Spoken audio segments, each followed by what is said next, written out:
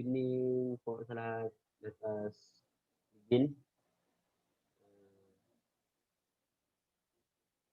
Sunod na lang yung iba.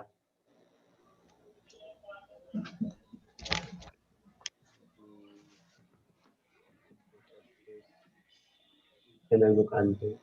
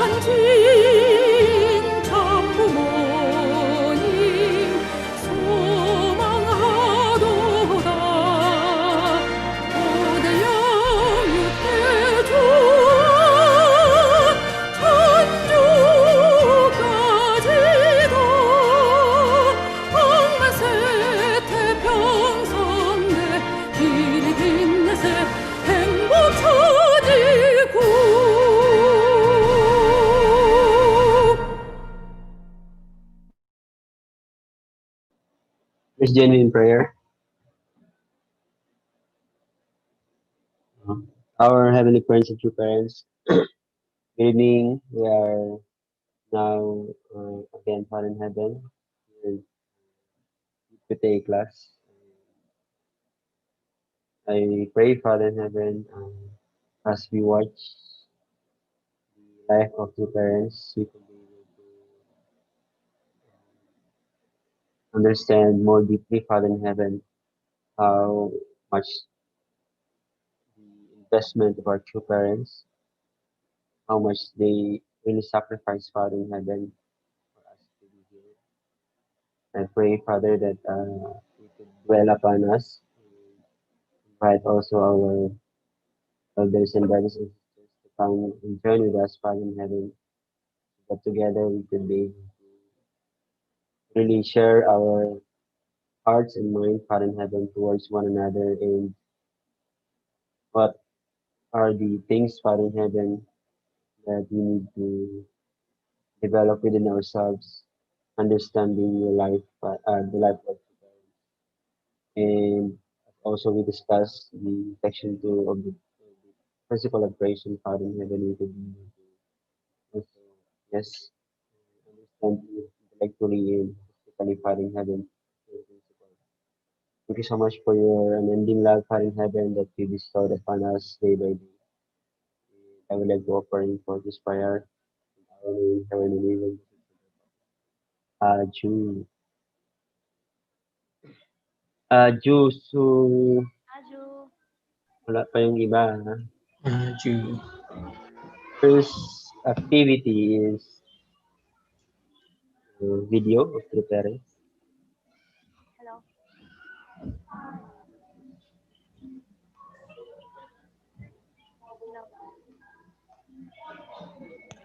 Wala. Hello.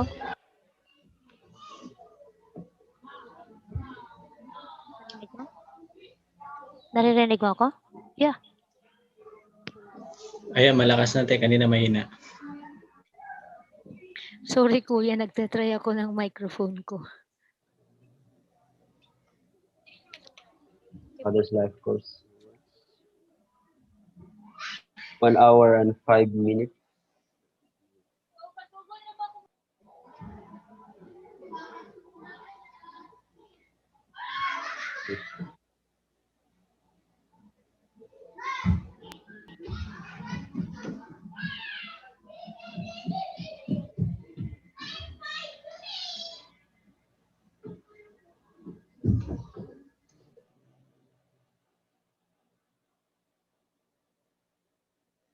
So I hope everybody's ready. Okay. We are. We watched this also already, right? But ano, hindi dapat tayo magsawa. Hi, Let's thank you po. just Parents Life. So let's go. Yeah, thank you po, Erwin. Marami tayong matutunan every time we watch this.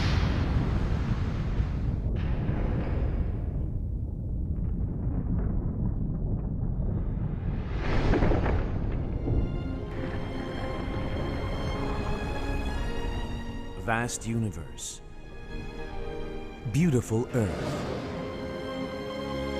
the dream of a peaceful, ideal world. This is the long-cherished dream of God and humanity.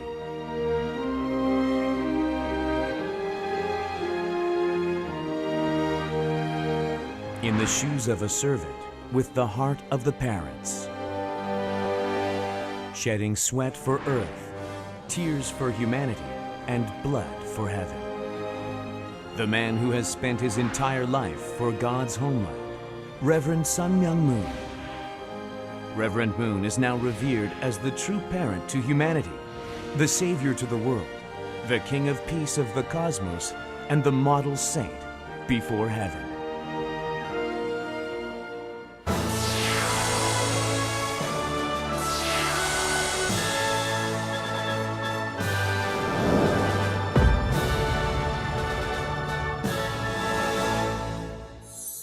Without him, there would be no Washington Times, and I think it's appropriate that we pay our respects to him. I respect Reverend Moon with all my heart. I wish for God's will to be The fulfilled. activity of Reverend Moon is very important. I think that Father and Mrs. Moon stands as a great example of the unity of the family. 16세 범으로 천명을 받고 출발했던 하늘길이었습니다. 해고해보면 본인의 삶은 참으로 외롭고 고독한 외길의 일생이었음을 고백하지 아니할 수 없습니다.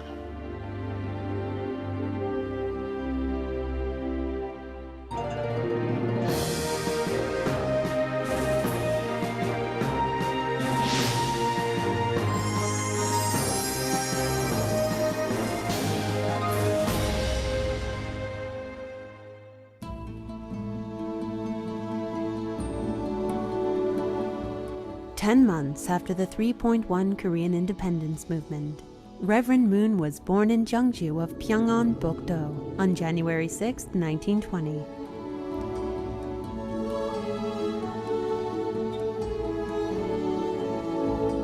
Reverend Moon was a boy full of curiosity.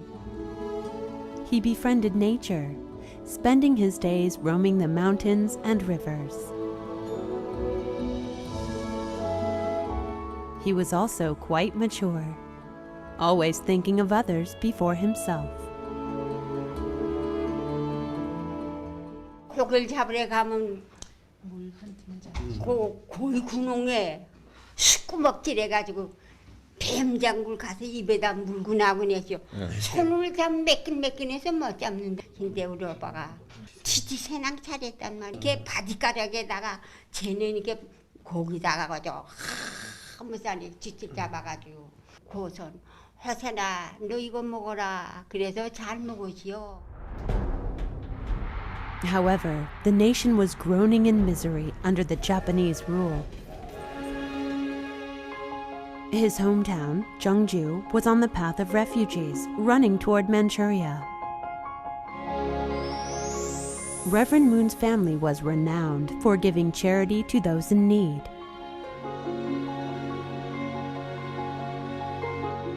His great-grandfather even left a saying, "If you feed people from all over the nation, the blessings of the nation will come to you." And thus, Reverend Moon's house became a place where the refugees tired from their journey could stop to eat food and rest.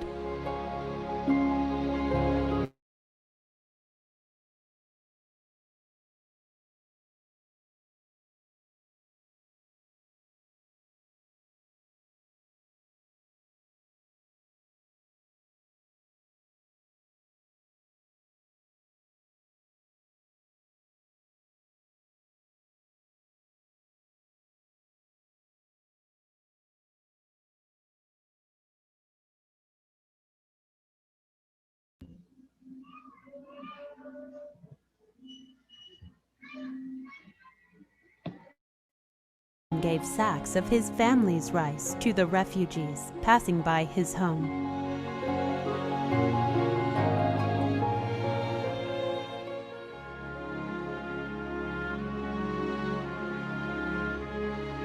He understood that he needed new knowledge in order to reclaim the nation, and so he entered Osan School and transferred the following year to Jeongju Public School.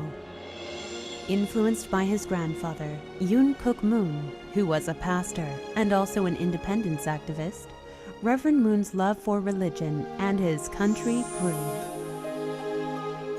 At the age of 16, young Reverend Moon lost 5 of his 13 siblings.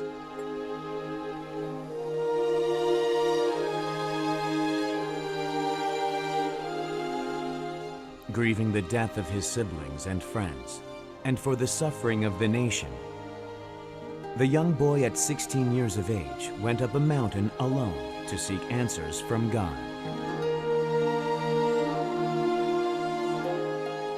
On the dawn of Easter morning in 1935, the boy who prayed in tears all night long met Jesus in spirit.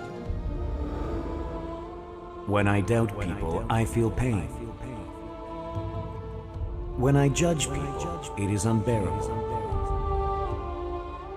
When I hate people, there is no value to my existence. But when I loved those who acted against me, I brought victory. If you have loved as I have, I will give you the crown of glory. His determination on this day to accomplish God's will became the force that drove him for his entire life. The young Reverend Moon became a completely different person after that Easter morning. He spoke less and spent more time in deep contemplation. When he turned 18 in 1938, he went to Huksukdong in Seoul. Homestay in an unfamiliar land, far away from his hometown for the first time. He entered Gyeongsang Commercial School with a major in electricity, which was the cutting-edge field of study at the time. 요마니까 그저 우리 오빠 공부 실력에 고생 많이 했지요. 그저 눈에 채가지고 맹지 나가지고 우리 어머니 밤낮 자지 못하고 그저 배 짜누라고 그래. 때 쌀한 마리 이혼식 할지 해요. 월사금이 한 달에 10원이 없게 됐죠. 그때니까는 10원이 큰 돈이디요 뭐. 그렇죠. 그게 우리 어머니 어찌나 고생 많이 했는지 몰라요. 오빠를 오셔서 우리 어머니가 나 때문에 고생 많이 했다고. Going to school on weekdays and to church on the weekends, he sought out the will of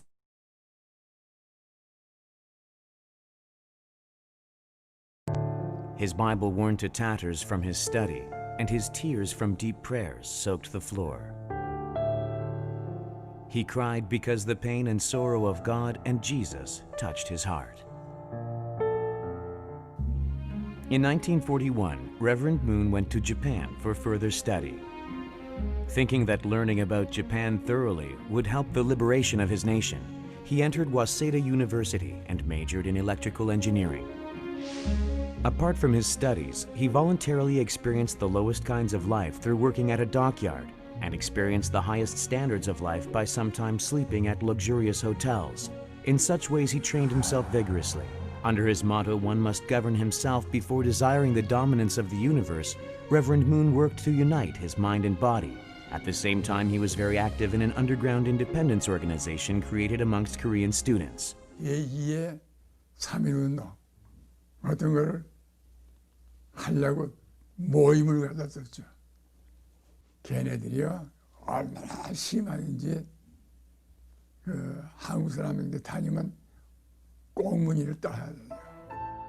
Reverend Moon constructed the main frame of Heaven's Word before the liberation. His preparation to soar through the sky was complete. However, because of his liberation activities, he was captured by the Japanese police. His bones were crushed, his flesh torn as he was tortured brutally.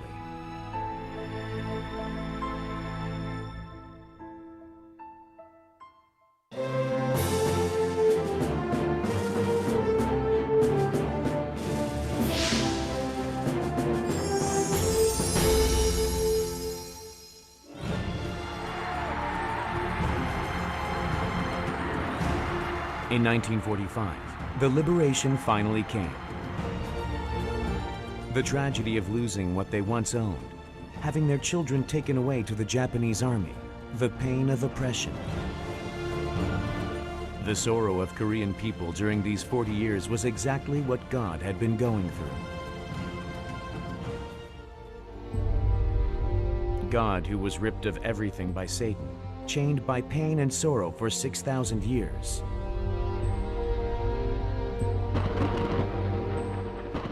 The God Reverend Moon discovered was not the omnipotent God who casts judgment. God had excruciating sorrow as he was unable to do anything but watch as his dream of heaven on earth shattered to pieces. It was the parent whose heart had been burnt black from losing his begotten son.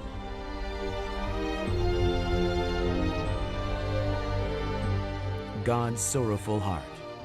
Reverend Moon became determined to liberate God from Satan's shackles and put him back on his rightful throne.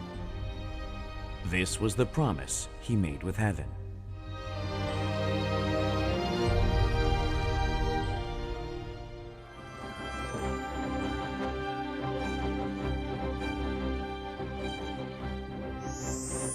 Reverend Moon's public life began.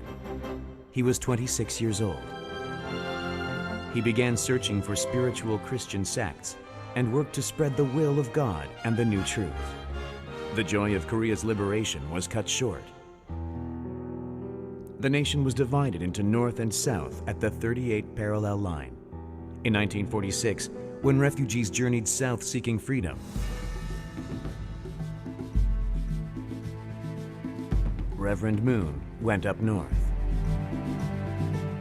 remaining obedient to heaven's command. People who were thirsting for heaven's new words of truth came to Reverend Moon, and his number of followers expanded rapidly.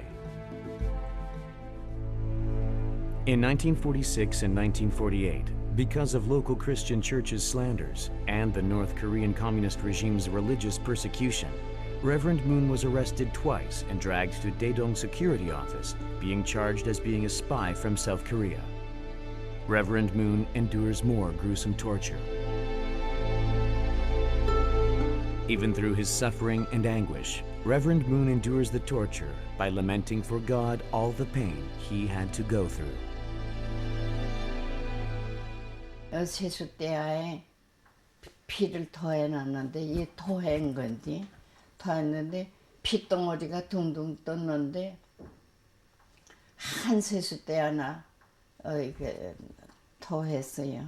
그런데 아버님이 이제는 세상 떠나기 직전이라고 그러니까 아버님도 말도 못하시고 가만 누워 계시는데 너무너무 불쌍하고 너무너무 비참해서 볼 수가 없었어요. After 2.5 months of deadly torture, he was sent to a forced labor camp called Hungnam Fertilizer Factory, this time charged with disrupting the peace and order of society. It was back-breaking labor, starting at 4:30 in the morning to fill 1,300 bags of fertilizer in one day. The camp was a place of no return. Even in such a hellish environment, Reverend Moon shared his food with others and took care of his inmates, which gave him the title Prison Saint.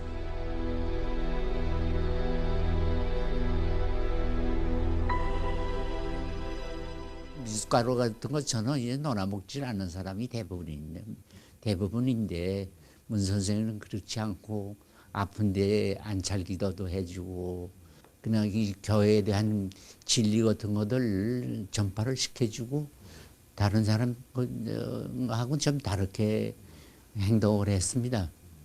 그러니까 이제 감옥 안하게 성자라고 그럴 수밖에 없는 게 아니겠어요.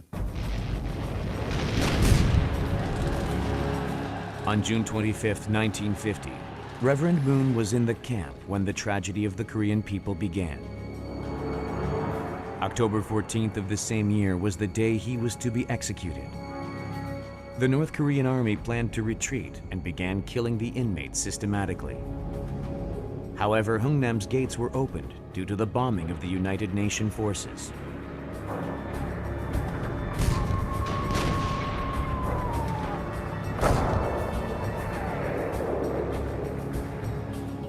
Reverend Moon left the camp with his new followers. It was 2 years, 8 months after being incarcerated.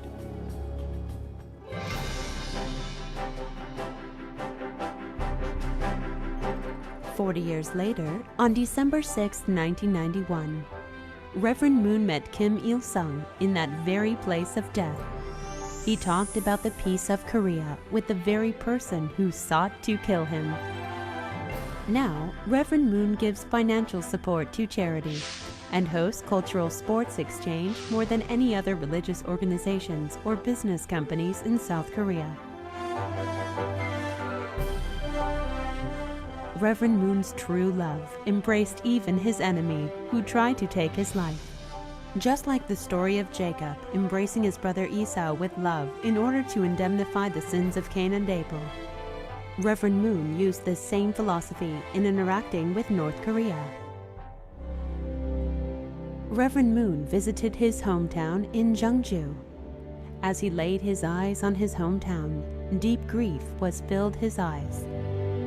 After meeting with his remaining family and laying flowers on his parents' graves, thoughts of true love being the only hope filled his being.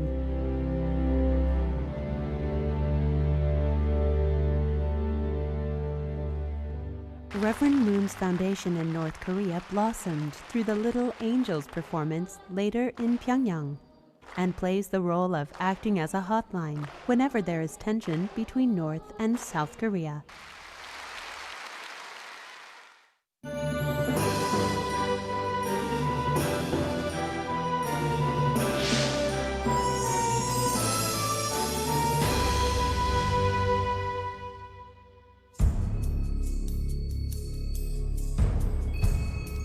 On December 4th, 1950, 40 days after he arrived in Pyongyang, he decided to head south. His body was battered after the long imprisonment and forced labor. But he made it out of North Korea even while carrying one of his followers on his back. After 2 months of traveling, Reverend Moon settled in Bumnekol, Busan. On May 11th of the same year, Reverend Moon began writing The Divine Principle. The Divine Principle reveals the most fundamental principles of God, humanity, and the universe. It explains the entire providential process, beginning from God's creation of humanity, their fall, and God's providence to restore them. On May 10, 1952, when Reverend Moon was 33, the original Divine Principle was completed. It took 1 year to complete. On that day, a female missionary from a local church came to visit Reverend Moon in his mud hut. She came intending to convert Reverend Moon, but was converted by him instead. 오늘 이 땅에는 못 먹고 못 입고 못 사는 사람이 너무도 많습니다. 이 사람들 잘 먹고 잘 입고 잘 살 수 있는 천국을 이 땅 위에 참 건설하겠습니다 하는, 그런데 막 목이 메어 절 줄 몰라요. 그때에 저는 뭘 느꼈는고 하면은 하나님께서는 들으시고 다 응낙해 주실 것이다, 이런 생각을 하면서 기도의 감명을 많이 받았어요. In 1954, the Holy Spirit Association for the Unification of World Christianity was founded in Pukakdong, Songdong-gu, Seoul. Reverend Moon had sought out Christian churches, but they only persecuted him for their misunderstanding. Because of their disbelief of the prepared foundation, he had to start anew, putting new wine in new wineskins. He had to make a new beginning to pioneer a new heaven, new earth, and new age. Reverend Moon's words spread like wildfire in the universities.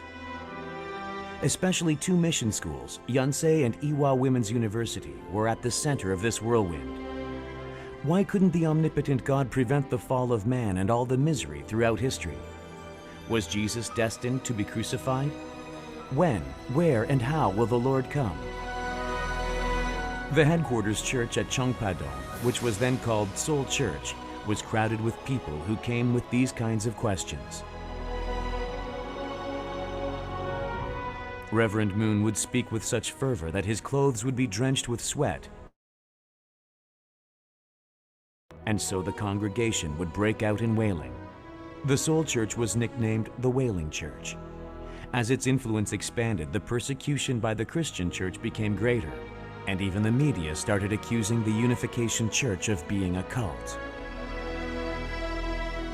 그 당시에 국회의장을 지내고 있던 이기붕 씨의 부인이 이화대학교 부총장 박마리아 씨였어요. 그러니까는 신문이 그냥 며칠 후에 후딱 바뀌어버렸어.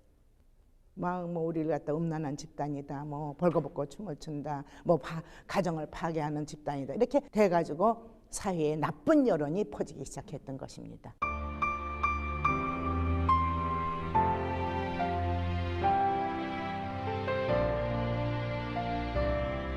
July 4th, 1955.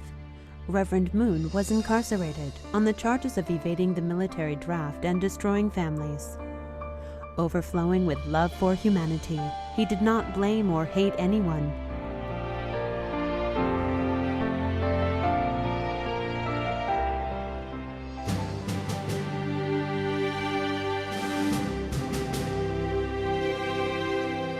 He was released as innocent 3 months later. However, the rumors made up at this time are still being used by Christians as though they were facts. God's providence was harmed, and Reverend Moon took the most critical damage, but he did not make any excuses. Truth prevails in the end. As to stand as a proof to this statement, the Church continued to expand greatly. Enlightened theologians recognized the value of the divine principle at first sight. Christian Academy House Debate. Yonsei University's professor of theology, Nam Dong-seo, highly praised the divine principle as the most excellent systematic theology in Korea. The divine principle, in definition, is not a creed of one sect. It is the path of heaven, encompassing the righteous way of heaven, earth, and humans. Therefore, it can be applied anywhere. Knowing the heart of God and Jesus better than anyone else, Reverend Moon has stood in the vanguard of religious reconciliation. In December 2003, leaders from different sects of religions gathered in Israel to coronate Jesus as the King of the Jews. What had seemed impossible was accomplished. Reverend Moon's spirit of religious harmony has been inherited and developed by his children. Not only Christian pastors, but monks from Buddhist sects, including the Dalai Lama, and Islam imams are joining hands together.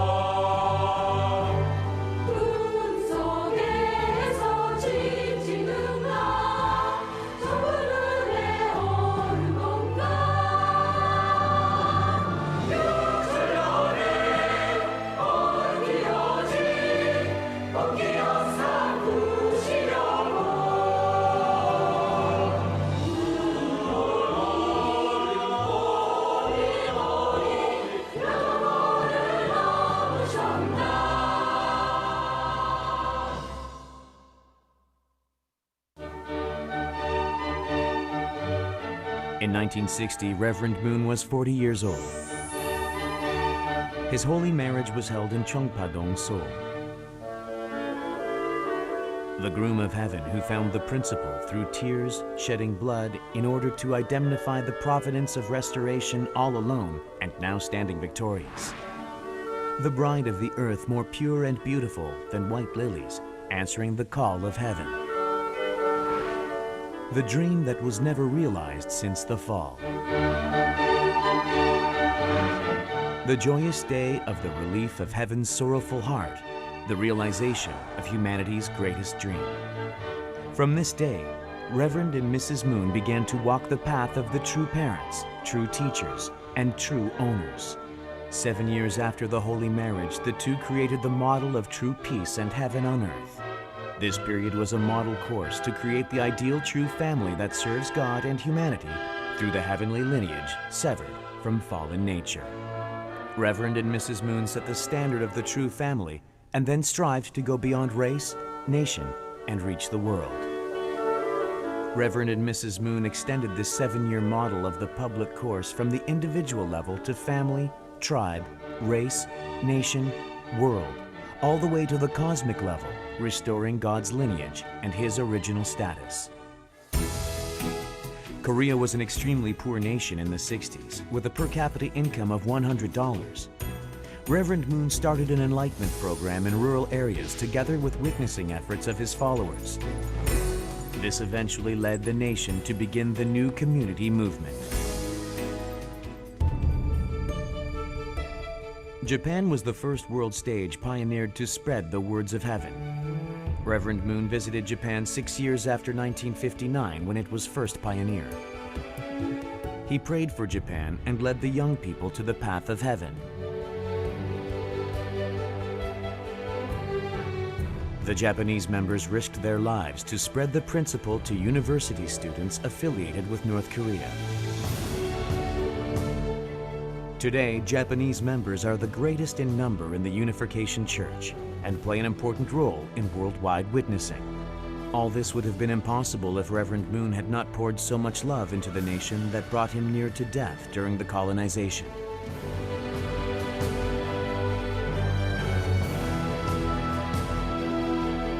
From the 70s, witnessing in America started upon the foundation created in Korea and Japan.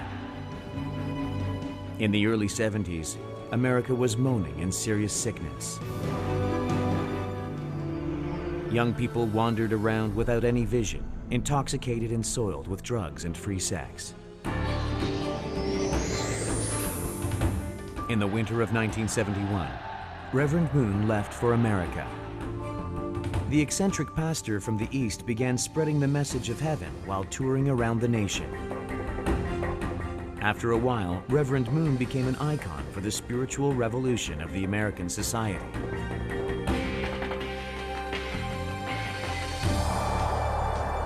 May I present the Reverend Sun Myung Moon.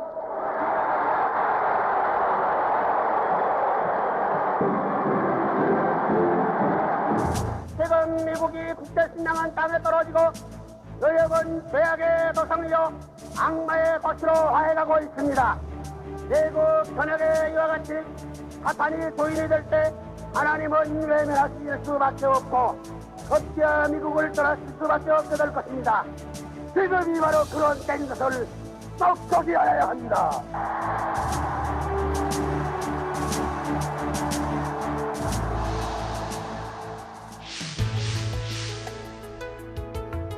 Leaders were the first to listen. Rekindling the founding spirit of America, Reverend Moon attracted more attention after he was invited to speak at the House of Representatives.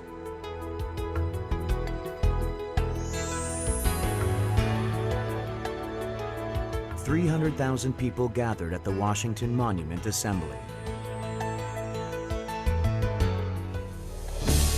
무엇보다도 무신론에 입각한 공산주의의 위협은 가장 심각하며 이 시간에도 도처에서 침식에 들어오고 있습니다.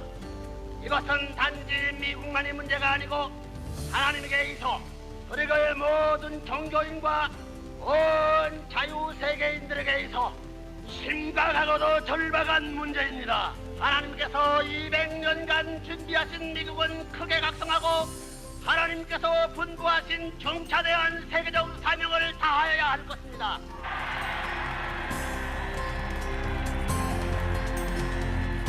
Various young people of transcending religious sects gathered. Americans were now excited about the teachings of Reverend Moon. However, pain and suffering found true parents again in America. Worried about the fast-growing influence of the church, racists and communist sympathizers joined in force to persecute Reverend Moon. They came up with the tax issue. Funds for witnessing work were not taxed in America, which was a Christian nation. However, America had closed its heart. Consequently, Reverend Moon was imprisoned in Danbury.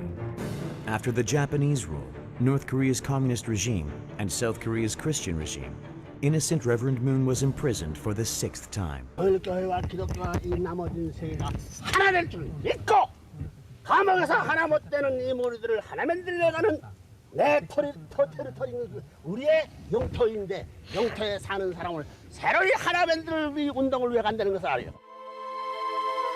Mrs. Moon's grief was greater than anyone's.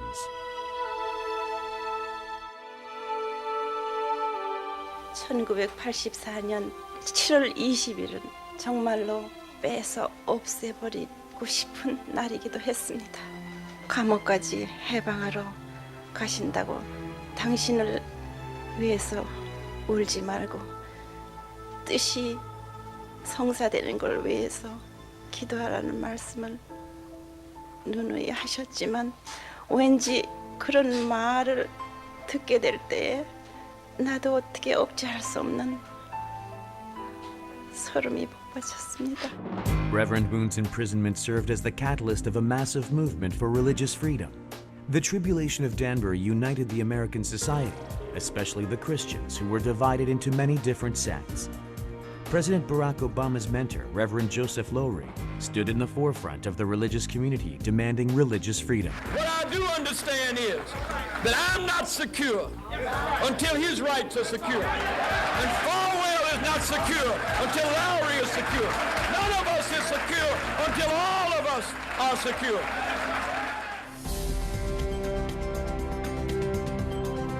Reverend Moon washed dishes and cleaned his place in the day and read at night.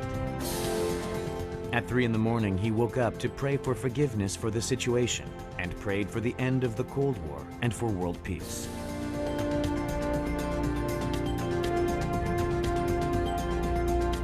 One month before his release, he directed prominent scholars to proclaim the end of communism in Switzerland.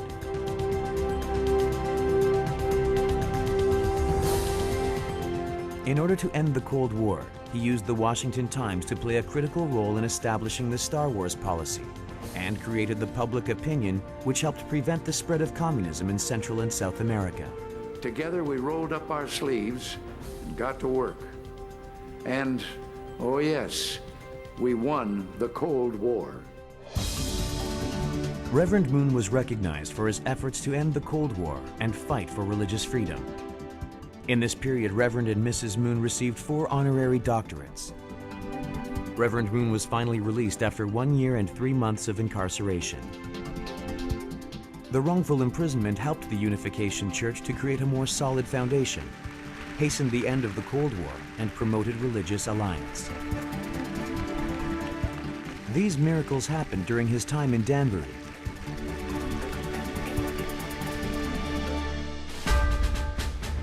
Afterwards, the expansion of the Unification Church went beyond America and reached every corner of the globe. Now, Reverend Moon's thoughts and words are spread across 195 nations in all continents. The Church overcame the tribulations of martyrs in communist nations, being imprisoned by other religions. The foundation for the victory was none other than Reverend Moon's ceaseless sincerity and support.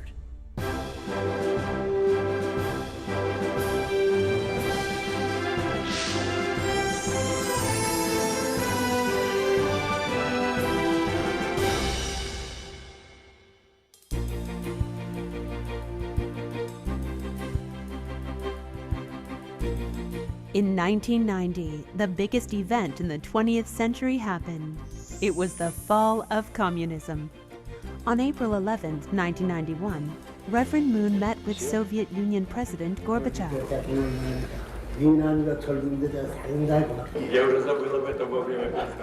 Well, I must have forgotten about it during the times of perestroika. The meeting was held in a lively and friendly mood. Reverend Moon supported Gorbachev, who was working to bring revolution and reformation at the time.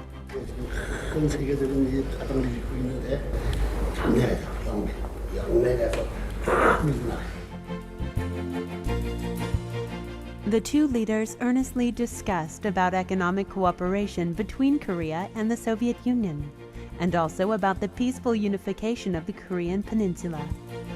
This hastened the end of the Cold War. Later, Gorbachev visited Reverend and Mrs. Moon in Korea. The smiles on the leaders who put an end to the tragedy of the 20th century were bright.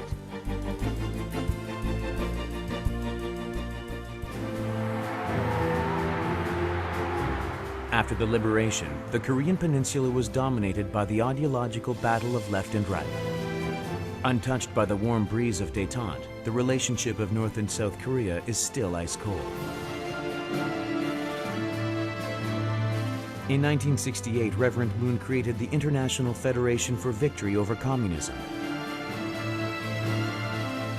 The International Federation's goal was to research, criticize, and overcome communist theory and system, and realize the true ideal of mutual living, prosperity, and righteousness.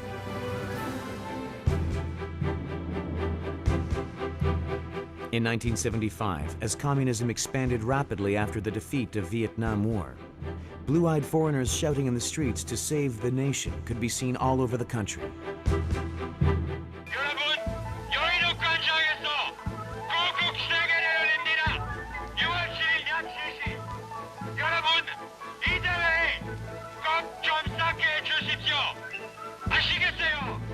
These foreigners were the members of the Unification Church who came from all over the world to participate in the movement. This movement against communism reached its peak in 1975, when 1 million people gathered at the Save the Nation rally held in Yeouido.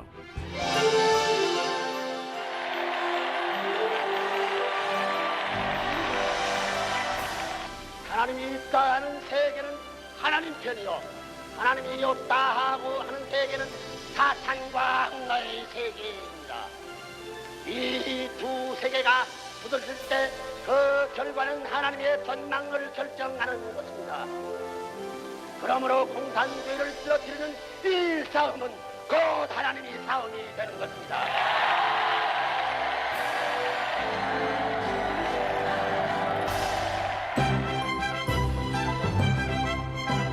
In 1980, the International Federation for Victory Over Communism movement in Korea developed into a unification movement centering on true love.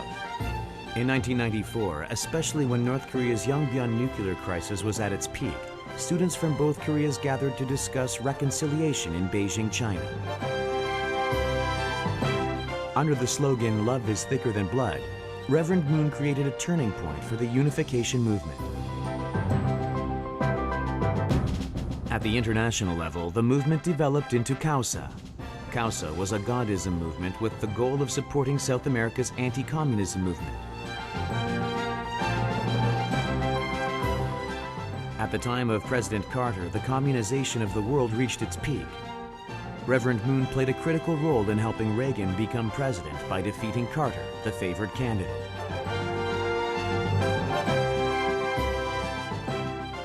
이 많은 사진에다가 레이간 파격적 승리, 레이간 그리고 그 위에다가 이게 뉴스월드의 예언이다. 이걸 가지고 레이간 앞에 가져갔지. 선거인 날 아침에. 벌써 레이간이 이기겠구나 하는 그 심리를 전 국민에게 심어준 거예요. 그게 이제 문 총리님의 기발한 대통령 선거 성공하는 작전이셨습니다. 전략이 있었어요.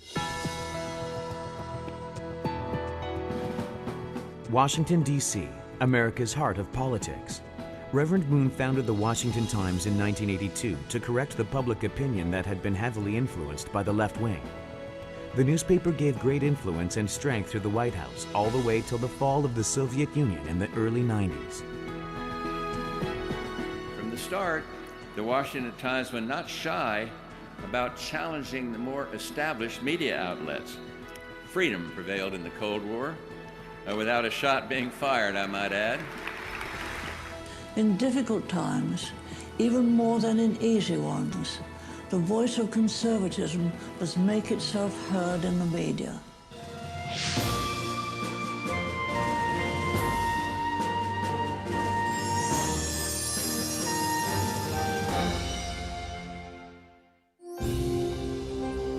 Reverend Moon worried more about the world after the end of the Cold War. Can we go beyond the walls of national boundaries, race, culture, and religion, and create a world of perpetual peace and happiness? The question all religions seek for an answer. Reverend Moon proposes International Blessing Marriage Ceremony as the answer. Reverend Moon teaches that through the blessing, humanity can be rid of original sin, be connected to the heavenly divine lineage, and after removing fallen nature through the path of indemnity, we will find the kingdom of God and His righteousness. The blessing marriage ceremony, which started in 1960 with 3 couples, increased into hundreds of millions of couples in just 40 years.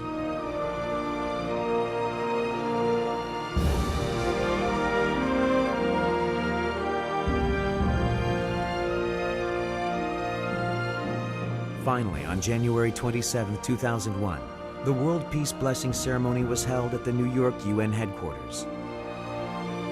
Blacks with whites, wealthy and poor, Japanese and Koreans, Jews and Christians giving their vows.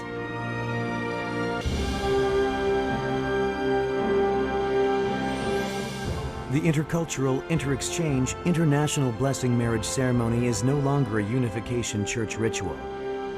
This is receiving attention as the fundamental solution to realize the ideal of one world family under one God. This blessing ceremony has expanded as a movement to recover the family, transcending race, religion, theology, and culture.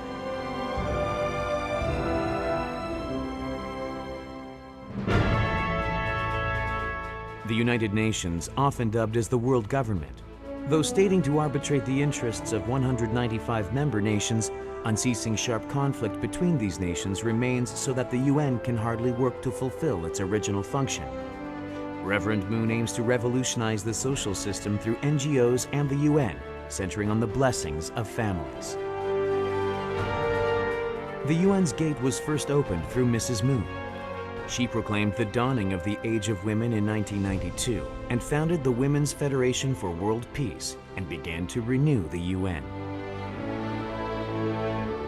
Many speeches at the UN followed.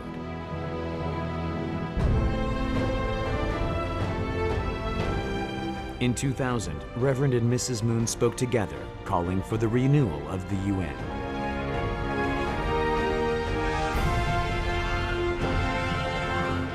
In 2011, at the UN headquarters in Geneva, Switzerland, Mrs. Moon conveyed the message of peace to every nation in the world. Reverend Moon's main goal for the renewal of the UN is to implement the system of Senate and representatives. In order to hasten the renewal of the UN, Reverend Moon founded the Universal Peace Federation.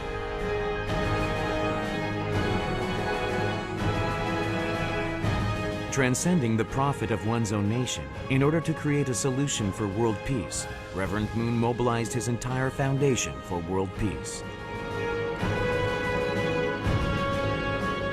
The original UN is called the Kane UN, and this new organization is called the Able UN. Current and former national leaders from all over the world who support Reverend Moon's peace initiative are participating in large numbers under the title of Peace Ambassador. President Jonathan Goodluck, who became President of Nigeria in July 2000, has been actively participating in Reverend Moon's World Peace Movement as a peace ambassador. After the inauguration, the President Goodluck invited Reverend and Mrs. Moon and hosted a Universal Peace Federation rally. It was to find a solution for the country's racial conflict and for the revival of Africa.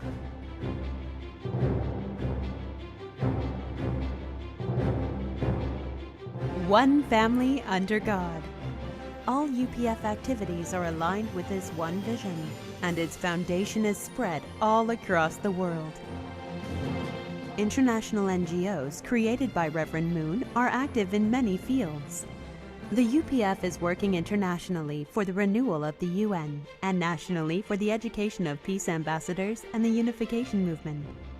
Along with the Women's Federation for World Peace, which is opening a new horizon for a new women's movement as an UN NGO, other NGOs consisting of students and other volunteers are striving to create a better world.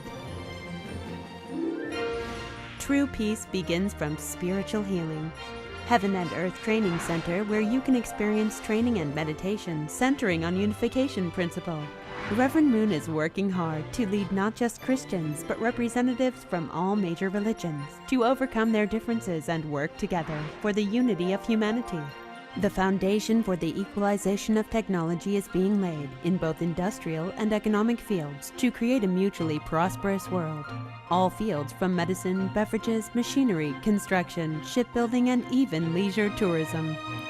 Reverend Moon gives special attention and much investment into the ocean industry and aviation industry in order to solve world hunger and to prepare for the space age. Media outlets in Korea, Japan, and America are providing fast and accurate information and leading the formation of a righteous public opinion. Raising global leaders with international minds who show love for heaven, human, and the nation. Schools from preschool to graduate schools are in operation in Korea and America. Here, the gate to the world of learning and truth is open. Culture, art, and sports which transcend all barriers. The Little Angels and Universal Ballet make the world beautiful through Korea's traditional dances, songs, and heavenly art. Martial arts combining East and West. Songnam Ilhwa, the top soccer team in Asia, and the world-level international soccer tournament, the Peace Cup. Reverend Moon is creating the world centering on the culture of heart, which transcends all national boundaries. Reverend Moon also greatly influenced Korea's automobile and electronics industry. In 1980, he brought automobile parts manufacturing technologies from Germany to Korea. And in 1988, he bought Japan's Wacom Electronics and led the development of Korea's electronics industry.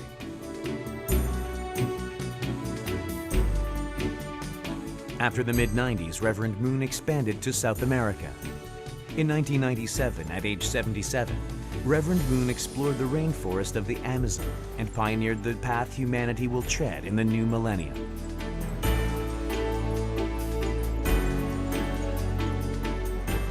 Pantanal, Brazil still contains the wonders of ancient nature.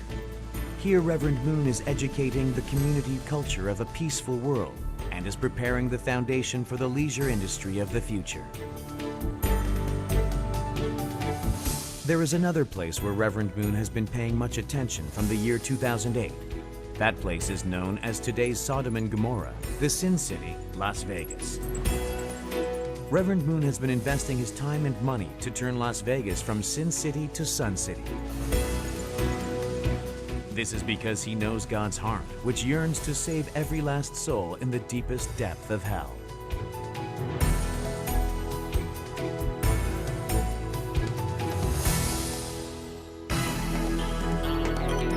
Furthermore, he is attracting the attention of the world with the Bering Strait project, under operation along with the Korea-Japan undersea tunnel, which are both being worked on.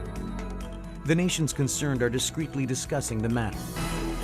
The project, which is called the World Peace King Bridge and Tunnel, will connect Russia and America, and it symbolizes the effort to destroy the barriers made by Satan.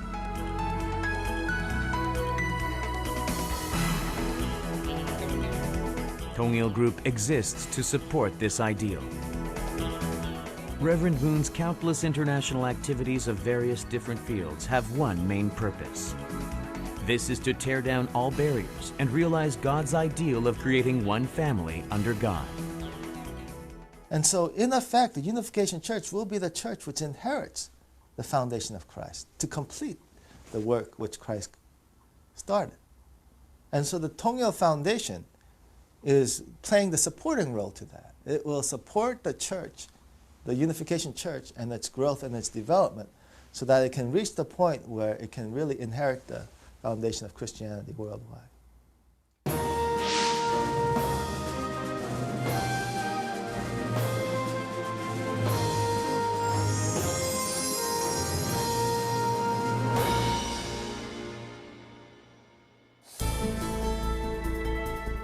Reverend Moon hosted innumerable rallies proclaiming God's message. His words changed individuals, renewed societies, and serve as the driving force behind the changes of nations.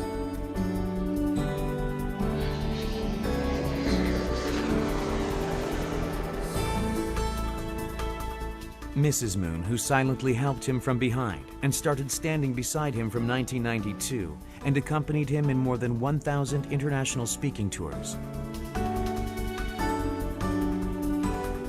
When Mrs. Moon was on international speaking tours, Reverend Moon congratulated her on the victories through conference calls.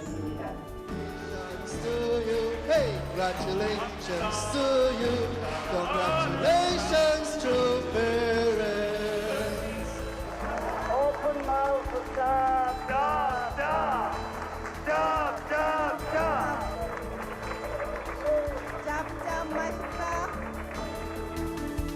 From the wilderness of Africa to the UN headquarters, Reverend Moon went to all corners of the earth. Despite any dangers of South American mountain sicknesses or African endemic disease,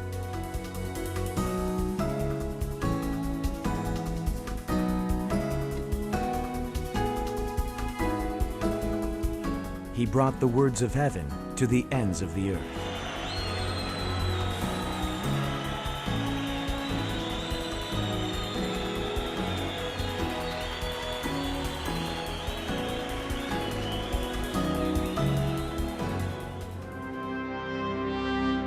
Reverend Moon has lived by God's words his entire life. His will can be seen through his calligraphies. All the calligraphies written on the first of every year from 1960.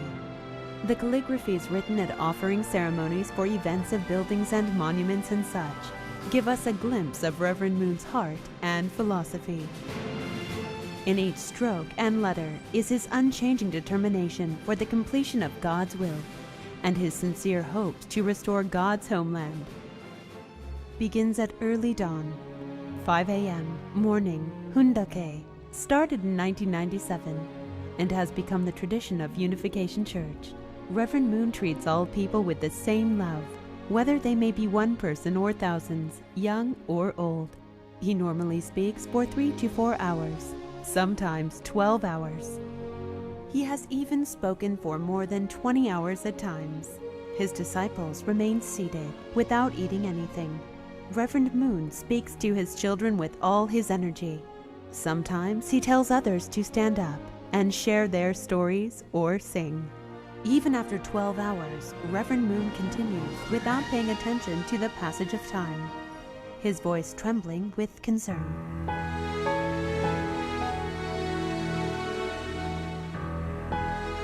The collection of his speeches has already exceeded 500 volumes.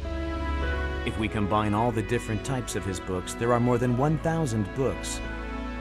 God's will is in his every word. His every sentence contains God's ideal for creation, humans' fall, Jesus' life course, and the tears of blood that had to be shed for the providence of restoration.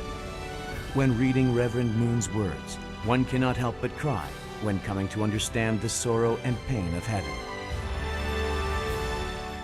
여러분 모두는 참 부모님의 대신자, 상속자들이 되시고 생애의 필승을 기록한 자서전과 실적, 베푸신 말씀 이 모든 것을 상속하여 여러분의 생애에도 참 부모님과 같이 기필코 승리하시기를 기원하는 바입니다. 그래야 참 부모님의 탄생한 한국이 하나님의 족과 고향으로 완성완결 완료되는 것입니다.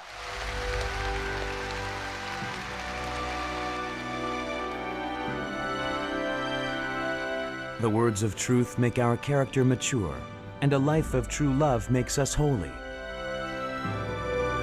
Reverend Moon's words are the path, the truth, and the life. These words are our textbook from which we must learn.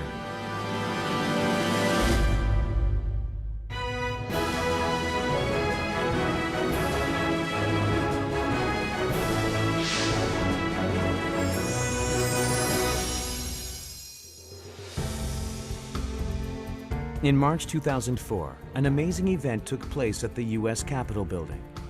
Along with major religious leaders, UN ambassadors from many nations, and U.S. congressmen, and many world leaders of different fields crowned Reverend and Mrs. Moon as the Peace King. Reverend Moon's life and works, despite all the persecution, moves the hearts of the righteous. The crown of glory was offered to God. Under the title of Peace King, Reverend Moon held coronation ceremonies in Korea and America in January 2009.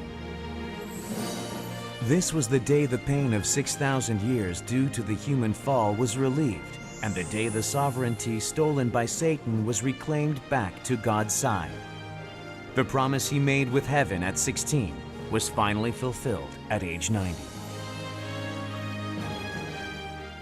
아버님, 제일 소중한 한자 뭡니까? 한번 물어봤습니다. 그러니까 아버님께서 수만 한자 중에 이제 한순간에 그냥 딱 한 한자 쓰셨는데 그거는 바로 정성성자였습니다. 정성성자. 말씀은 이룰 성. 그러니까 말씀을 이루어야 된다. 이런 사람 되어야 된다. 아버님께서 정말로 말씀을 이루어주셨던 분입니다. 하고 평생 동안에 정성으로 사셨던 분이에요. 하나님 위한 정성, 세계 위한 정성, 평화 위한 정성, 사랑 위한 정성, 이런 정성 들이시면서 사셨던 분이에요.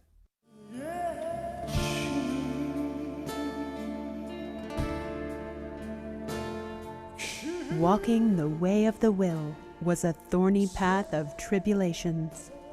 The biggest tragedy was sending their 5 children to heaven. Adding to the sadness of losing 5 of his family members when he was a young boy, his pain multiplied. 오로지 나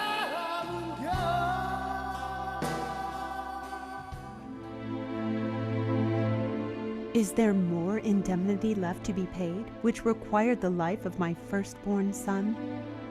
His life more precious than my own. Though we know about the spirit world, the bearing of each child is unbearable, tearing my heart to pieces. However, Reverend and Mrs. Moon held their tears back for God and for the Providence, even when they wanted to cry their hearts out.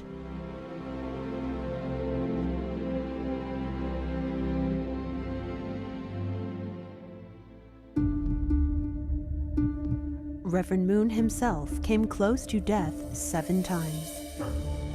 He often traveled by airplane to spread the words of heaven quickly to as many places and people as possible. He almost died 6 times in prisons, and the last time was by helicopter. This unexpected accident was reported through the world on July 19, 2008. 오늘 빗속에서 통일교의 문선영 총재가 탄 헬기가 경기도의 한 While he was flying to Cheongpyeong, his private helicopter crashed and exploded. Shortly afterwards, however, all 16 passengers evacuated safely. People called this a miracle. Heaven protected them from Satan's last attack. Reverend Moon told his feelings about the incident to 3 of his grandchildren. 얘들이 왕오빠 왕엄마 왕엄마 찾는 3말을 듣고 선생님이 나는 얘들 죽을까 봐 말이야 17분 이내에 일어나서 데리고 도망 못 가면 없어진다고 알았어 17분 이내에 꿈 같은 얘기야.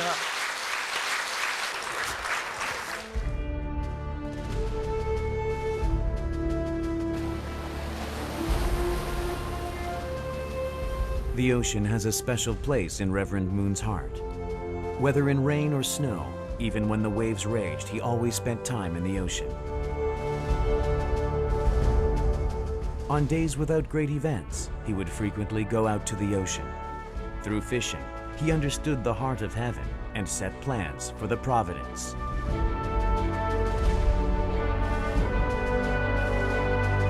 The ocean and fishing was another form of prayer and devotion.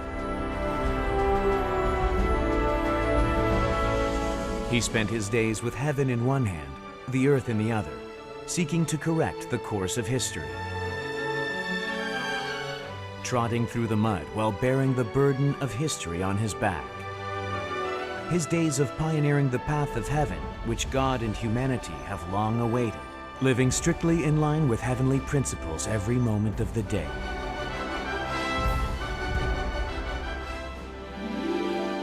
Six times of wrongful imprisonment and numerous persecutions, even sacrificing his flesh and blood to heaven, shattering his heart to pieces. His determination to bring about the liberation of God and the salvation of humanity became steadfast while out on the ocean. Remaining ever silent, the ocean consoled Reverend Moon's heart. It helped him overcome all the suffering. The ocean has been his lifelong partner and the representative of heaven, helping hope spring up like a fountain.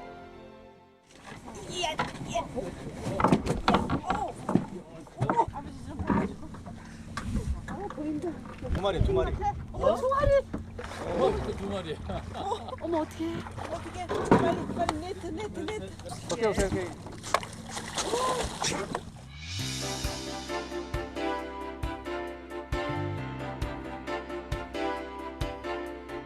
Now, bases for oceanic operations are established all around the world.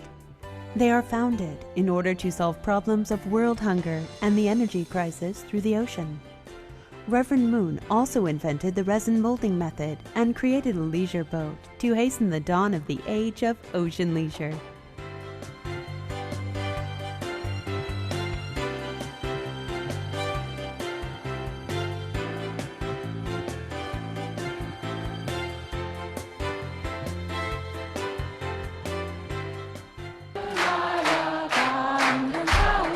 The path of restoration filled with tears of blood, his cheerful spirit helped to endure the hardships. He sings and dances when he is happy, anywhere and anytime. He enjoys songs that sing of love for the homeland and country. Just as songs and dances transcend barriers and connect people's hearts together, he sincerely wishes that humanity will become one.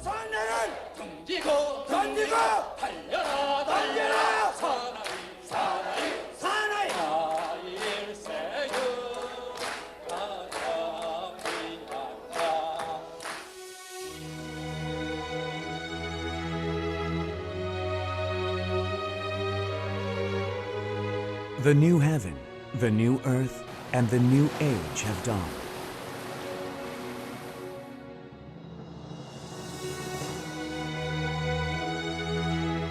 The painful past of striving to achieve the will of heaven on this earth now shines as the beacon for the new millennium.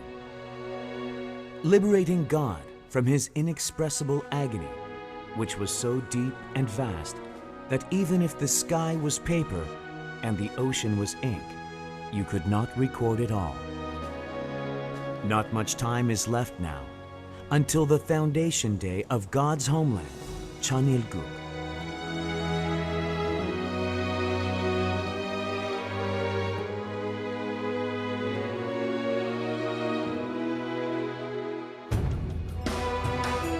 There will be no more sins, no more tears. A place overflowing with peace, freedom, happiness, and true love.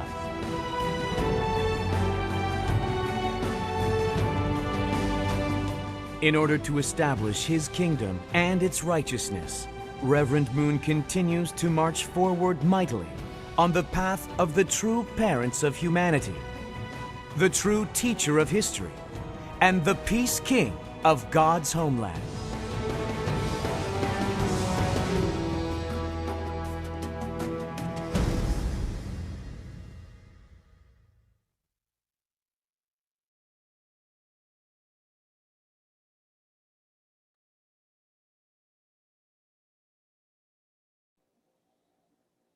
Jew. Let's give a round of applause to Heavenly Parents and to parents.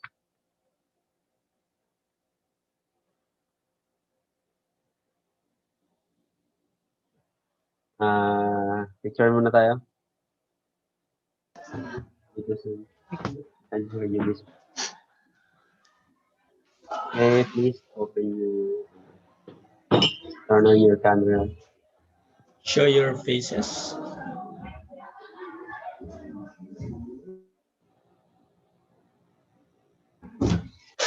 Tapos na ito na mag-charge. Tapos na? Sa akin na lang? Papayagan na lang ako ng ngayon.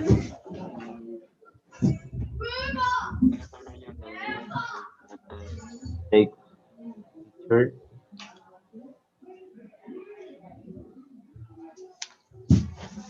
Asan na yung iba? Parang hindi nakikita yung iba. Bawal magtago. Bawal magtago po. Show your beautiful and handsome faces.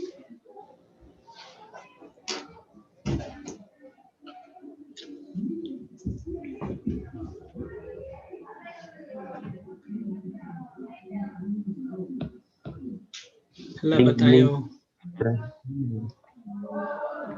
Ano blink tayo, Jinky? Blink.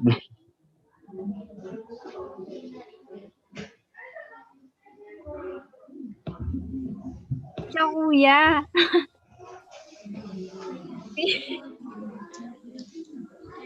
Yan yung bagong office nyo, Jinky?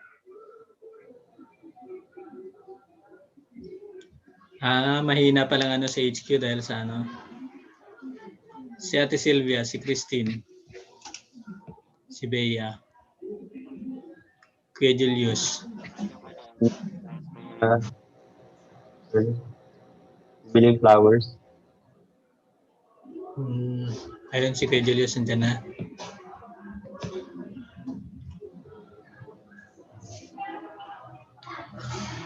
Okay.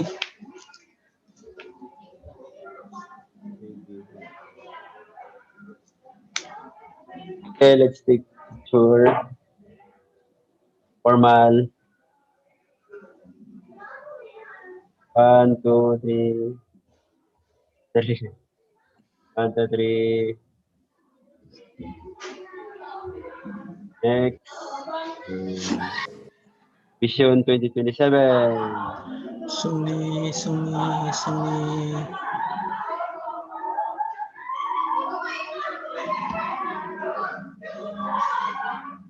Right. Thank you so much.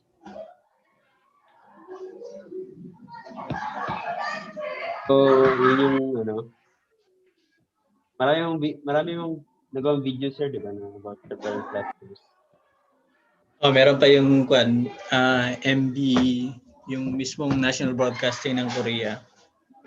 I just wanted to add something dun sa yung alam niyo ba yung nangyari nung pabalik na si Father from Japan? Anybody who heard that? Yung nangyari? Yun ba yung munti ka na siyang sakay siya sa sir, sa barko, tapos Yung parang siya natuloy. tapos pinasabog yung barko na Sabi mo doon niya na-realize kung kaano yung heart ng mother kasi from their home to papunta sa Busan, parang tinakbo ng nanay niya na walang tsinelas for the sake of puntahan lang niya yung anak niya. So doon na ni Father how big the heart, how sacrificial the heart of a mother is. Pero ang nangyari kasi noon, 'di ba? Naka-register siya doon sa barko na 'yon. Tapos na-late siya ng pagdating kaya yung sumunod na barko ang nasakyan niya. Pero yung mother niya is talaga nagtumakbo. expect yung mother niya ata, sir. Ano ba yun? Wala siya doon. Ang akala niya talagang kasama talaga siya sa napabalita na namatay kasi naka-register siya doon sa barko na 'yon eh. Pero nang hinanap, wala siya. Tapos nung sumunod na barko na dumating, doon siya nakasakay. So, yun yung isa sa mga ano ba yun sa autobiography ni Father? Ako ba yun? Or narinig ko lang? Wala yun sa autobiography ni Father. Parang hindi ko nabasa doon na nasa mga ibang actually sinabi lang yung nag-lecture sa amin noon nung during the True Fathers course na 7 days na True Fathers course na yung Japanese na nag-lecture sa amin noon from graduate ng UTS, tapos siya yung naging itinerant worker ng buong Asia during the time ng Global Peace GPF time. During that time na Yan Jinim started to develop a parang social community service to offer to True Father, pero because of that, he was kicked out dahil sa misinterpretation ng mga leaders. So anyway, yun yung mga some of the kumbaga hindi masyadong nababanggit na mga experiences ni Father na yung realization ni Father towards how important the role of a mother is. Doon niya talaga nakita yung value of a hindi lang value, even the sacrifice of a mother towards a son. Kaya isa rin yun sa mga tinitingnan niya na dapat magkaroon talaga ng true mother, existence of a true mother. Para sa ganun, there will be somebody who will take care of the whole world, centering on a loving heart. So any question, anything that you wanted to share in line with the video? Ano sir, yung lagi ito yung while watching True Father's Life, tapos ito yung hinahanap ko, ganitong pag I'm searching other messiahs and then their life story, hinahanap ko yung ganitong experience na na-experience ni Father. Diba yung share ko sa inyo na I met also other Christians from Korea din yung sinabi ko. And they said that he's the Messiah, and then ang pinaka-inaantay ko talaga is yung life story ng Messiah nila. Napakadali lang. Although natural naman yung mag-witnessing, tapos ma-reject ka, that's natural. But when you go to those leaders, communist leaders, different, North Korea, you were imprisoned many times, labor camp, mga ganun. Well, yun ang hinahanap ko sa ibang founder ng mga But I couldn't find that this is the Messiah, and bakit ganito lang yung, and why is it that yung isip niya is only limited to Christians, like for example. Why is it he's not thinking about saving the whole world? Kasi sabi ni Father kanina sa, sa video yan, Unification Church and Christianity should unite. And not just unite, sabi ni Father that we have to unite those mahirap unite, guys. Yan yung lagi kong hinahanap sa mga So, masasabi ko pa rin that True Father's Life, True Parents Life course is really different. Kahit pag-aralan ko pa yung may book kasi ako ni Gandhi dito eh. Galing sa Amerika. I'm reading about the autobiography of Gandhi. At pag-aralan ko yung life story ni Gandhi. Si Father kasi, whole package eh. Kay Gandhi lang, only non-violence. And then, but Father is beyond that one. Violence. Talking about external things and internal things. Both talaga. Saka yung kay Gandhi is focus lang sa liberation ng India during the time of Yun lang yung inano niya eh. Tapos nung na-recognize na yung non-violence na initiative niya, doon lang nagkaroon ng influence sa buong mundo. And that happens after he died na. Pero ang si Father kasi is while he's still living, nagkaroon na siya ng worldwide influence. And then he was able to lay a worldwide foundation on his own na nandoon siya mismo na gumagawa. Hindi lang siya yung nagko-command but nasa front line talaga siya more than anything anybody else na yung effort niya is ayaw niya yung parang yung kahit nung nag-speech si mga true children dito na nandoon si Father, naka-live siya na tinitignan niya yung ginagawa ng mga true children, na lahat ng mga true children. Kaya nga nung di ba nagkaroon ng Luzon, Visayas, Mindanao, yung multiple cities na speaking tour ng mga true children, lahat yung mga yan monitor ni Father. Nakaano sa kanya lahat yun. Naka-hook sa kanya lahat nun. Kaya nga during that time is hindi namin alam kung paano namin i-request yung stability ng internet sa Pilipinas noon para sa ganun ma-feed lang satellite sa Korea. Talagang si Father nun sabi niya, dapat naka-live webcast. Ganun. Kaya trinay namin lahat ng platform nun. Ang pinaka-ano pa lang nun yung Yahoo Messenger. Yun yung pinaka-ano nun. I remember I cannot forget that kasi talagang we are the one na talagang nakatutok nun doon eh. Kaya kahit sa amin sa HQ nun, naka-monitor kung ano yung nakikita ni Father, kine-check namin para pag merong problem, ma-contact namin kaagad yung contact person doon sa field. So that is how True Father really worked in the front line and how much he really sincerely put himself in the front line more than anybody else. Na yun yung difference niya sa ibang mga nagpro-proclaim that they are Messiah. Kasi kung titingnan mo naman si Kibuloy, nagpro-proclaim siya na Messiah, pero hanggang doon lang siya sa ano tawag nun? Nandoon lang siya sa platform niya. Okay. Pero at saka ang difference niya kasi, yung platform na yung ginagawa niya, it is being financed by the people under him. Na kaya nga, halos lahat ng mga ng Kibuloy, nagpa-fundraising sila for the purpose na para merong i-support. And he is living a luxurious life. Pero si Father, hindi eh. Okay.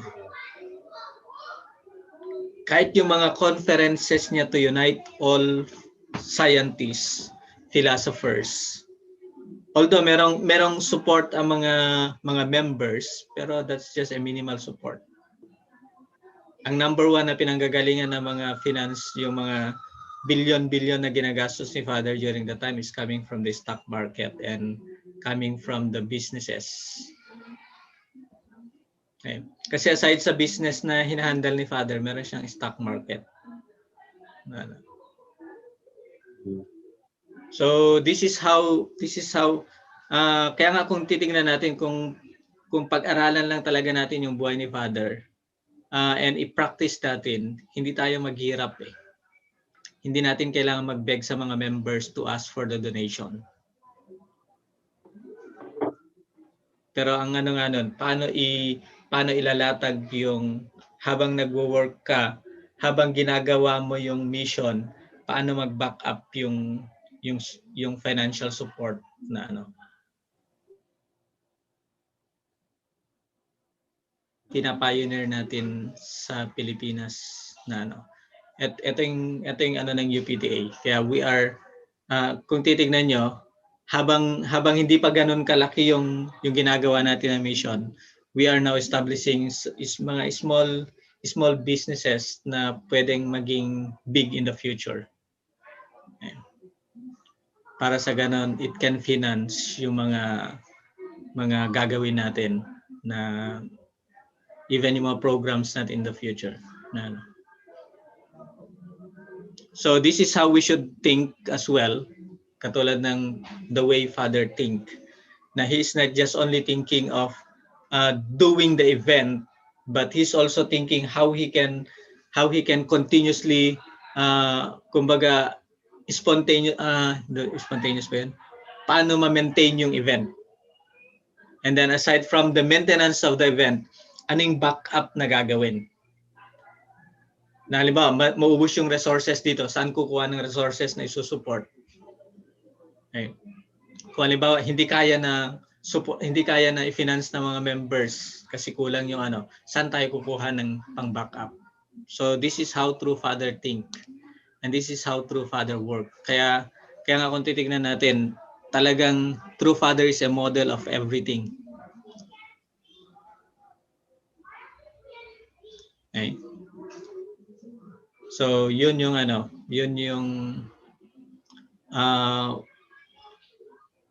kumbaga yun talaga yung kaya nga sabi ko kaysa mag-idol ako sa mga artista, this is the person that I can really look up to.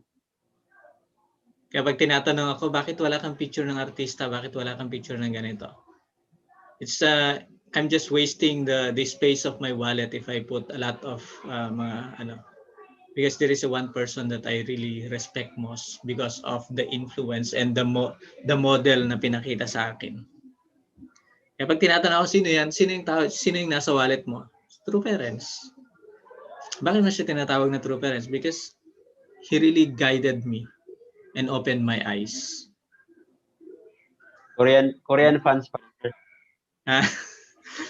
Korean sa mga maraming minsan meron yung mga ganun na sabi pa nga nila parang Korean fan ka ba kaya nandiyan yung kwan? Yan.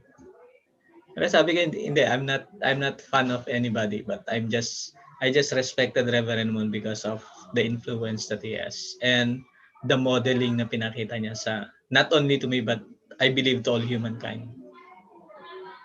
Even yung Korea na yung na-meet ko sa Incheon Airport na sabi niya na Reverend Moon is like this, like that.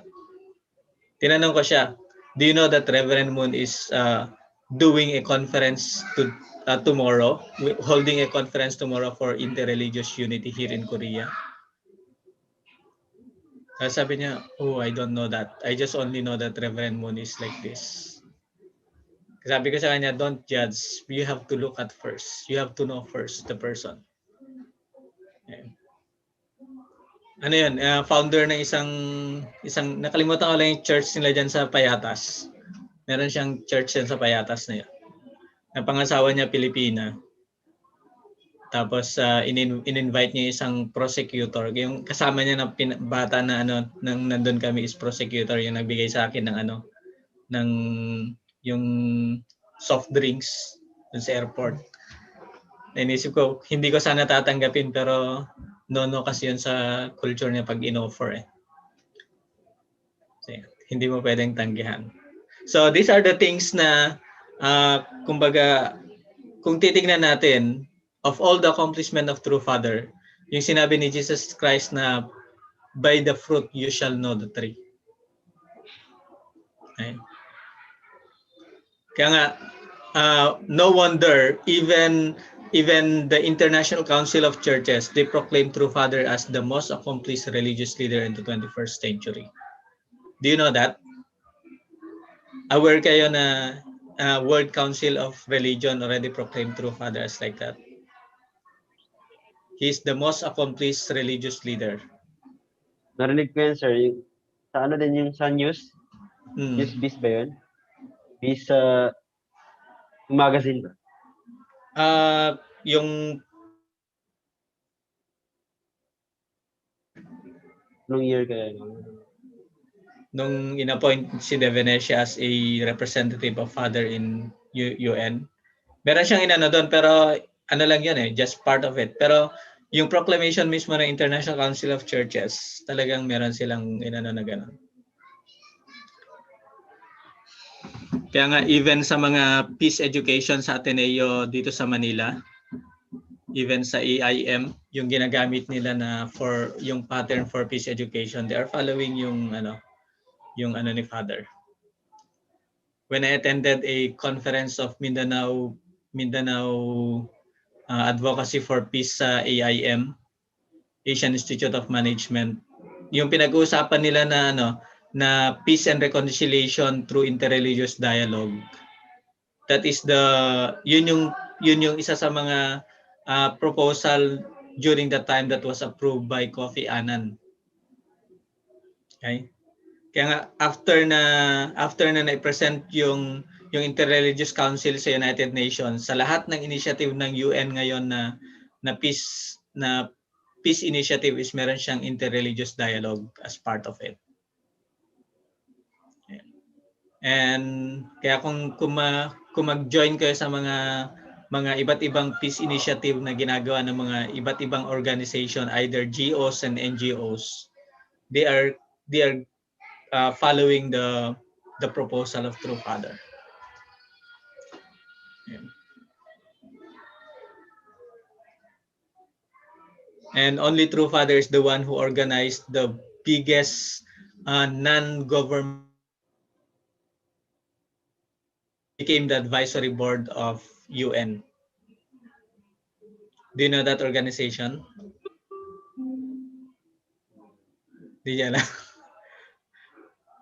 Yung World Association of Non-Government Organization, yung WANGO. Ng Secretary General niya si Taj Samad. Okay. Akala ko din before is hindi si Father, pero nung magkasama kami ni Taj Samad sa Mall of Asia, kasi gusto niya makita ang face of Philippines.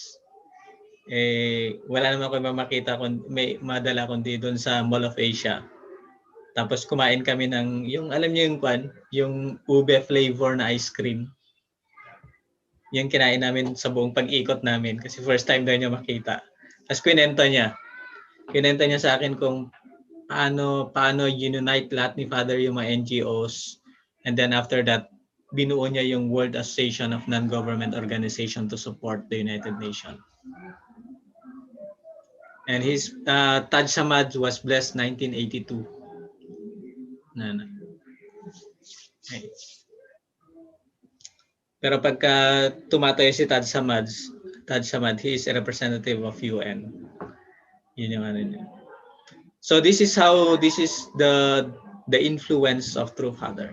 This is the accomplishment of Father that we can be proud of. That's why there's no reason why we cannot proclaim True Father as the Messiah. Okay. Pero ang challenge dun is how we can transform the conventional mindset of the people when they look at the Messiah. The way they understand the Messiah. Most especially in our time ngayon. Kasi very corrupted ang mind ng tao, sad to say. Okay.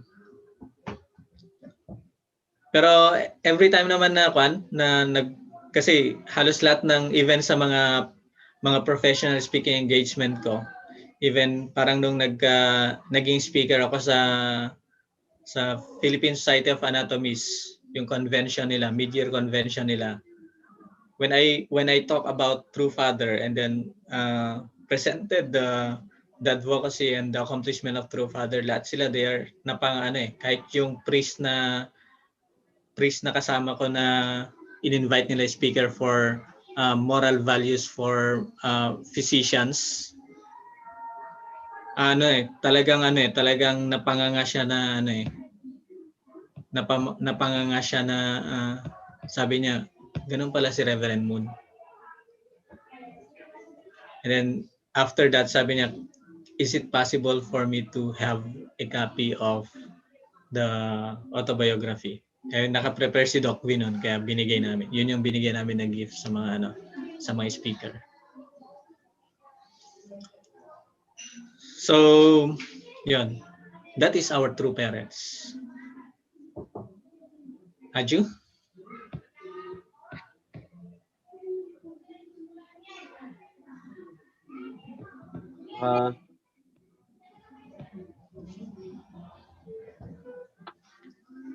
So any other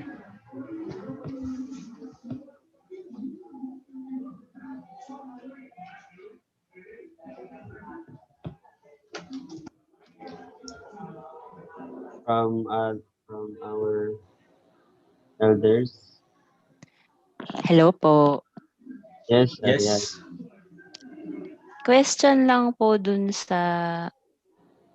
Actually, tiningnan ko na sa Wikipedia ko nakita. Yung Korea-Japan underwater tunnel, ano na yung ano nun? Kasi, meron na ba siya? O... It was already inaugurated. Okay. Yun yung kauna-unahang natapos.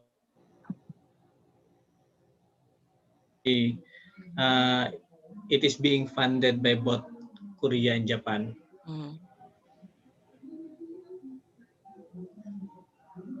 Yung sa Bering Strait, yung lahat ng mga engineering research for a 10,000 kilogram boulder of icebergs. Tapos na 'yon. Bago pa man inano ni Father yung reclaim yung international highway na Bering Strait. Tapos na yung research nun sa Germany. Fini-feature yun sa extreme engineering ng Discovery Channel. Okay. Ang kulang na lang talaga is yung agreement between Russia and America for the implementation. Etong sa Korea-Japan Undersea Tunnel kasi, nagkaroon ng agreement ang Korea and Japan na they will be the one to pioneer the test. Kasi na-challenge ang Japan na possible pala yung ganun. Alam niyo naman ang Japan, ayaw patalo. Okay.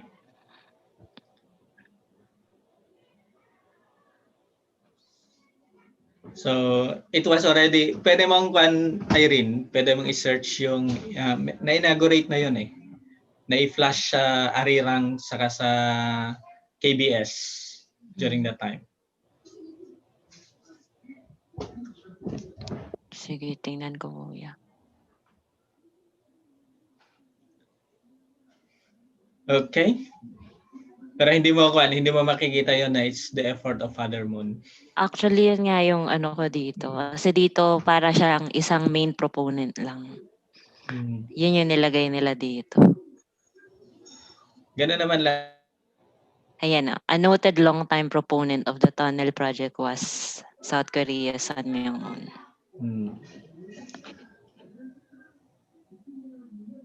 Kasi ang ginagawa talaga ni Father is he do the initiative and then challenging people to do it. Most especially yung mga kasi kaya ginawa yon kasi alam naman natin ang history ng Korea at saka Japan. And that is the only way in order for them to unite together. And kaya din nabuo yung Bering Strait Tunnel kasi it is because of the conflict between America and Russia. And kung hindi sana namatay si Gorbachev, mas mabilis sana yung paggawa nun. Kaya minadali yung pagpatay kay Gorbachev dahil sa kanyang perestroika policy for revolution of transformation of USSR. Kaya nung pumasok si Putin, sunod-sunod yung bilateral conference and agreement or talk for the implementation of that. Pero ngayon parang hindi naging priority ni Putin. And kahit sa Amerika din, more on business kasi ang priority ng Amerika.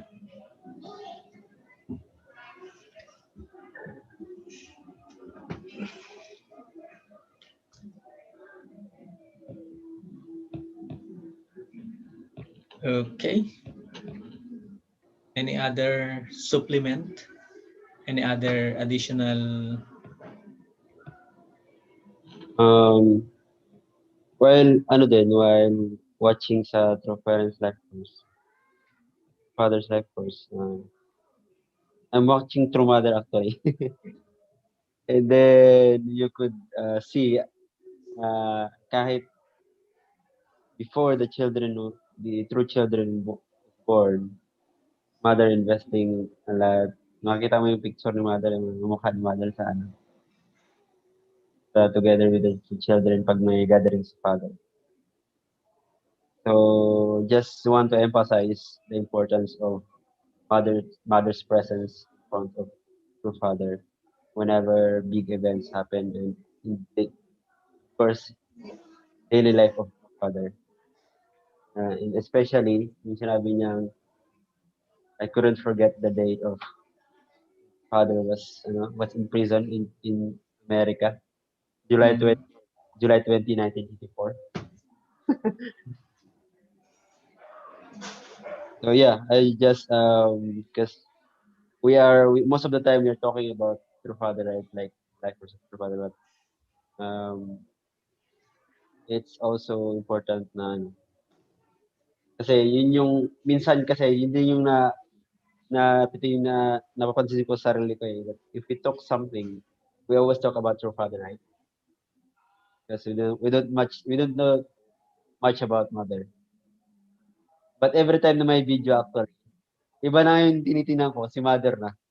Kasi anong ginagawa ni mother before, sabi. Kahit anong video pa dyan, basta may mga past, ang tinitingnan ko si mother. Kaya, may kasama siya. So yes, yun lang. Alam niyo ba ano nag-qualify for mother to become a true mother? Who knows the story of that? Why true father proclaimed true mother as a true mother? Anong ginawa ni mother na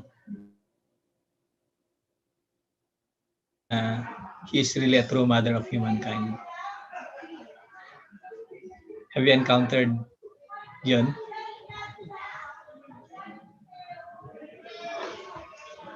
when that really touches the heart of true father?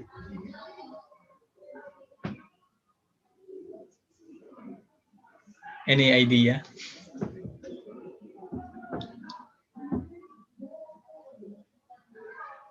Any guess? Usually sa ano yan, sir? Children. Ha?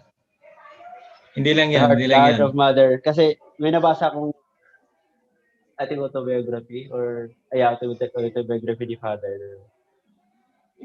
When Mother sending sa mga mga damit sa mga missionary. Missionaries? Nag-send na siya ng mga damit sa mga missionary. Nawa talaga si Mother tapos yeah. Basta yun yung time na iniisip ni Mother yung mga especially yung mga sisters actually. Kaya they're sacrificing so much and di makapag-start agad kasi separate.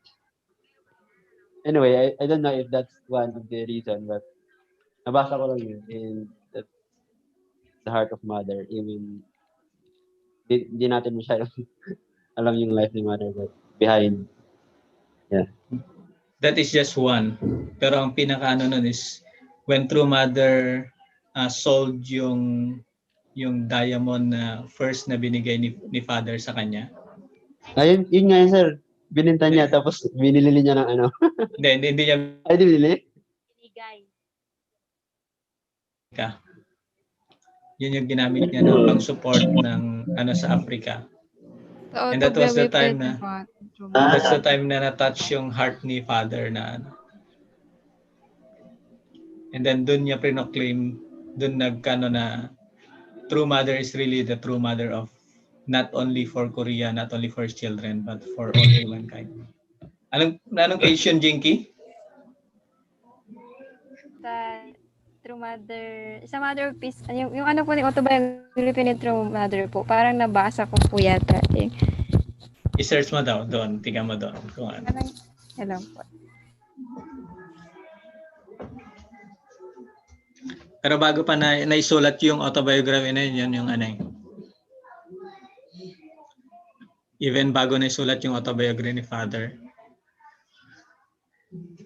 Yun yung doon ko na-appreciate yung Father's Life course na 7 days nung napakinggan ko yon kasi yun yung mga sinabi na hindi masyadong nababasa at saka hindi rin masyadong nababanggit ng mga ibang mga lecturers. And that was the time na 2007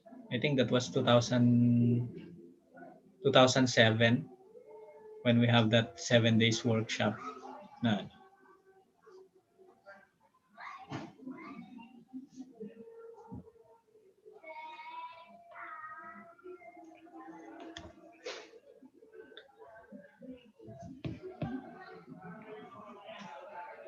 that's why ang ano ni True Mother is hindi talaga siya matawaran ng kahit na sinong member.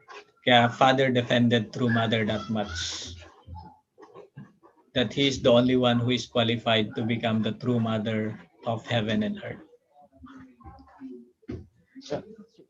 Sinong mag-qualify kay True Mother talaga, sir? True Father or God? It's actually kung titignan natin sa pattern ng from the creation, 'di ba si God ang nag-grace up kay Father kay Adam. Tapos after that, ang mag-grace kay Eve is walang iba kundi si Adam. Yun yung ano na. So ibig sabihin mag-qualify si Father. But with the guidance of God. Basa ko yun sa principle mismo, at the divine principle. During sa time ni Adam and Eve. Basta maging qualify na parang ang thought doon is paano maging qualify si Eve as wife ni to become the wife of Adam. Become the one of Adam. Unless si Adam yung mag-proclaim mismo na Saka siya talaga mag-grace kasi elder brother siya. elder brother siya kay Eve. Na-relate ko lang din ngayon sa kay True Father. Gaano siya ka-older, kuya? Walang specific na age kasi hindi ganun kaano ang age before na ano eh. Pero ang hint is parang kung they are in teens during that time the time of the fall, nasa teenage period sila pareho. So ibig sabihin hindi ganun kalayo yung edad nila pareho. Baka ang ibig sabihin ng tense na yun, kuya, is hindi talaga ganun. It's based on the spirituality. Pero Pwedeng physically, ganon. hindi. Kasi kung i-raise ni Adam si Eve at that, how can he be so qualified or capable of so doing kung teenager pa talaga siya? Maybe spirituality wise. Curious tuloy ako kasi 'di ba napag-usapan natin na they were not the first human beings, of course. So They're not the only human being during they that are time. not the only human beings. So therefore, it could also mean na because at that time, nagre-raise pa nga si God ng mga magiging true parents or true ancestors. Kasi naghahanap siya nung kine-create pa niya or nire-raise niya yung si Adam, of which ang growing niya by spirituality, not by physically. I think so. Actually, I don't know. that's really the kasi ang tinitingnan naman ni God hindi yung age but it is the heart development. Yun yung tinitingnan ni God. Sa totoo lang, ngayon ko lang yun na isip. Sa totoo lang. Pero ang kasi, ang lagi kasing tinitingnan ng tao is more on the physical aspect. Pero in the eyes of God, hindi kasi physical yung tinitingnan niya, physical age. But it is the spiritual age na ano.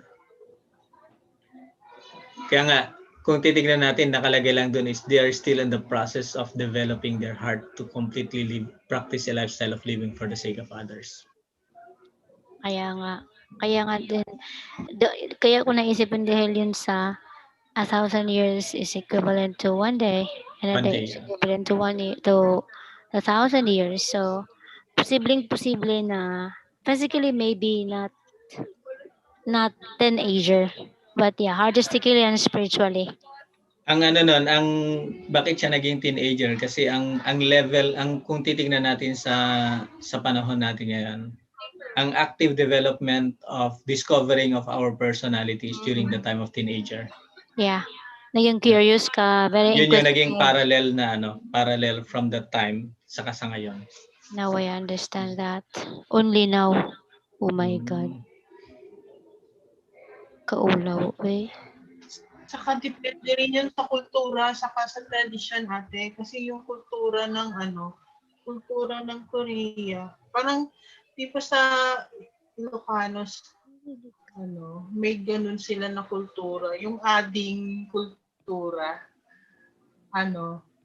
Sir Randy, yung ading kultura, yung na basta elder ka, parang you will take care of your siblings, younger siblings, just like how your parents should take care. Parang may ganun. At sa tingin ko, sa kapanonood ko ng Korean novela, may ganun din sila. May pareho sa mga Ilocanos. Yung mga Koreans, even yung kultura ng Koreans. Tapos yung even sa food halos pareho tayo. Yun yung una ko napansin sa mga Ilocanos. Yun yung una ko napansin nung pumunta ako ng Korea Yung food nila halos pareho sa mga Ilocanos. Yung pag-preserve nila ng food para for the rainy days, ganun. Yung mga food nila ate pareho. Yun yung nakita kong pareho siya. And even yung culture, halos may pagkapareho sa Ilocanos ate. Yun nga, the elder siblings should take care of the union of the younger siblings. So ganun yun. So kung ganun sila na nare-raise up sa pagbata pa lang, yung kultura nila ganun sila di ba? So ganun din yung gagawin talaga ni Yun.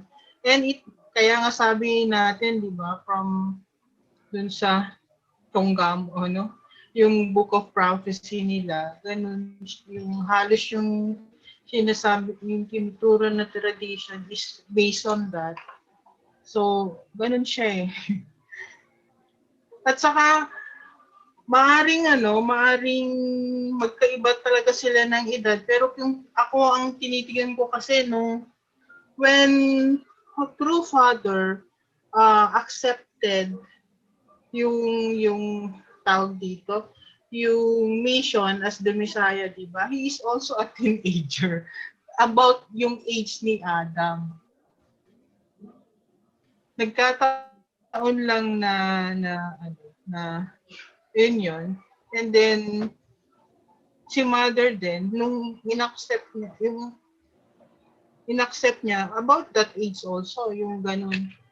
Yung kaya parang yun. Mas mabilis lang talaga at alam naman natin sa studies di ba? Mas mabilis talaga yung psychological development o maturity ng sisters, di ba? Alam naman natin yun na ganun siya, mas mabilis siya kaysa sa mga brothers. Although hindi ko sinasabi na kasi mabilis din naman nag-mature si father, di ba? If not, hindi niya talaga yung tatanggapin eh. Parang at that age. Pero yun nga, yung what makes mother very amazing is that ang bilis niya talaga. Parang hinahabol niya talaga si father, di ba? Nahabol niya si father. Yung yung 7 years na yun. 7 years na yun.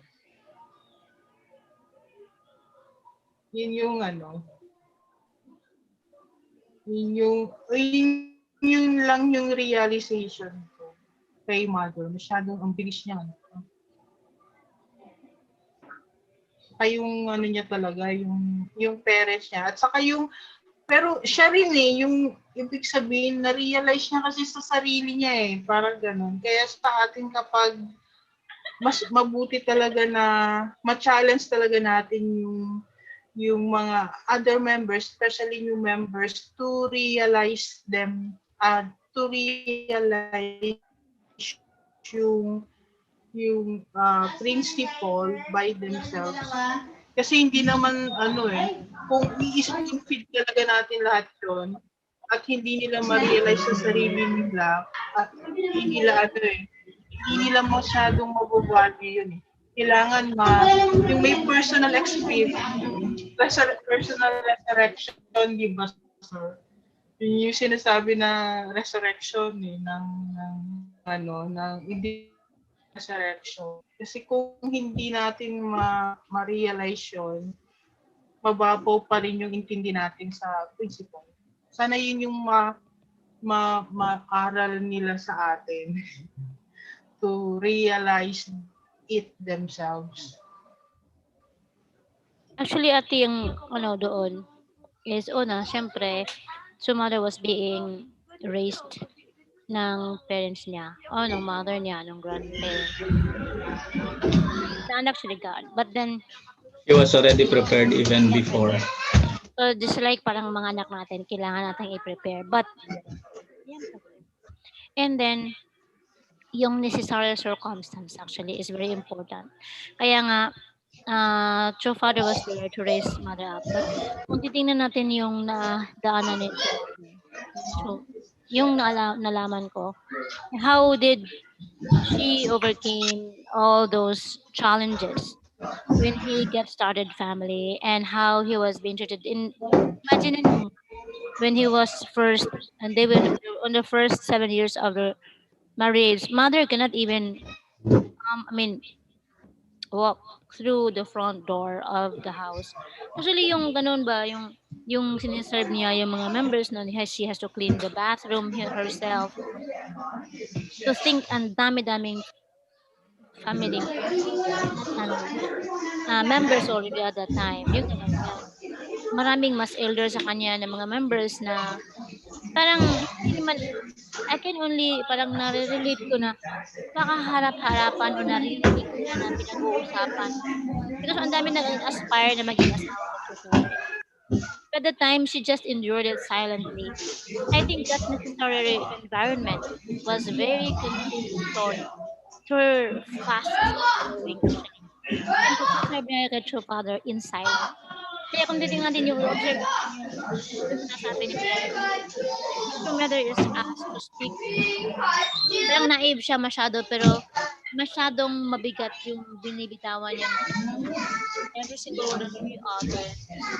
May laman talaga sa bibig niya because she learned it. Ayusin mo nga muna yung Kaya sometimes tayo, yeah, it's not bad to make our children experience not necessarily kasi mga circumstances yeah, good topic. I will do only through love and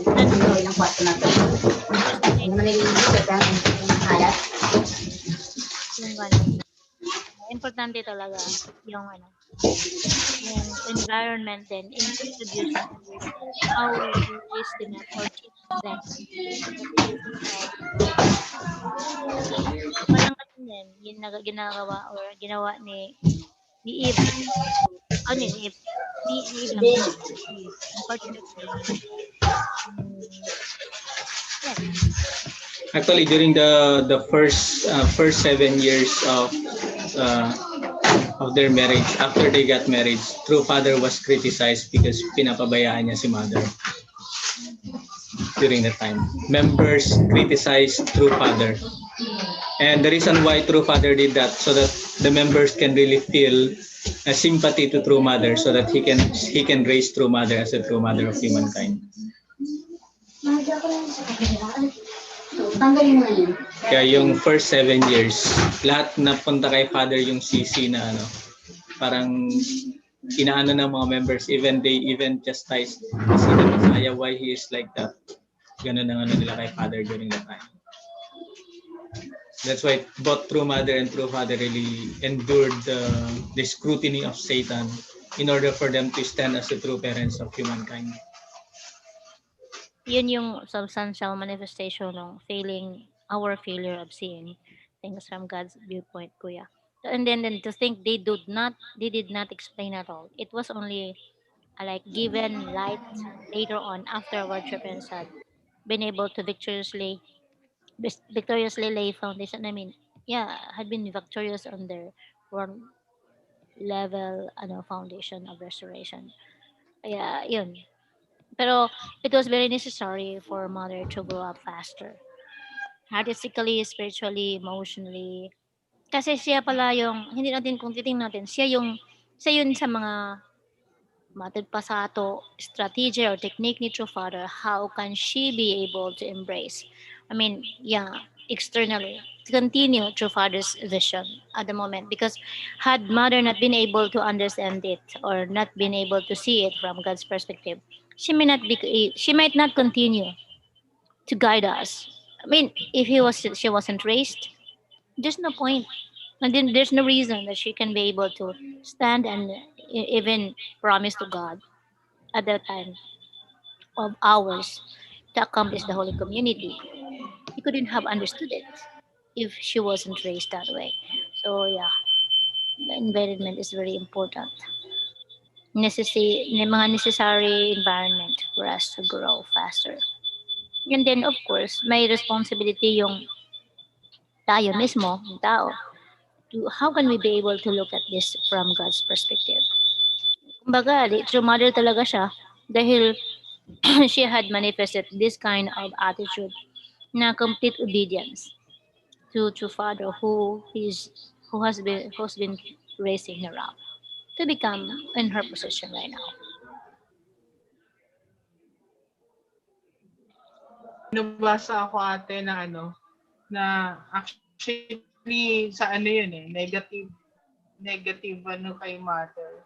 Matagal na ako naman maraming nababasa na negative eh, pero kung maano talaga yung ano mo, mas nare-realize mo how ano yung value ng true parents and how they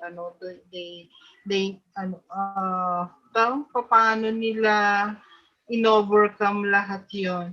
Kasi sinasabi dun sa nabasa ko na the mother, si Demonim daw, is very cruel woman.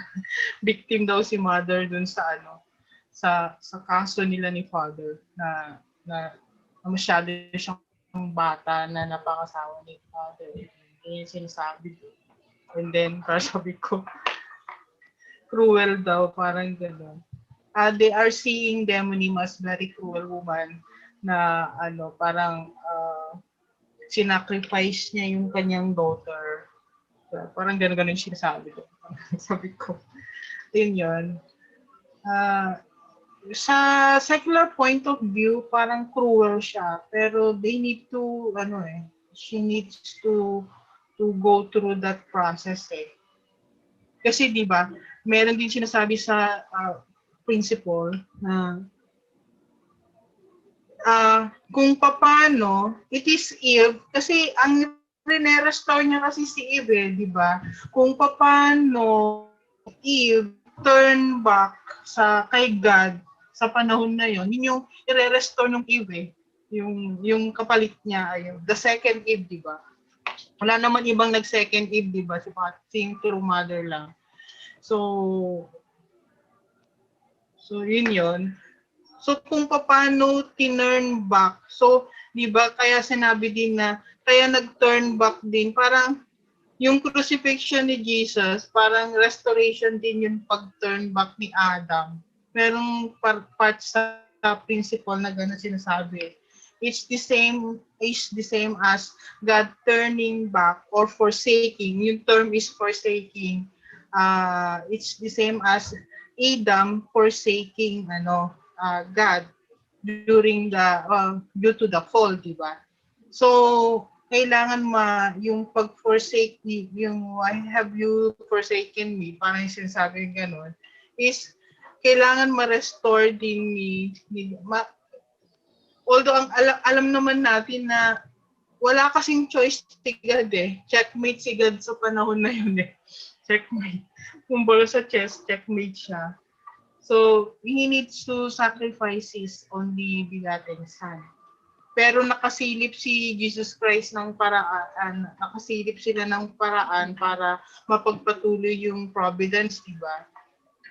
Is that for him to sacrifice himself. And yun yung para magpatuloy yung providence, magkaroon ng way pa rin. So yun. Parang ganun din sa panahon na sa kay Eve, kasi siya naman talaga nag-umpisa eh. Si Eve yung yung kasalanan, yung fall. So God in the represented by true Father, kailangan niyang i-forsake si Eve, and this time Eve must be able to substantial di ba, yung kailangan reversal ng fall, di ba? In order for her to reverse the fall, kailangan wag siyang bumitiw kay God. Yun. So yun yung talaga yung restoration, di ba? So kung paano siya kailangan i-forsake niya para mapatunayan is to just actually hindi kay God eh, but to justify kay Satan na uy, kay God talaga ako, parang ganun. Sinasabi ni Mother na uy, kay God ako, kahit anong gawin mo sa akin, anong gawin sa akin, ano man yung suffering na naranasan ko ngayon, kay God ako, hindi ako sa'yo, tinatalikuran kita, parang ganun yun eh. So, yun yung ganun ko siya nakikita. And that makes true mother great. Kasi wala naman siyang sinusundan, talaga siyang wala siyang sinusundan, siya yun eh. Wala nga siyang Diba? Siya yung, model course. oo. At that very young age, ano yun, 17 years old, 16 years old nga lang kung tutusin sa counting natin, 17 years old sa Korean counting. Very young yun na pag-iisipin mo yung panahon ba yun, kakayanin yung edad ko na ganon. Nagpipiko pa ako. Nagpipiko ka pa ate. Oo. So, My goodness. Can you endure it? Can you endure that? For me. Okay. Isa pa yan kayo sabi ni. Anyway, thank you very much for your, I needed to cut off kasi we needed to proceed na sa next part. We can have more discussions later on. And anyway, kung wala nang model lecture next time, we will be discussing more. I sent a PowerPoint to Herwin regarding a brief presentation of True Mother. So you can study that, and then you can find some additional input so that we can make it more. Kasi ang presentation ng True Parents Life Course kasi started with Father, and then True Mother inherited, and then after that, they will be presenting together as the True Parents of Humankind. Kaya there are 3 stages ang 3 stages ang True Parents Life Course. Pero wala, sinek ko sa wala akong na-receive sa Gmail. Sa Gmail?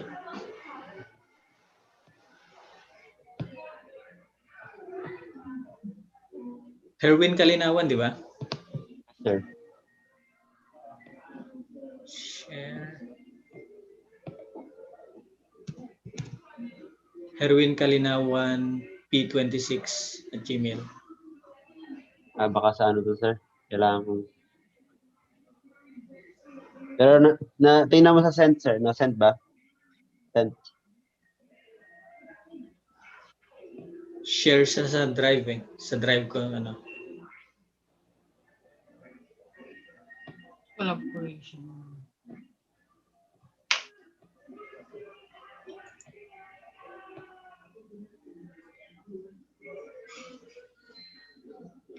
$30 MB kasi siya, hindi siya pwede ma-send sa akin.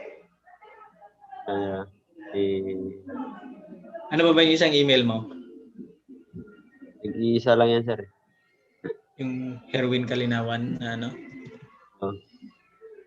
Herwin.Kalinawan P26. Check ko sa drive.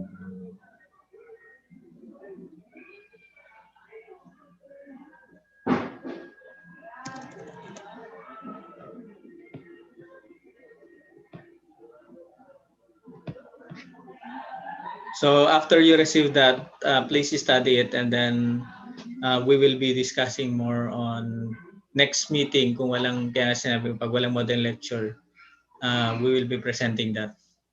And then the third part of True Parents presentation is yung both of them na standing in front of the people. Okay? So, but you have to prepare, you have to search also. Para sa ganun, we can give more how does True Mother stand raised to become True Mother, and then how he was able to stand in front of True Father to become the True Mother of humankind. Okay? Aju? So, proceed na Erwin. Sa ready 9:21. Okay, let's proceed sa lecture ng Section 2, Chapter 1. According sa survey.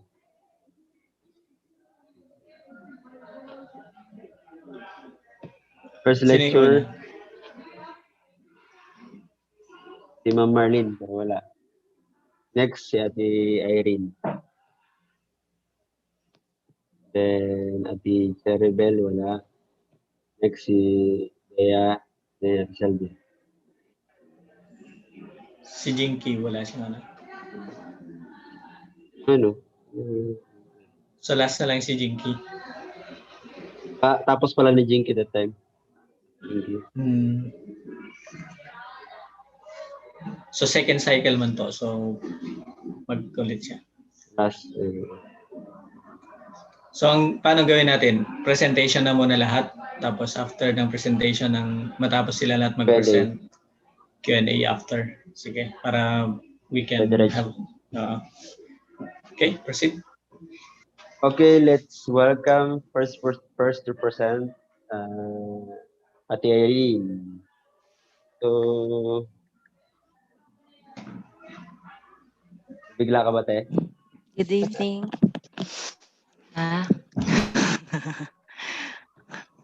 Okay lang. Sanay na, no?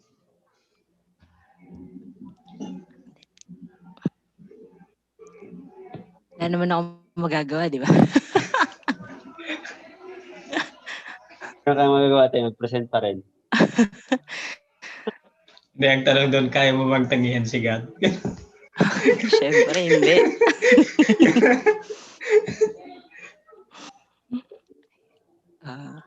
Ayan. Yun ang laging word ni Kuya Ernie Noylan sa akin before eh. Kung tinatawag ka ba ni God, kaya mo bang tanggihan? Hindi, siyempre. Na mo si Kuya Ernie, Ate Sylvia? Ernie Noylan? Oo. Talagang napakatindi ng mentor kuya. Gagaling. Kaya Actually, siya yung pinaka-artistic na lecturer na ano eh. Si Kuya Eric is siya yung pinaka-intellectual na lecturer natin. Oo nga. Sa lahat ng mga naranasan ko din. Si attorney naman yung pinaka-systematic. Attorney Talaba. Yeah. Namiss ko si Kuya. Okay, Yung first lecturer ko sa center, si Kuya Ernie. Chapter 2. 9, 20. Pero yun yung first and last na encounter ko sa kanya. Noong una kaming napunta sa HQ. Kasama niya si Lolo Ulrich. Okay, so let's welcome na si Irene. Okay. Ready na? Okay. Good evening, brothers and sisters. So we will be discussing about the section 2, the chapter 1, principles of creation, and then section 2, universal prime energy, give and take action, and the 4-position foundation. Let us quickly discuss so that you can be refreshed on what section 1 is all about. So section 1 discusses about the dual characteristics of God and the created universe. So that we as a creation of God possesses the same characteristics as God, who possesses the original internal nature and external form. The positive and the negative, the masculinity and the femininity, that through principles of creation, God's truth is manifesting to us human beings through image, and we possess all of God's characteristics. And all other things, or all things, as symbols, both of which embodied or are embodiment of God's truth. And God is the subject, invisible subject, partner, and the universe is the object partner. So what does it mean? So through this information that we have about section 1, we can therefore conclude, or therefore remember or recall what Jesus Christ said about yung isang quote that he mentioned 2,000 years ago. That is, you must be perfect as your heavenly Father is perfect. So, in knowing this or knowing the principle of creation, we cannot or we cannot dismiss and say the usual term that we normally hear from people wherein sinasabi nila whenever they make mistakes or whenever they do something wrong, they will just say, tao lang ako. I'm just human. I'm not perfect. And I'm not God. Because we know that we are the substantial image of God. And because we are, so yun nga, you must be perfect as your heavenly Father is perfect. It is emphasized that must word. So that means we are in meaning mandatory, parang mandatory that we become the perfect representation of God here on earth. So now the question will be is how will we sustain the requirement of a harmonious relationship of our mind and body and continuously connection of positive and negative like God. So therefore, we continue to discuss and connect this through the section 2, universal prime energy give and take action in the four position foundation. God, the creator of all things, is the absolute reality, eternal, self-existent, and transcendent of time and space. You can connect this with the term omnipresence, wherein yun nga, everywhere you can feel, you can find God. And then the fundamental energy of God's being is also eternal, self-existent, and absolute. It is the origin of all energies and for forces that allow created beings to exist. And we call this fundamental energy universal prime energy. So this energy, we can describe energy muna as a term. It's the strength and vitality required for sustained physical or mental activity. Actually, this is the one that I got from Wikipedia, but it is more complex or more deeper when we talk about universal prime energy. So energy, if you can connect this to day-to-day um, words na ginagamit natin, minsan 'di ba sinasabi natin that wala na akong energy, pagod na ako. But if you think about the universal prime energy, would we be able to exhaust all of it or maubos siya and we can remove it or we can parang mawala siya. So as I for me, it's not that we can exhaust it, but it's how uh, we use it. Kasi the fact that we are existing, universal prime energy maintains our life, our existence. So this energy, can we see it or do we experience it? Um, Whenever it depends on how what we are doing. So if we can think of an example, yung mga taong umiinom. Yung mga taong umiinom, 'di ba kapag umiinom sila feeling ang lakas-lakas nila or high na high. Hindi naman drugs, pero parang all joy and enjoying and everything. Ano bang nangyayari sa kanila after nila uminom ng madami? 'Di ba yung hindi na sila makalakad pag nasobrahan or tutulog na lang kung saan sila nadatnan nung antok nila. Tapos kinabukasan, they will feel what? They will feel masakit ulo, hangover. hindi makabangon, ayaw makipag-usap, ayaw kumain. So, yon.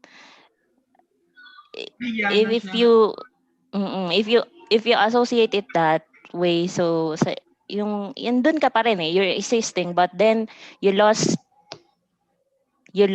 it kasi you use your energy in a not productive way. So the next example that I can remember is that when in meron kasi kami quarterly team building. So we've come up with this team building wherein we we celebrated our budget instead of as a team lang. We celebrated it with, I forget kasi yung location na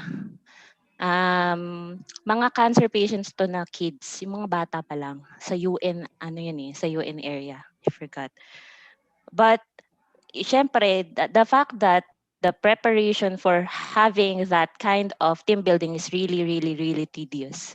So, from the everything na dapat mong dalhin, everything na i-coordinate mo, and everything from the company to the venue itself, and the program.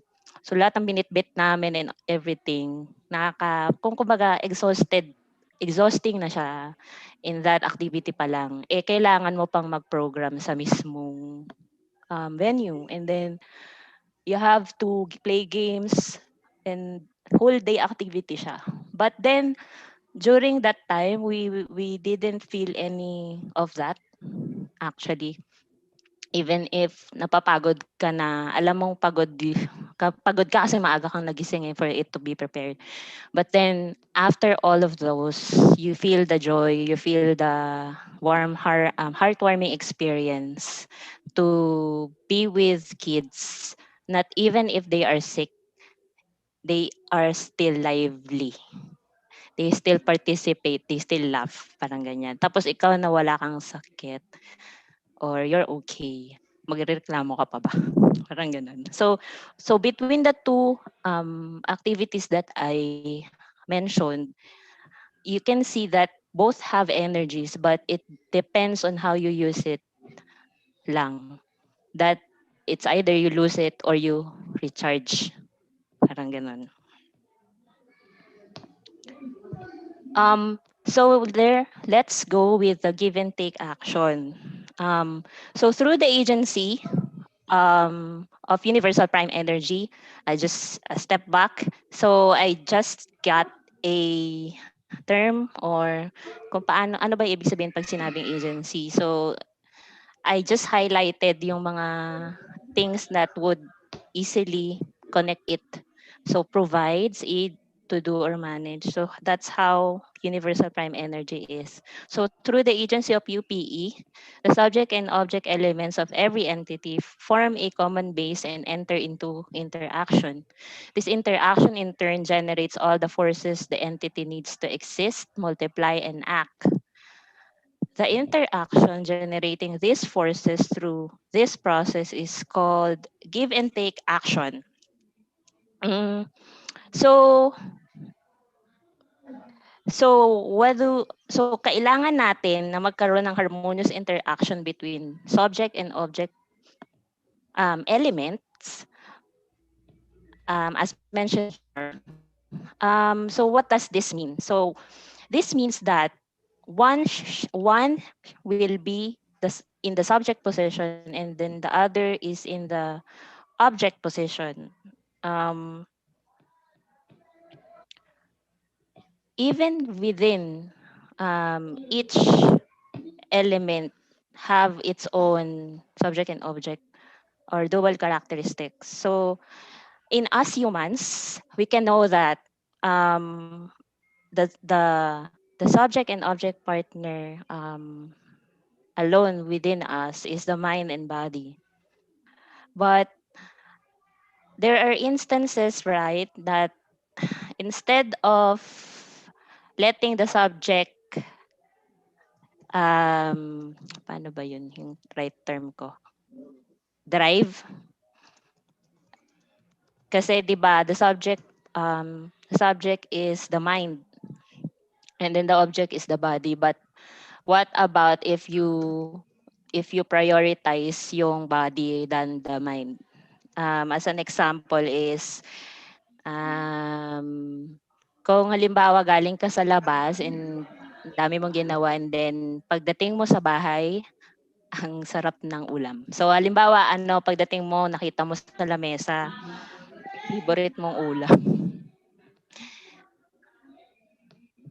Galing galing ka sa labas 'di ba gutom na gutom ka. So nung nakita mo yung ulam, ano ba yung normally mong gagawin? Gutom ka, pagod ka, nakita mo yung favorite mong ulam sa lamesa. Alangan namang titigan mo siya, 'di ba? Siyempre kakain ka. Kaya lang sa sobrang sarap nung pagkain, naubos mo pala siya. Without realizing that, yung mga kasama mo sa bahay hindi pa pala kumakain. So, 'di ba? If your mind is your main you will be asking, ay, may kumain na kaya? Or baka mamaya may hindi pa pala kumakain so magtitira ako. But then because if you will prioritize your yung ng body mo, you will be wala na akong pakialam sa iba basta kakain ako. Kahit pa hindi pa sila kumain. So in this simple sample, it will show you the requirement that there should be a harmonious relationship between mind and body. So, because if you prioritize your body, you will be uunahin mo yung sarili mo, of course. But if you think about it, or if your mind sana ang nauna, you will be thinking of others. Something like that. So it's also for our development that we will be gearing towards our internal characteristics. Okay. The four position foundation. So if we have achieved a harmonious relationship between subject and object elements as discussed in give and take action, and then the three object purpose will substantialize and will mostly the four position foundation. The process in which out of God the origin two entities are separately manifested and reunited in oneness is called origin, division, union, action. Then you will realize that the origin and that we have the origin, and then we are the result of the division, and we need to unite again to manifest the origin. Yan. Like how a parent child is, as an example. So we are the result, or ako, for example of me, I'm the result of the unity of my parents, but there is a higher creator than my parents, and that will be God. So if we then can strongly connect to our parents, then that we can vertically aligned and can maintain a substantialized horizontal relationship between our subject and object partner to maintain our existence. So that is the three object purpose.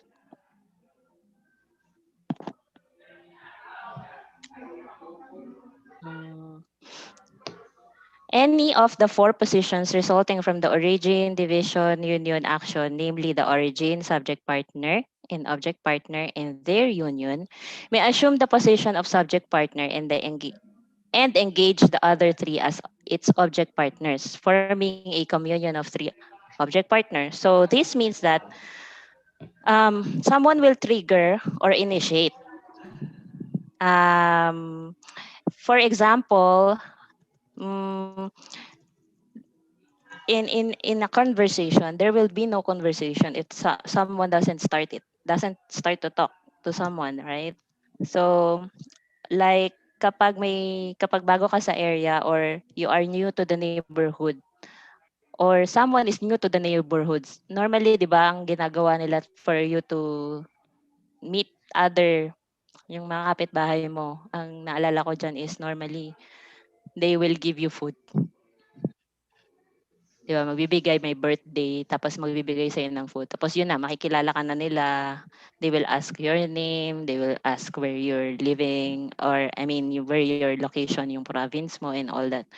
So, kumbaga dun yung start ng ng conversation and then knowing each other. So, so, so, as I mentioned, someone will trigger or initiate. And normally, yung nasa subject position will always ano, um, magte-take siya. So someone will take the subjective position and that person will always think of the whole purpose and not the individual purpose. And kung sino yung normally nakakaintindi na mas malawak takes the subject position.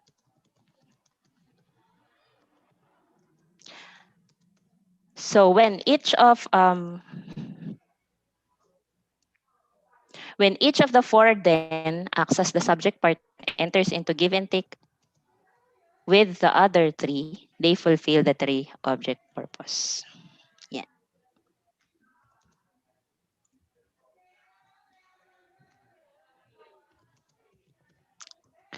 The four position foundation. So when the origin, the subject partner, and the object partner projected from the origin and their union all fulfill the three object purpose, the four position foundation is established.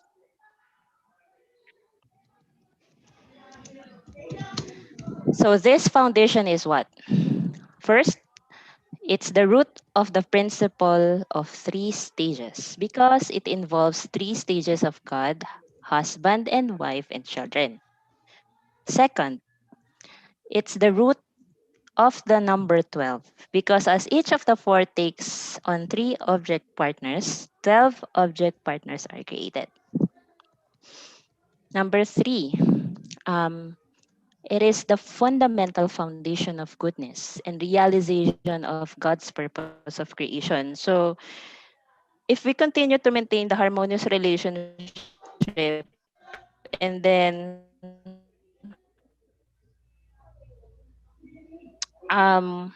we will be that other or that other persons will be doing the same thing, then we will be creating harmony together.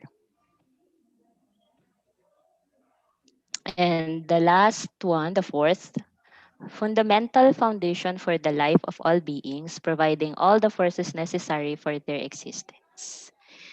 And the four position foundation is God's eternal purpose of creation. So, ito yung pinaka-purpose, as mentioned here, yung eternal purpose of creation. Actually, ito na yung last.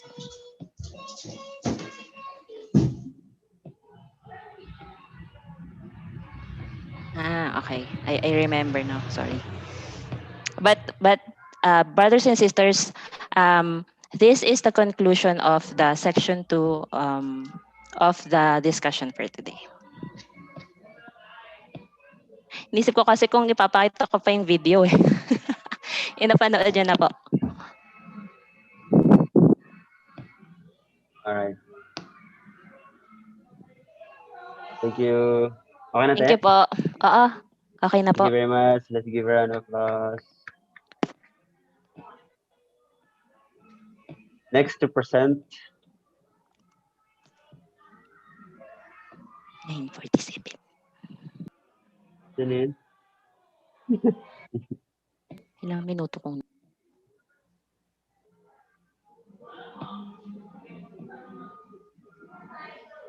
Si Bea.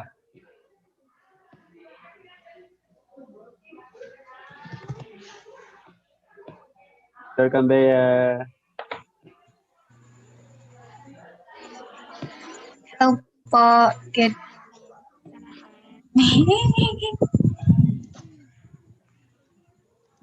Okay. Mhm.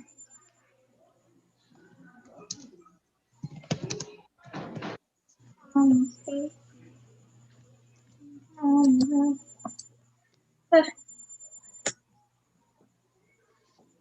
Nandun siya, nag-share siya. Nag-share screen. Let me see. Yeah, it is.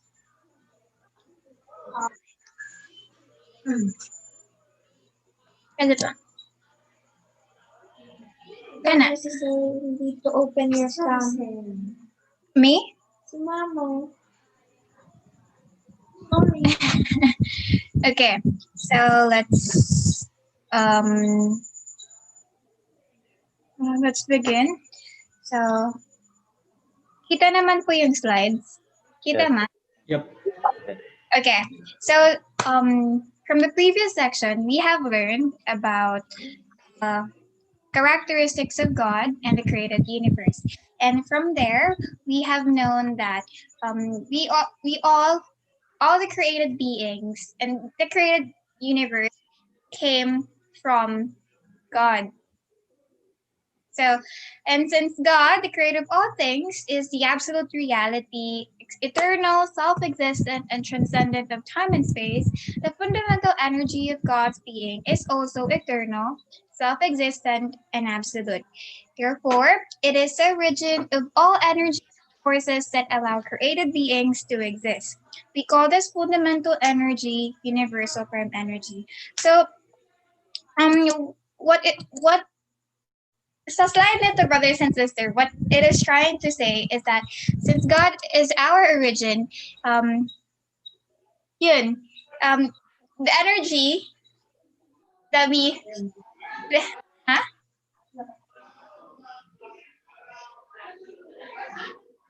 So the origin of all the energies is coming from God, and that energy is what we call the universal prime energy. And that energy is the one that sustains all the created beings from all over Earth, all the created beings, and the whole created universe as well. And because of that, all created beings exist. Okay. So, and then through the agency of the universal prime energy, the subject and object elements of every entity form a common base and enter into interaction. This interaction in turn generates all the forces the entity needs for existence, multiplication, and action. And then the interaction generating these forces through the process is called the give and take action. So, both the subject and object partner, or in God's context, his internal and external form creates I creates I undergo this process of give and take action, and in turn generates forces, which will be the universal prime energy, and and again. So the universal prime energy and the forces generated by give and take action are in a reciprocal relationship of cause and result, internal and external, and the subject partner and object partner. The universal prime energy is the vertical force, while the force generated by give and take action are the horizontal forces. So let us examine in detail God and his creation in terms of prime energy and give and take action. So God's universal prime energy directs his eternal dual characteristics to form a common base for their mutual relationship. They then engage in give and take action. Based on the forces generated by this give and take action, the dual characteristics construct a foundation for their eternal reciprocity. So this is the foundation for God's existence, upon which God eternally exists and generates all forces needed to create and sustain the universe. So in the created universe, the dual characteristics that make up each being are empowered by universal prime energy to establish a common base. So they then engage in give and take action. Based on the forces generated by this give and take action, the dual characteristics construct a foundation for their continued reciprocation.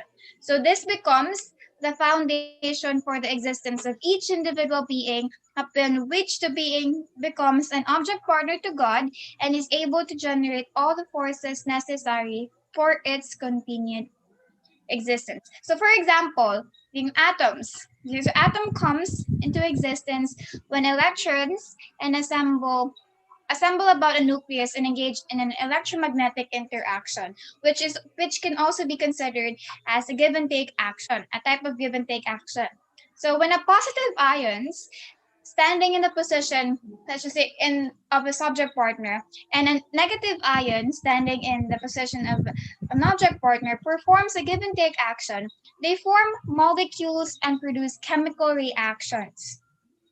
So the give and take action between the positive and negative electric charges underlies all electrical phenomena. So the same thing with all the other created beings, which can also be found in plants, and also in animals as well. And then the interaction between the animal and plant, animal and animal, the plant and the animal life forms. So they also form an interaction, which is the exchange of gases, the carbon dioxide and the oxygen. So in that way, sa give and take action that they form with one another, there is it results for their coexistence in the universe. Okay. Moving on. So it is when the subject and object revolve in give and take action that the concept of eternity comes into being. Therefore, the conclusion is that God has to establish the principle of living for the sake of others in order to pursue eternity. It is what brings development, prosperity, and multiplication. So without the give and take action, brothers and sisters, we will be ceasing to exist. So the fundamental building block of the existence of human beings is its constant interaction, give and take relationship with the other life forms here in the created universe. And now let's talk about the four-position foundation, which realizes the three object purpose through origin, division, union, action. So what is origin, division, union, action? So the process of God's creation begins when the dual characteristics within God form a common base through the prompting of his universal prime energy. So it is all related. So universal prime energy, the give and take action of the dual characteristics of God. So as they engage in give and take action, they generate a force which engenders multiplication. So because of this interaction, di ba, yung give and take action, they are kakasabi ko earlier, diba? They are the building block of the existence of other, because through this they form a they generate a force that allows beings to multiply.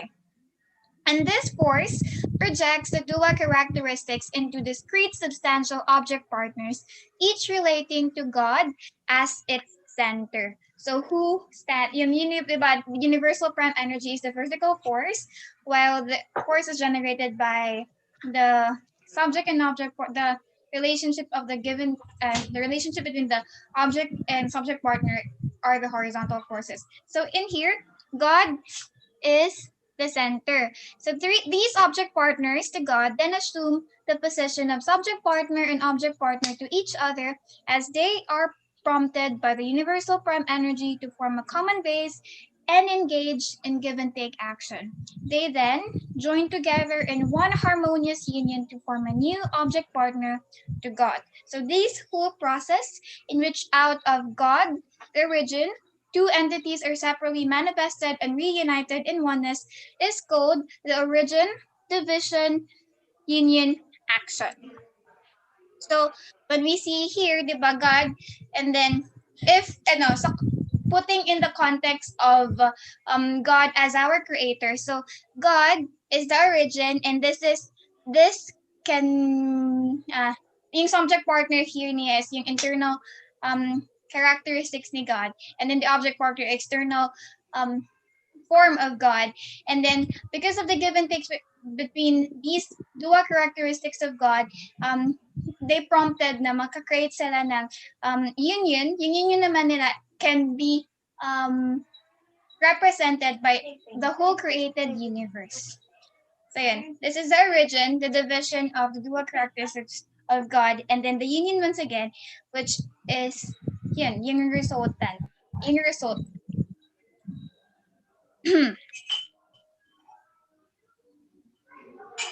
So in origin division union action, the origin divides and then reunites because it wants something bigger.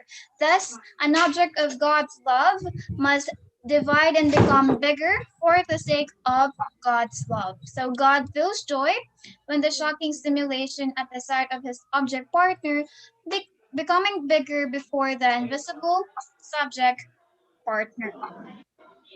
So yeah, let's talk about the three object purpose.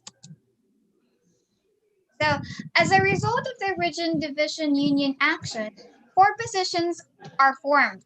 The origin at center, the subject partner and object partner, and then their union. So any one of the four positions may assume their position of subject partner, then engage the other three as its object partners, forming a communion of three object partners. When each of the four then acts as the subject partner and enters in a give and take action while the other three revolving around it, they fulfill the three object purpose.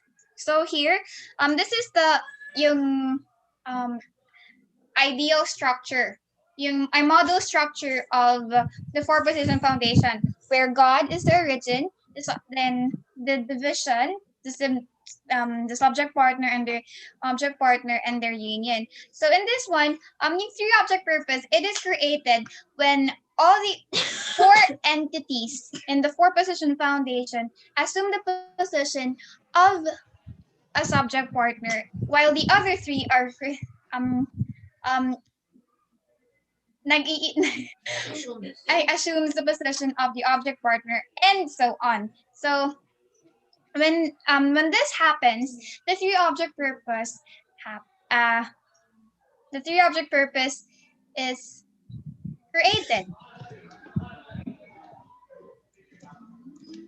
So in order to help us better understand the three object purpose, Reverend Samuel Myung explained more deeply. We talk about the three object purpose not in reference to the universe, but in reference to family ethics. The three object purpose refers to the complete unity of love. Hence, it is easy to understand if explained based on love. So let us say that God is a grandfather and the union his grandson, where the subject and object partner are the parents of that yung grandson. So if the grandson asks his grandfather to give him a piggyback ride and the grandfather does so, then the grandson becomes a subject partner and the grandfather an object partner. That is why there are no lows or highs in love. Everyone is one. Since they create a give and take relationship, give and take action between the grandson and the grandfather, they assume the position of the subject and object partner.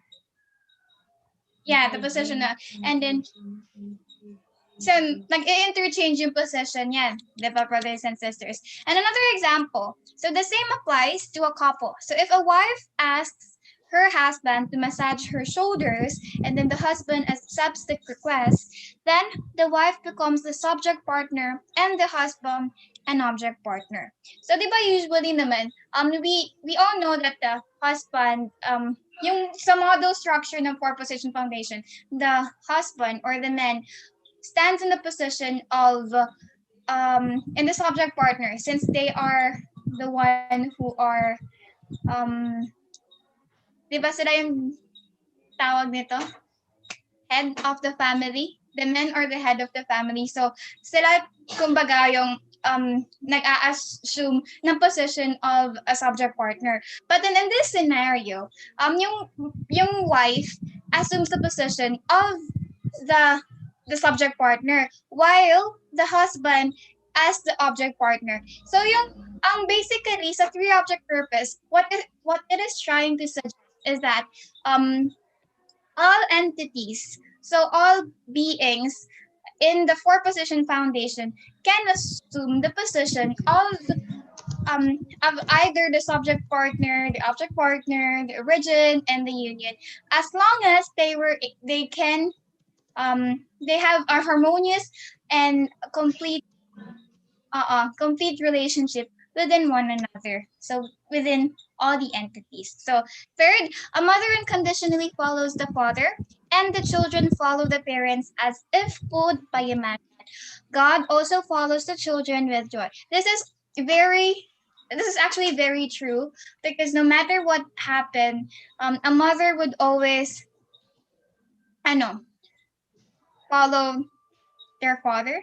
They will always the relationship between family is it cannot be explained to mere thought of relationships, just like the other relationships that we have outside. So the bonds that are between the family members are that strong na they can actually, kaya father said that the best way to explain the three object purpose is through the principle of love. Kasi in the family, the love between the family members are just really strong that it allows all the entities, all the participating entities to assume the relationship of one another.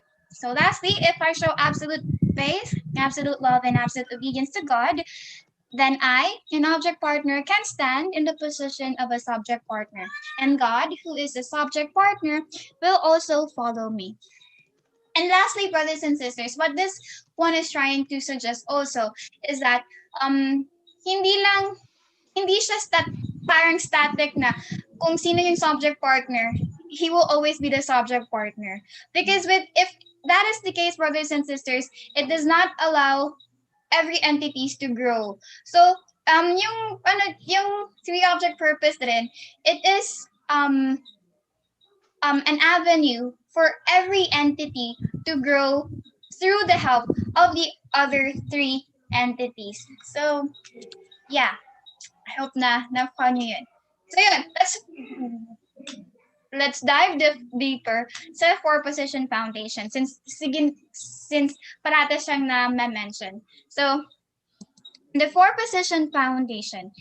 So when through origin division union action, the origin, the subject partner and object partner projected from the origin and their union all fulfills the three object purpose, the four position foundation is established. So the four position foundation is the root of the number 4. It is also the root of the number 3 because it is the fulfillment of the three object purpose. So the four position foundation is realized by God, husband and wife, and children.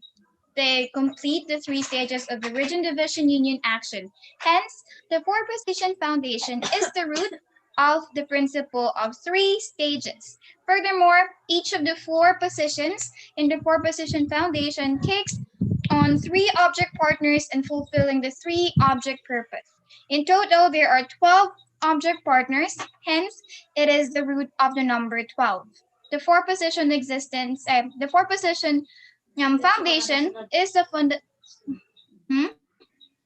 is the fundamental foundation of goodness.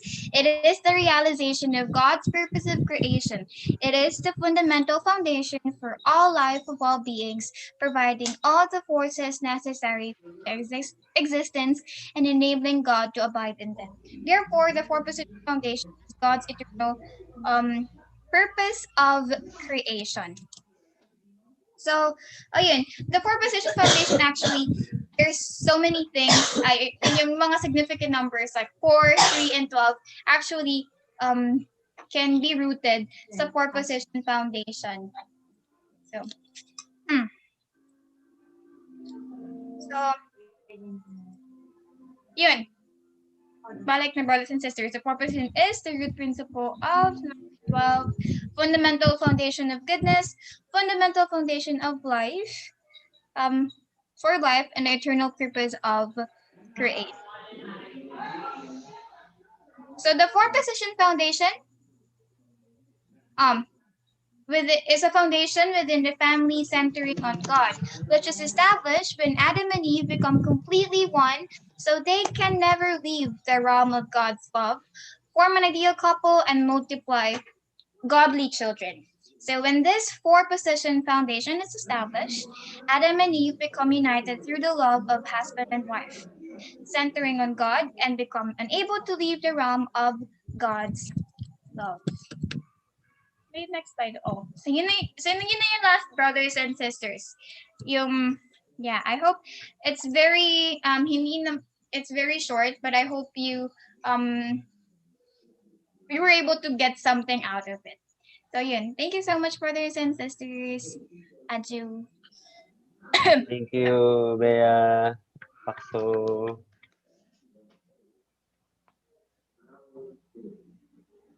Pwede ba tayo mag-extend?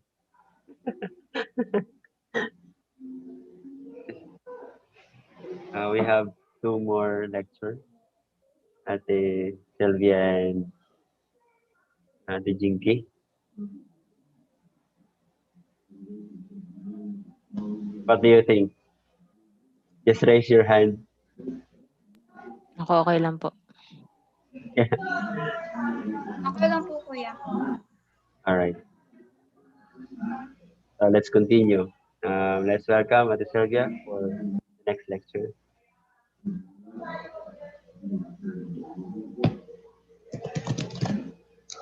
Thank you very much, dear Aaron. Allow me to share my screen then. Ano yun? Ano pa yan? You see it already? I mean, yeah. Yeah, but then you're sharing. Sorry. Yun.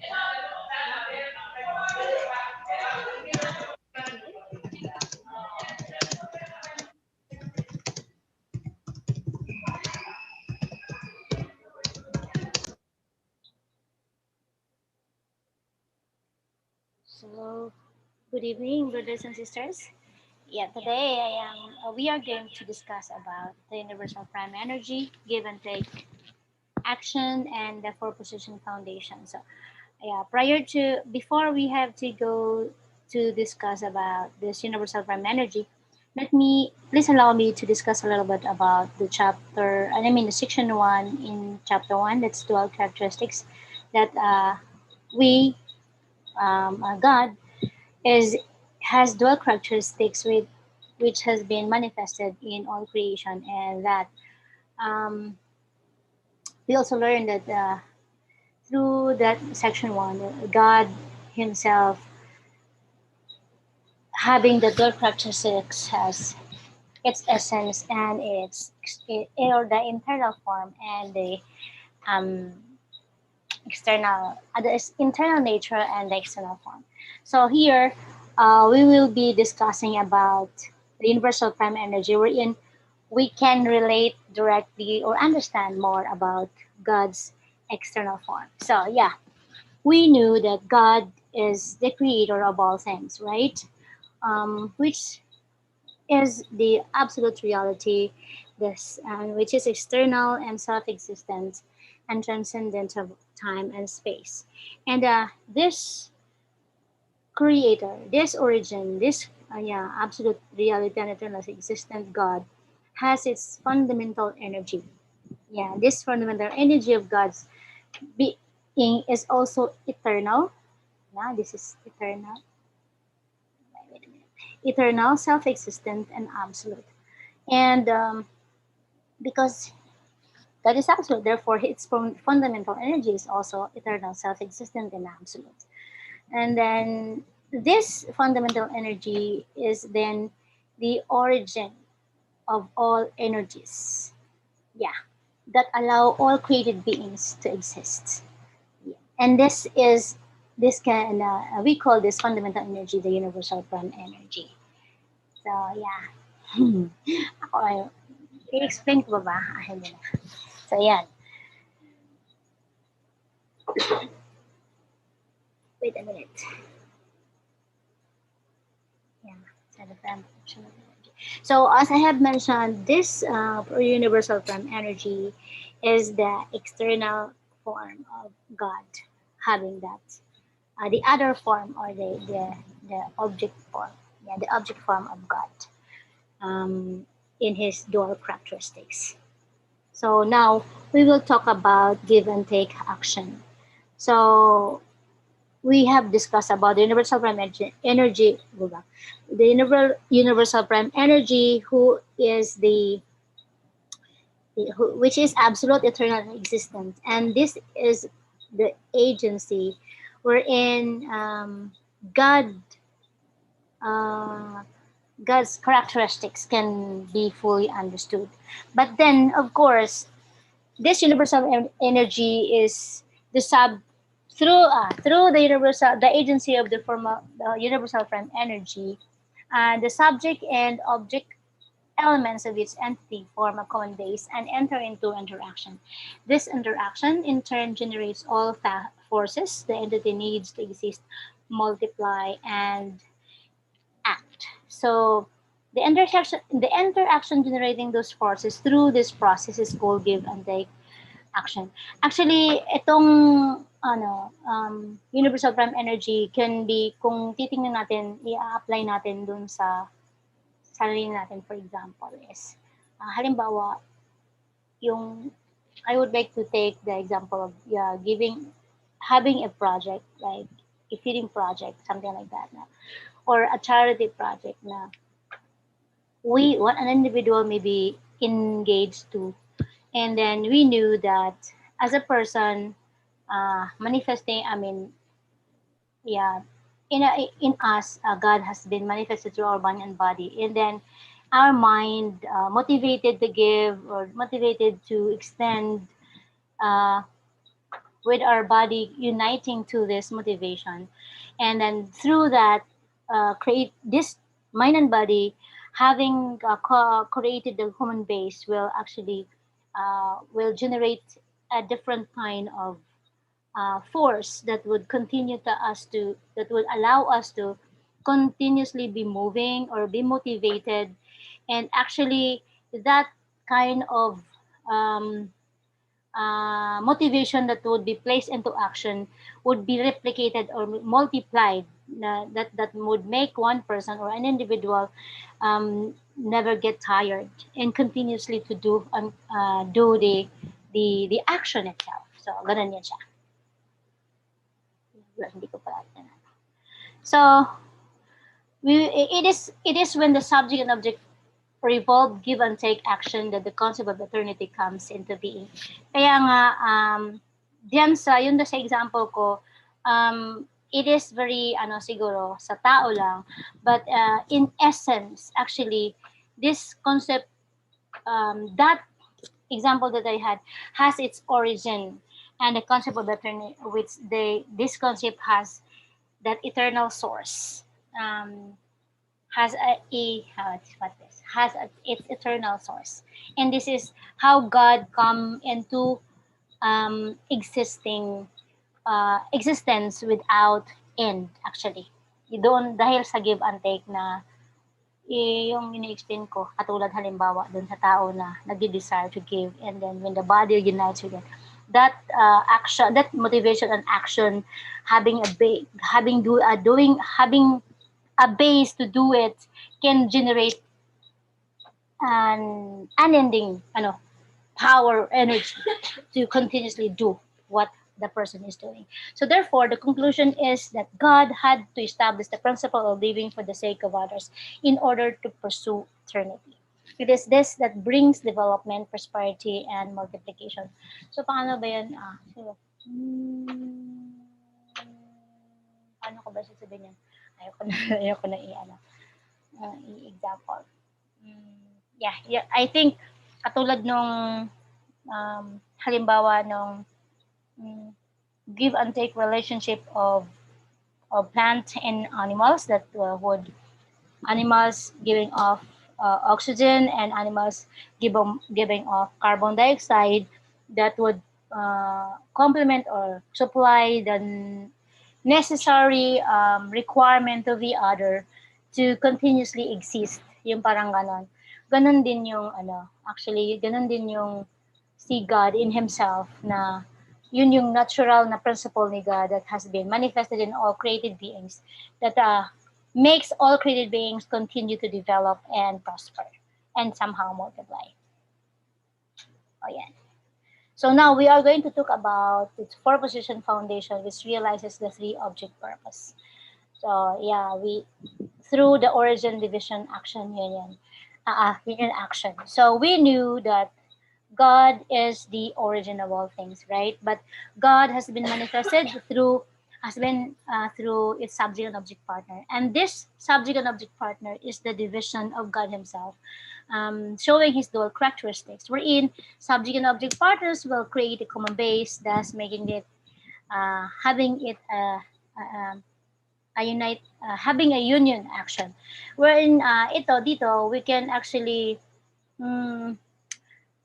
pwede nating i-example yung sarili natin, God being the origin of us, of an individual being, but our mind, which is the subject, and our body, which is the object, when these two created beings centering on through the universal prime energy can create a base to one another, united, that makes centering upon God, God, which is the universal energy, universal prime energy, as its external form.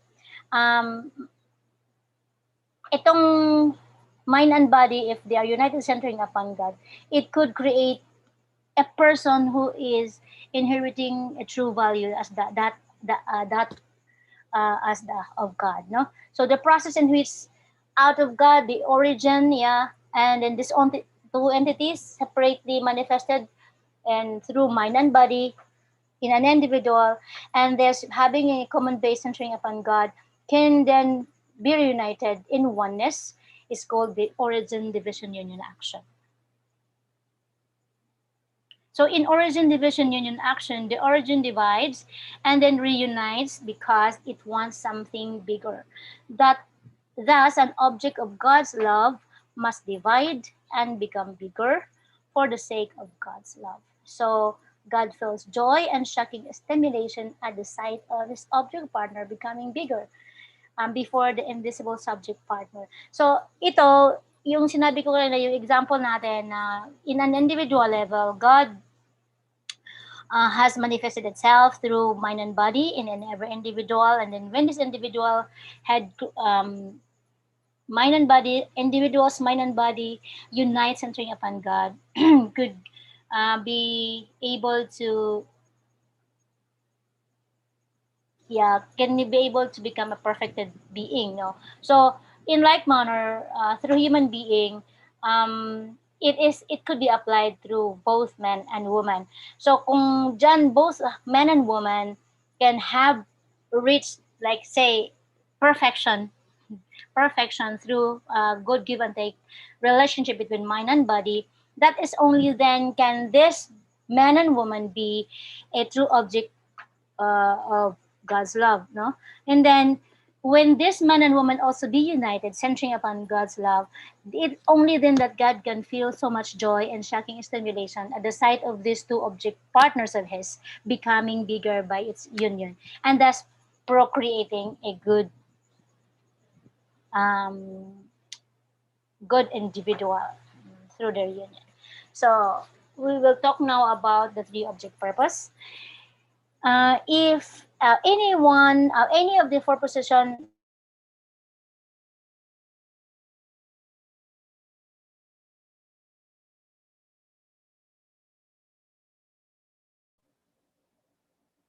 Wala sa ate. Internet.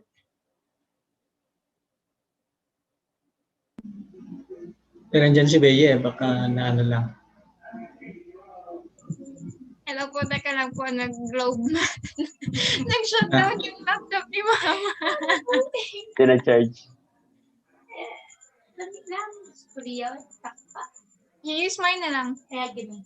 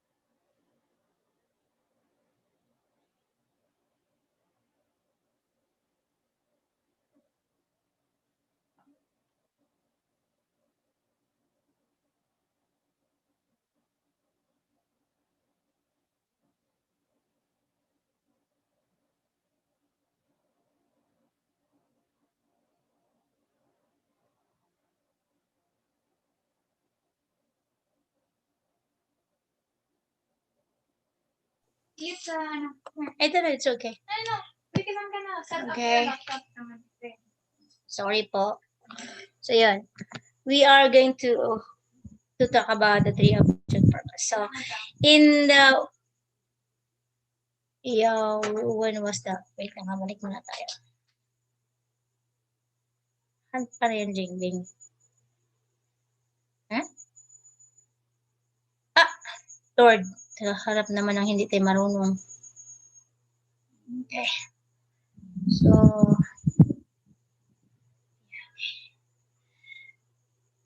ano ba tayo? So, say three object purpose. So, any of the proposition foundation ba yung sinasabi ko kanina, be? Okay. So, yung any of the proposition foundation resulting from the origin, division, union, action, namely the origin, which is God, and which is God, and then the subject partner, which in application to human beings, which could be a man, and the object partners, which could be a woman, in its union could be a child, as I have example cited a while ago. All of this may assume actually the position. All of these object partners actually can assume or may assume the position of the subject partner and engage the other three. So the other three as its object partners, forming a common communion of three object partners. So katulad yung sinasabi, here, ito, God as the origin actually, if siguro to simply explain is if the subject partner, say for a man would assume as the subject partner actually, and then God and the object partner and the union may assume the object position, and then so on. The object position who would assume its subject to be on the subject position, and then God, the union, and the subject partner would assume the object position, as well as the union. Originally the union may assume the position of being on the subject as the subject, and then all object partner and spiritual the subject partner and God may assume the assumes the object partner. They actually realize or fulfill the three object partners.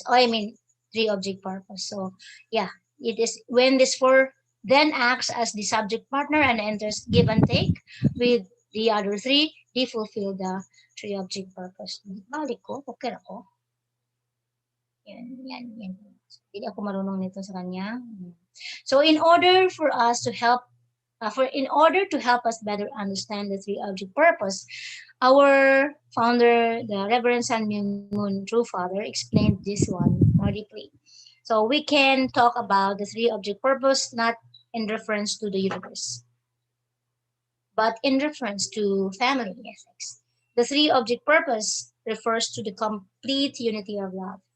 So it is through love as the common base. Hence, it is easy to understand if explained based on love. Yeah. Let us say, number one, let us say that the God is a grandfather in the union, his grandson. We knew that at this, it is the father and the mother who would assume the subject and object partners that has been united centering upon God that reproduced this grandson. And then if this grandson asks his grandfather to give him a piggyback ride and the grandfather does so, then the grandson becomes a subject partner and the grandfather in an object partner. That is why there is no lows or highs in love. Everyone is one. So, dito natin mas madaling maintindihan kung ano yung three object purpose na or the subject partner that could be assumed by all those first manifested the four position foundation that completes the four position foundation, God being the origin and the mother or the father being the taking the role of the object partner, um, centering upon God, and thus with their union could produce a child. Yeah. Sorry. Ayun. Muntik na akong Then, second, the same applies to a couple. If a wife asks her husband to massage her shoulders and the husband accepts the request, then the wife becomes a subject partner and the husband an object partner. So this could easily be understood because usually in a family it is the husband that may assume take the position of a subject partner and the wife being in the object partner. But then, as in this example, we can see that when the husband follows the wife's request, then the husband assumes the subject position, and I no no subject position and the husband on the object position. Like manner, a mother unconditionally follows the father, and the children follows the tabang sorry follows the sorry children follow the parents as if pulled by a magnet. God also follows the children with joy. So dito, pag nakita in a family where a mother would unconditionally follow the father and the children that would follow the parents unconditionally as well, as if pulled by a magnet, parang complete obedience and love and faith. Actually, God have no choice but to follow the children as well with so much joy. So, fourth, if the person shows absolute faith, absolute love, and absolute obedience to God, then I, as an object partner, can stand in the position of a subject partner, and God, who is a subject partner, will also follow me. So ito yung the realization of the four position foundation in the individual level. If God, who had manifested Himself in our mind and body, would just only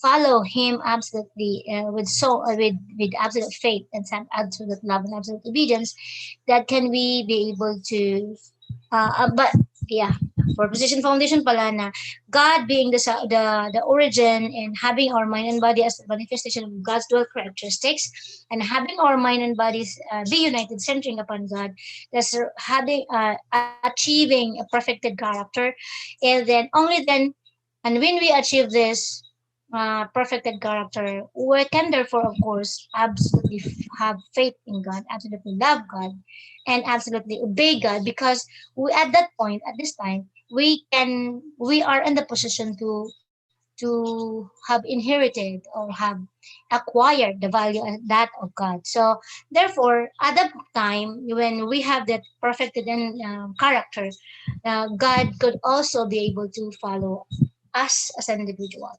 Walang magawa si God kundi mag-follow siya sa perfected being. So, yun yung nangyari sa ating true parents, no? Yun din ang nangyari ni kay Jesus Christ actually, but of course, mayroon yun. We will be studying more why Jesus Christ wasn't able to fulfill the same as our true parents had done this time, no? Or realized victories as our true parents had done. Now, we're going to talk about the four position foundation. When the origin and the subject partner as well as the object partner projected from the origin and the union all fulfill the three object purpose, then the four position foundation is established. So yeah, yan sinasabi ko na yun kanina yung sa sarili natin, no? As an individual. Having our mind and body united centering upon God, then we can really be able to reach a perfected individual. So when that person having achieved such a perfected character, completely have manifested the four position foundation, then this four position foundation then is the root principle of the number of the principle of three stages because it involves the three stages of God, husband and wife and children. So yeah, it has involved these three stages. And then number two, this is the root cause, this is the root of the number 12 because as each of the four takes on three object partners, 12 partners, 12 object partners are created. So alam kanina kung balikan natin yung sorry. Saan yun?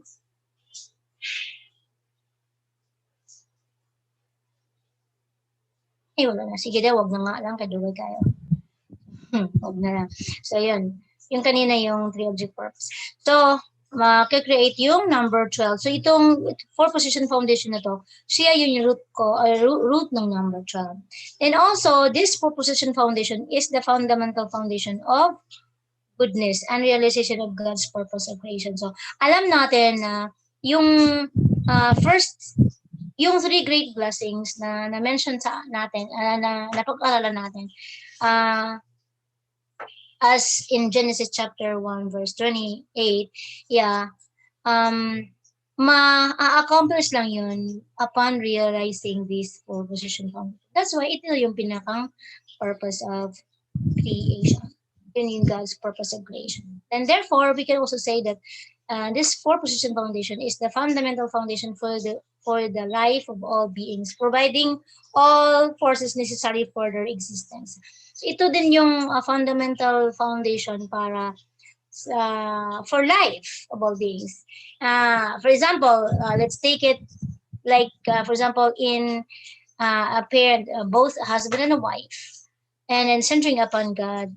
When this husband and wife unites very harmoniously, centering upon God, then they can be able to reproduce another life through procreating a good God-centered children. So we can therefore say na that's the how to do pababa.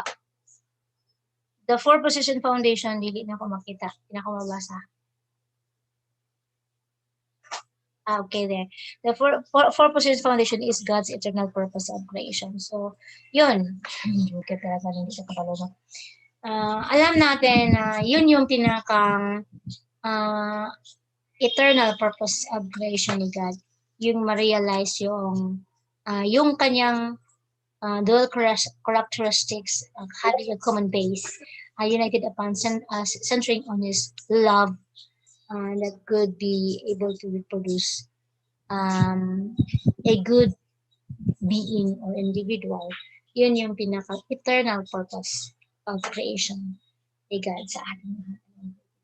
So, the four position foundation is the foundation within the family centering on God, which is established when Adam and Eve become completely one, so they can never leave the realm of God's love, form an ideal couple, and multiply children.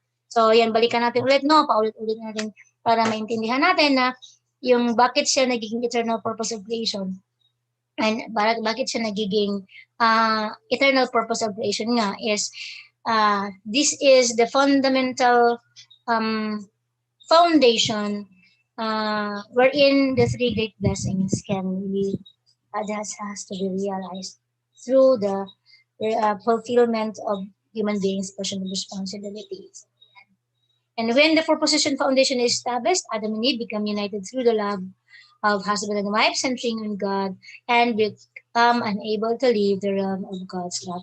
So, mangyayari lang to, Adam and Eve, or husband and wife, centering on God, would not be able to leave the realm of God's love if, una, as an individual, we can also form that four-position foundation, just like I had been trying to repeat it, had been repeating a while ago now. Now God is being the origin, and our mind and body being having manifesting the dual characteristics of God. Mind as the subject, body as the object, and when these two united, centering upon that universal prime energy, which is God, can therefore can therefore achieve a perfected individual. So yun yung pinakang basic. Then we can achieve an ideal personality, or inherit God's value. And then only then when we inherit and resonate with the heart of God, with the characteristic of God, can we then be able to play the model of a good husband or a good wife, centering upon God. Can then we be able also to when we have that, when an individual achieve that unity between mind and body, with something about God, there is no reason for us to not able to understand God's love or God's heart. So, how can we then be able to live on the realm of God's love? So, hindi talaga no, pagka na-reach natin yung perfected character. So, yun yung pinakang goal natin, dapat na ma-achieve natin, so that we can be able to qualify as good husband and good wife. Therefore, allowing us to also become a good couple or a good husband and wife. Not having been able to resonate in God's love. Ano ba? So that ends my lecture, brothers and sisters. Thank you so much. Thank you so much. Alas. Sorry na. Thank you so much, Nalupat pala te. ako. Ano ba yan? Bayo na lang? Last lecture, Jinky. Okay. Please. Bye. Alright. Pungo. Kaya nga, alam ko. Ate Jinky. Nice, wait lang. I'll share my screen. Okay, let's welcome Ate.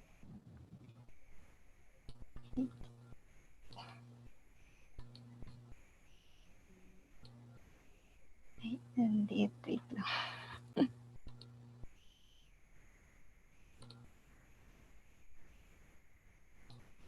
Yes, good evening.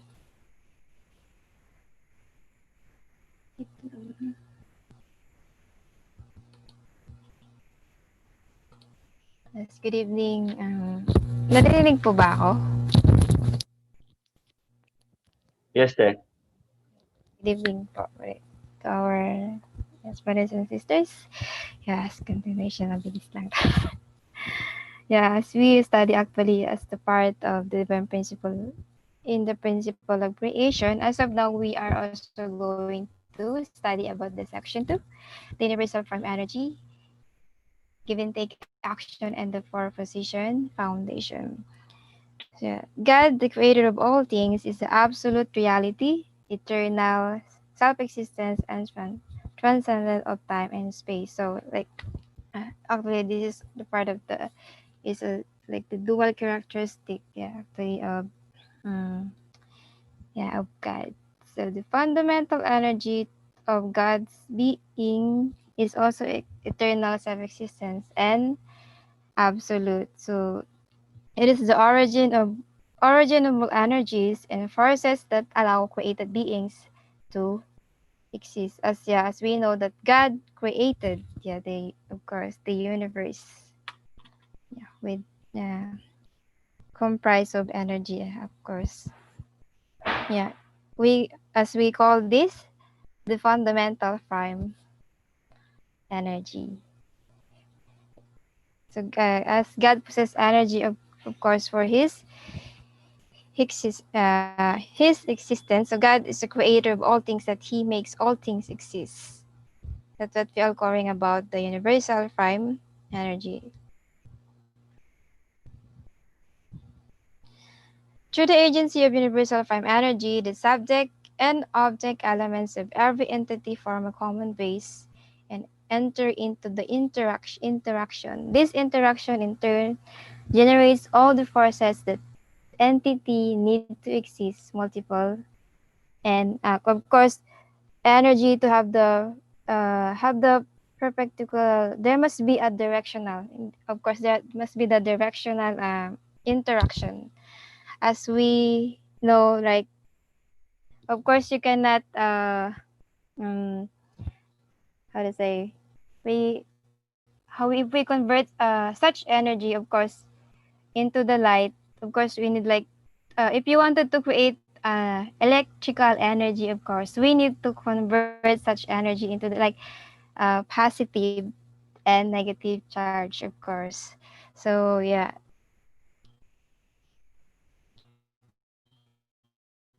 something like that. This process is called give and take action. As we also know, actually, the dual characteristic, all things He created, as we talking about have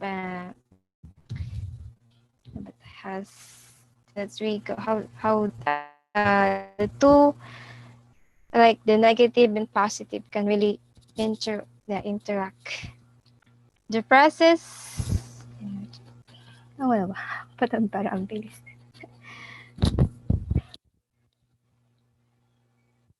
Wait lang. The process in which out of God, the origin, two entities are separately manifest and reunite in oneness is called origin, division, union, action. As God, the origin, and subject partner and object partner as a division, and the union. So this subject partner and object partners can really unite. And when we're talking about, as God created the universe, all entities in the universe have the subject and object relationship. So when we look at the word of creation, actually we see that, of course, like in terms of like animals and plant kingdoms, and even the sentiment mineral word function have a subject and object relationship. To when we so talking about the principle, according to the principle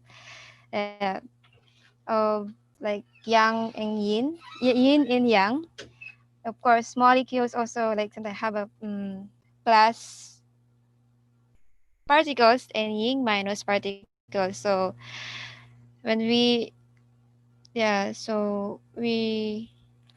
everything exists like with the partnership, like with the subject initiate and an object is stimulates or formed by is a universal prime force as God. When yes, we're talking about the subject partner gives a surplus energy to the object partner, and object partners return create energy to the subject partner. So this process is called, when we are talking about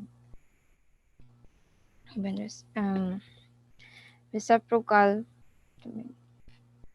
That's just now I told you the reciprocal relationship between give and take action. And so when we are talking about the universal prime energy, God is like a vertical force, like is the energy, and the give and take action is a horizontal force that we have.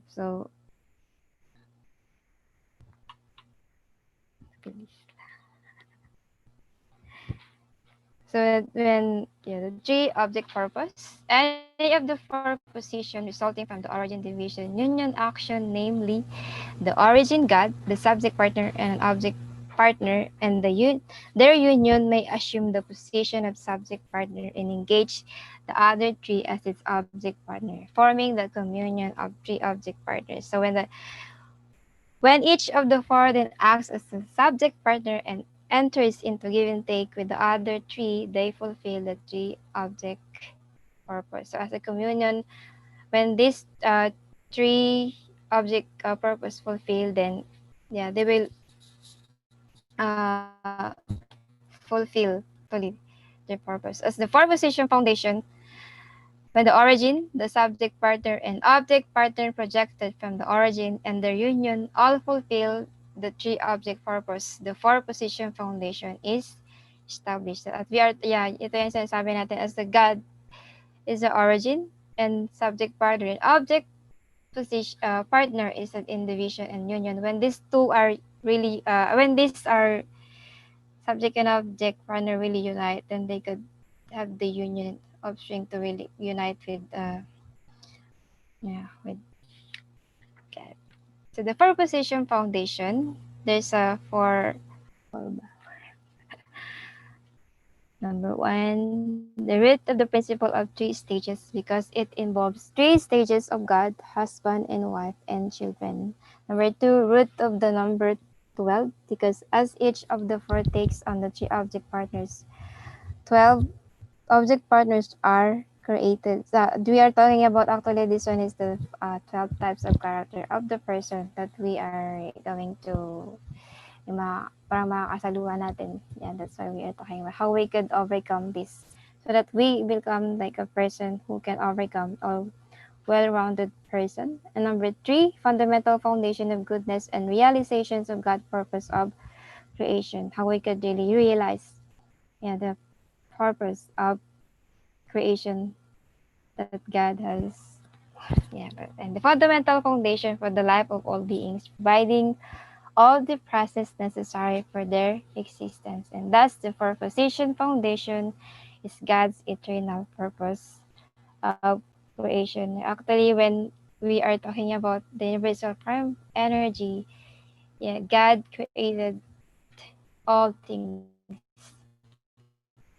with this energy. Of course, in order for it to exist, energy is required. So as God created us, of course, as a human being, how we could, when we really example within our life, like how we could feel the energy of God within us. So how we could, I think one of the most I could say is living for the sake of others is, how we could really fulfill when talking about the four position foundation. Actually, so I hope we could, every day in our life, how we could really, really, feel the energy that we have that connect to God, and that's, I think that's all. Thank you. Thank you so much, Ate. So, brothers and sisters, so we are done with the lecture.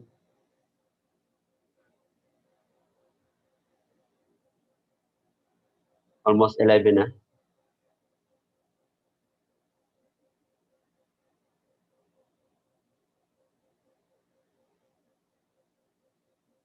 We still continue the Q&A. Okay.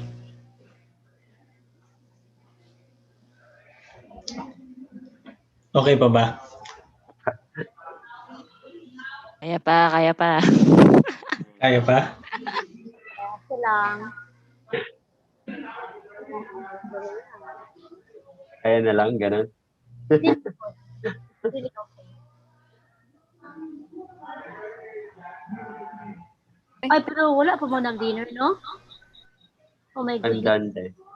How about Kuya Randy? Parati naman late yan eh. Baka mag-dinner rin alas 2. May after nito tayo. Oh my goodness. Oh my God. So kami okay kami. Ang problema, tanong ngayon, okay ka pa ba, sir? Sure. Oh, grabe ka. Very Oh. much okay.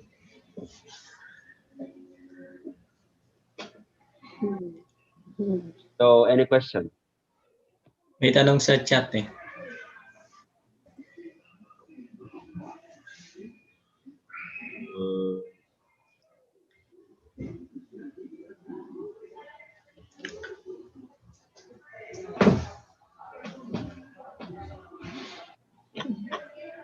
When is the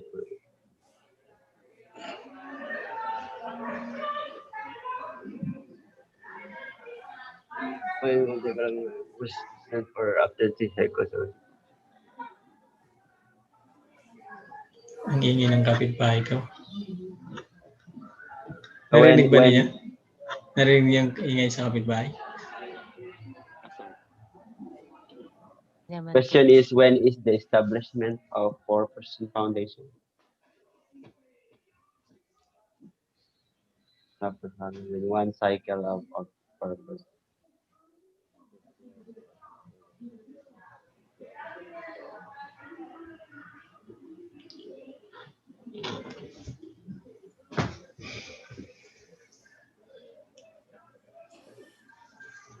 After 3.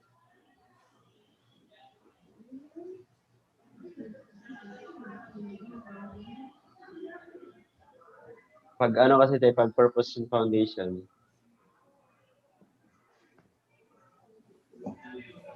It has to get started from the individual level po. Hindi yun automatic. Kasi yun yung eternal purpose of creation, di po ba? But that proposition foundation, Kuya Herwin, I think this is my own point of view. Yeah, it can be realized when God as the origin and in an individual, the mind as the subject and the body as the object. When this mind and body create a common base to interact, centering upon that universal prime energy as the external form of God manifested in us. sabi Then, dito te, if whether alin dito yung ano, when one cycle of object purpose is fulfilled or after 3 cycles of object purpose were fulfilled. So, one cycle pa lang, to me, it can, kasi in the individual level, isang cycle pa lang po yun eh. God is the origin, and then mind is the the subject, and body as the object, and centering upon the origin, say the universal prime energy as the vertical action line on this, wherein mind and body could have a common base to unite. Then that individual could really be able to reach perfection, and that perfected being can actually become the third object partner, di ba? But in the proposition foundation, that resulted, that united being centering upon that universal plum energy na nakareach ng perfection, I should say in our term, could become the immediate object partner in, how to say, in the horizontal or the vertical guy, in the vertical position centering upon God. So yun yung sa doon pa lang naka-establish na tayo ng proposition foundation. So it is on the first level pa lang. It doesn't have to require immediately on the third cycle or the third or fourth cycle kasi mag-umpisa talaga siya sa una na cycle pa lang. Yung establishment ng proposition foundation. Sorry, yung question ko, yung question hindi ko mabasa. Nag-shut down nga ako. Okay, so anyone? That's my point of view.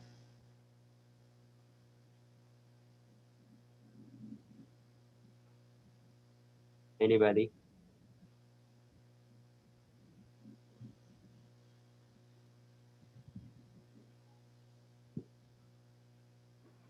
Hello. Yes, Kuya. Welcome. Good evening. Yes, from the question of when is the establishment of the four-position foundation?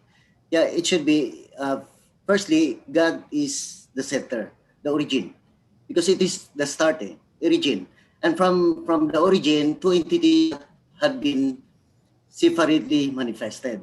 So if for individual, that is mind and body, then when these two enters into a give and take action, then it resulted into an individual who are in oneness with God. So that's the very foundation, because it should start from the origin. So who is the origin? It is God. So it should start from there. And after that, if there is oneness already, then it can rotate, because there is already oneness.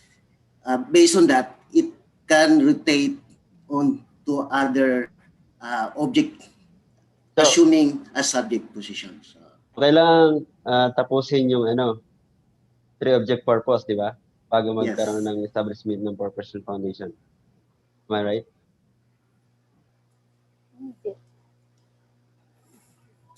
I don't agree, because it can only be possible kasi does it yung purpose yung three more cycles. Three object purpose. The realization or three object purpose. The realization when the three object purpose only doon na yun siya in application na yun doon sa three yung second blessing at saka third blessing.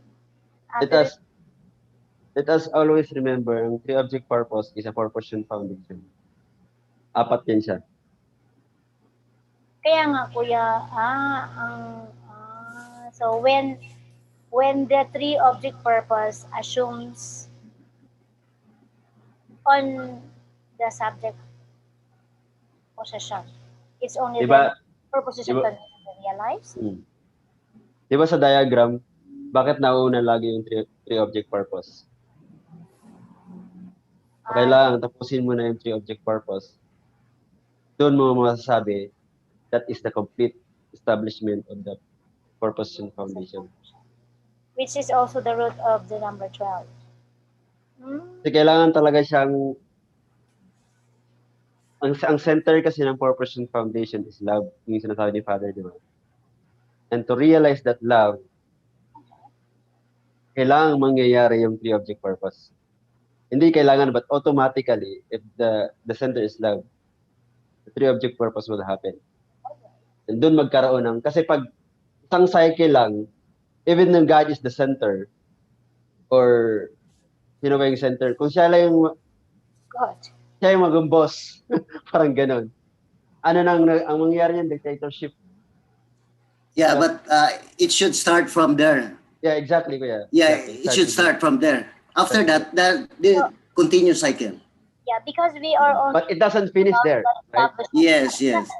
It doesn't. Yeah, but it should start. It should start from there. It is. And level. then it develops into a continuous give and take action. Yeah. So different positions na, assuming the subject position. Therefore, the four position foundation already has been established in the very first place.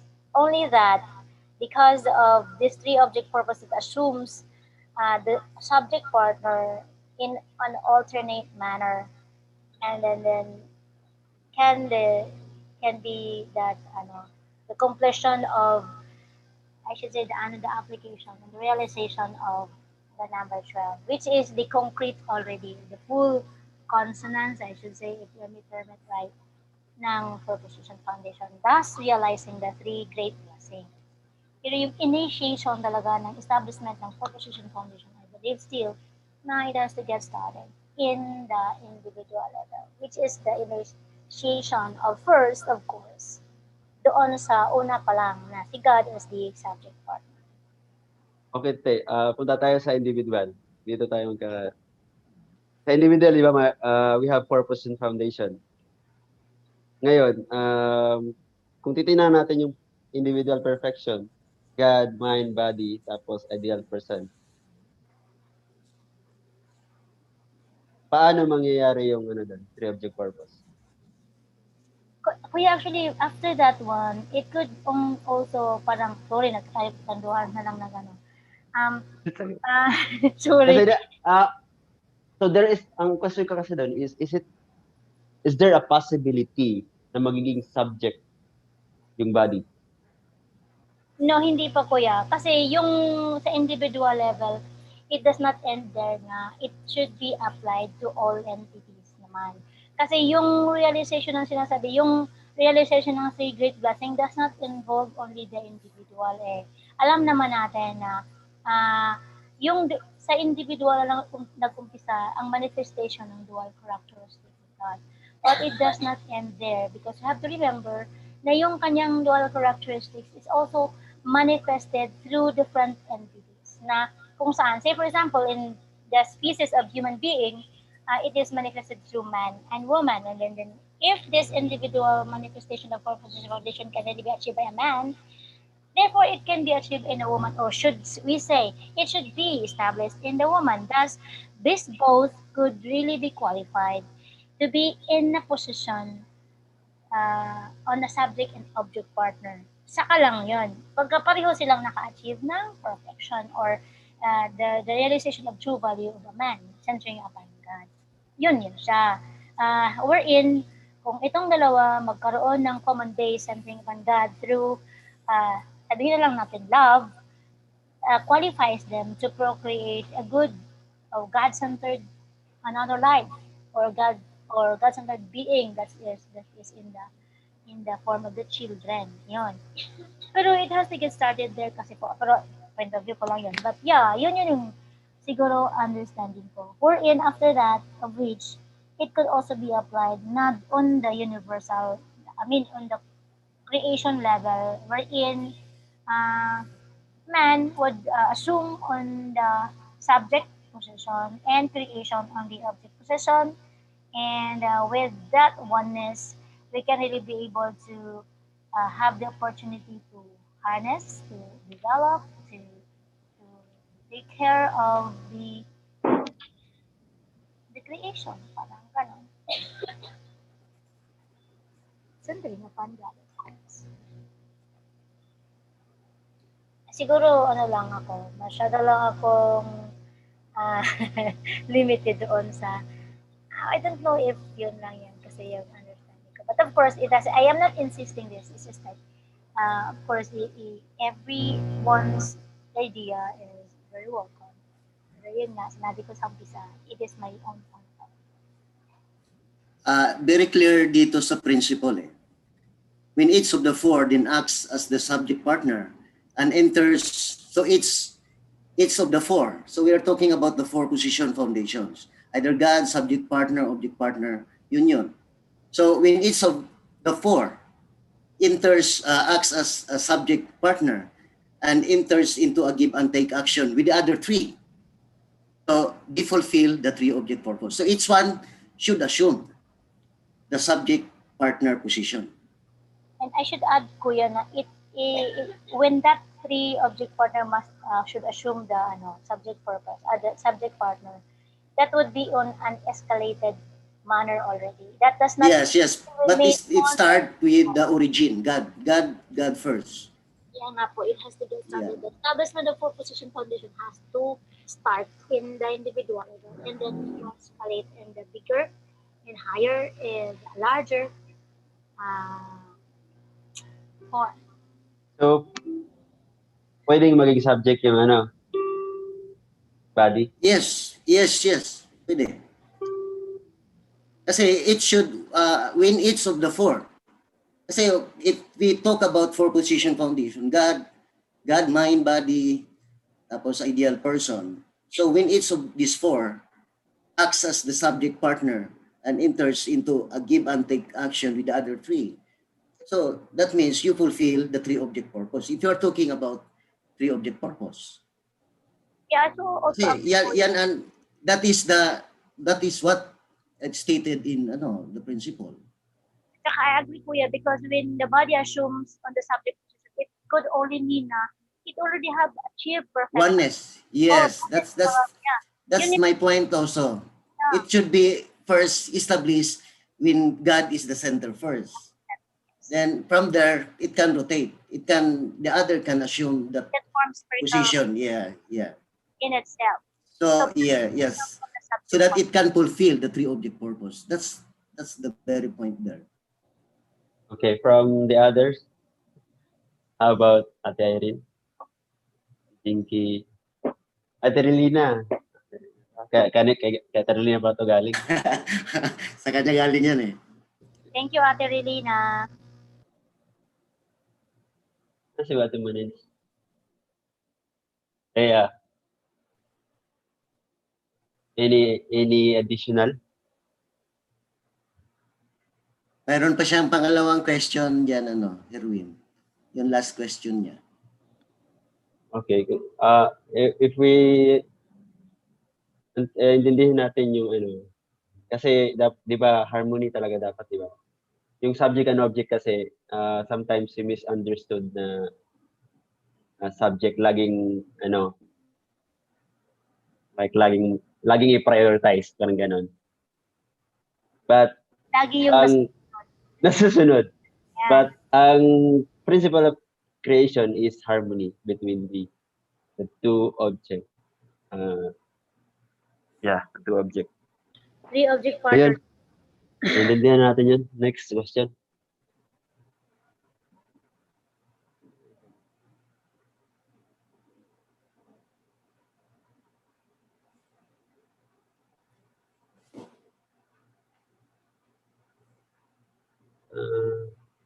Okay na ba yun?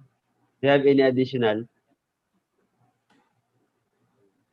Nilalamig na ako.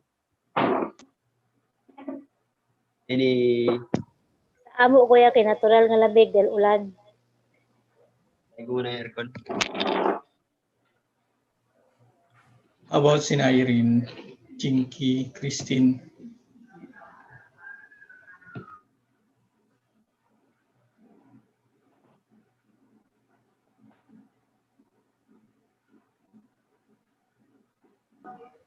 So yun, yung conclusion doon. Pero naghahanap ako ng example kung paano magiging subject yung siyempre, kung magutom, siyempre. Pero yun, sunod talaga yung body, matter what. Pero pag paano i-control, nasa na na yun. Kaya nga may mind eh. Kaya yung nagko-control kung gano'ng kadami pagkain.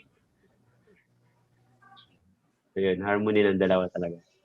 So, pwede maging subject kasi ganun talaga yung three-object purpose. Long as ang pinaka-foundation niya is centering upon God, right? And then along the way, kailangan pa rin i-fulfill yung three-object purpose kasi yun yung completion of the purpose foundation. Harmony na yun silang Okay, next question. Ang pasagutan natin is, ang sasagot is yung mga hindi naka-open yung camera. So, anong question is?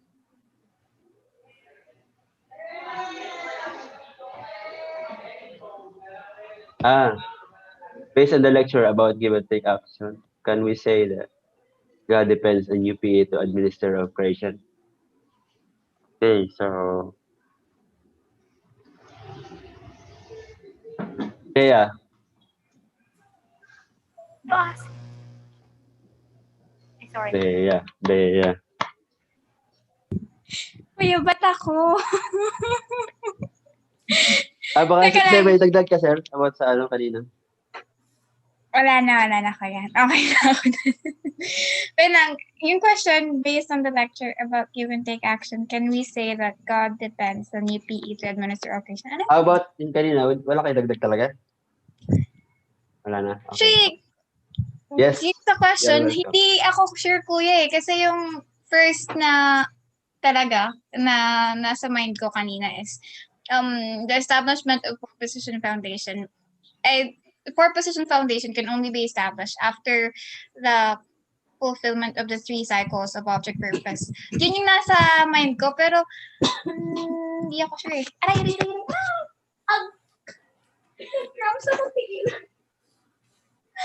Oh yeah. Pull it up. No, it's the hose. Ang sakit to eh. Yan lang kuya. Pero hindi ako, Okay. Naku, kailangan pala ni Bea ng magnesium oil.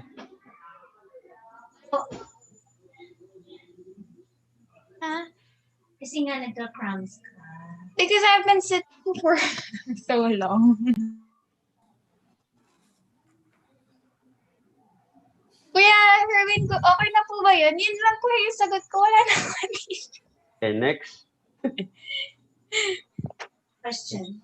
Next question? Yeah, yung based on the lecture, nakakumbaga, yan ba, nakadepende ba sa universal prime energy?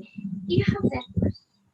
Based on the lecture about give and take actions, can we say that God depends on UPE, others to administer all creation?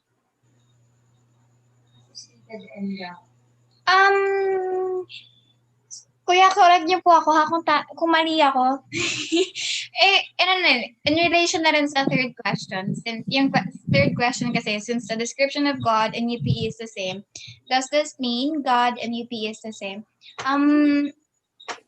In a way, yeah. Because, parang... Secondary, ano pala?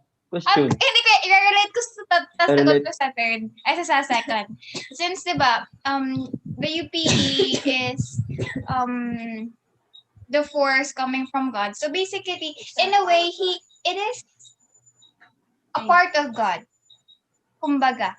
And then, in relation to that, can we say that God depends on UPE to administer all creations? Yung answer ko, oo, because basically that's still God.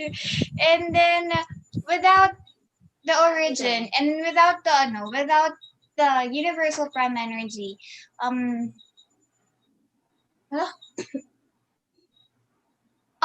without the universal prime energy,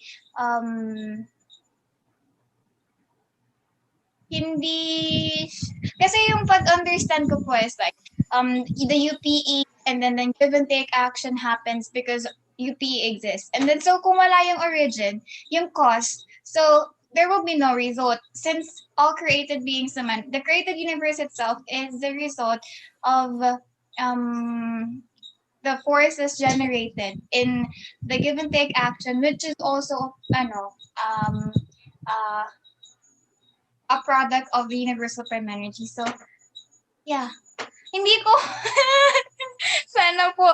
Ay, sige na po. Kayo na po. Thank you so much po. Okay. Who else? Next. Thank you, I should Bea. say, Kuya, yeah. Nakadepende doon as God's external form. Because we know very well that God is both has internal nature and external form.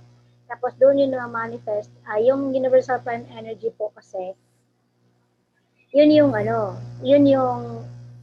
fundamental energy of God, which is in itself is eternal, self-existent, and absolute as well.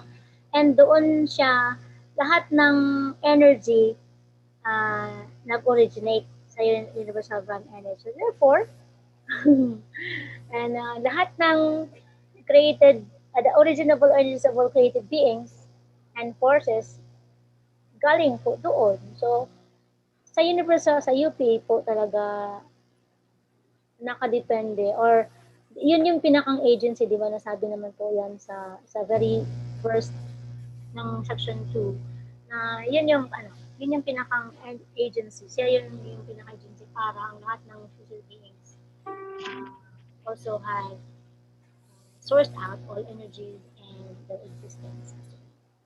So yun yung point of view ko po. Hello. Yes. We know God contains dual characteristics. In particular, internal form, internal nature, external form. So we cannot separate actually. This is one entity. God is one entity with dual characteristics. So it is the same. Parang just like ourselves, no? We have this mind and body. So you cannot say that we are different. We are in one entity, but we have these dual characteristics. So we can say God's internal nature is his heart, then external form is the universal prime energy. So this is one entity with dual characteristics. So it is not, we cannot say that this means God and UPE the same. They are one. They are one, but contains dual characteristics. You cannot say my mind and body is different. I'm one only, but I have these two characteristics. So the same with God. So God is one entity, but having this dual characteristics. So if we particular it, internal form is heart, external form is universal prime energy. So that's the thing. Also, Kuya, can I add? Is it okay? Yeah. Ang Hanggang alas 12 tayo. yung universal prime energy po, yeah, it administers that is, siguro kung titingnan natin yung whole creation as of this, up to this moment,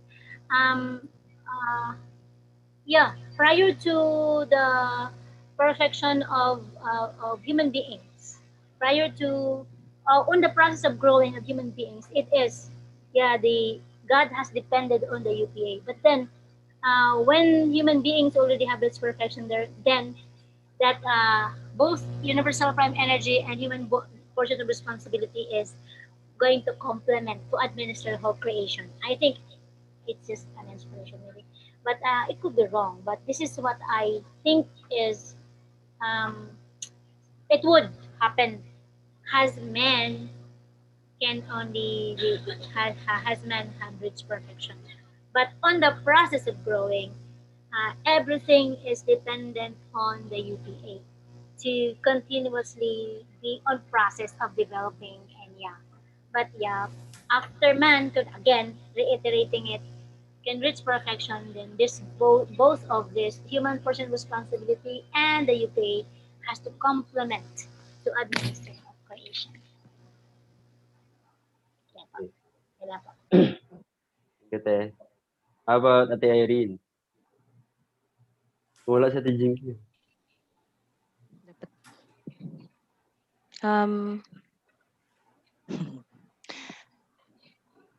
So for me po, yun nga, tinignan ko kasi siya dun sa point of view na since God is our creator, he has the fundamental energy in us as created human beings, who possess yung dual characteristics ni God.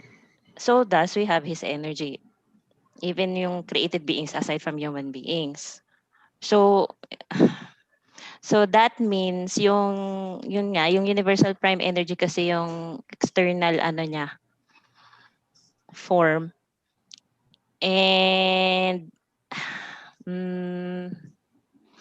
yung sa isang question, yung can we say that God depends on UPE to administer all creation?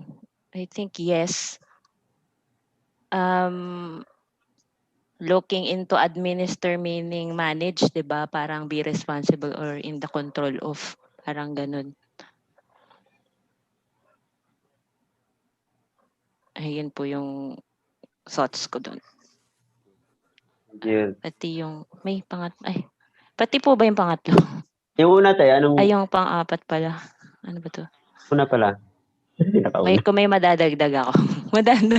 Wala po. Wala na po akong masasabi dun sa una. Pero clear ba? Apo. Mas naging clear na na-discuss. Tapos kung dun po sa, pati po ba yung pinaka-last? Yung can you explain further? Why give and take actions brings eternity? Wala pa tayo. Wala pa tayo doon. Okay pa. Mga advanced talaga yung estudyante natin, sir. Okay, next. Ate Munens. Bumalik na rin si Jinky. Ate Munens, diyan ka?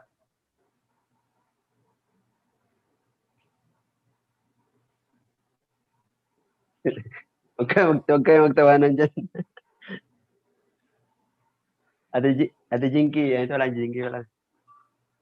Pa-open yung ano.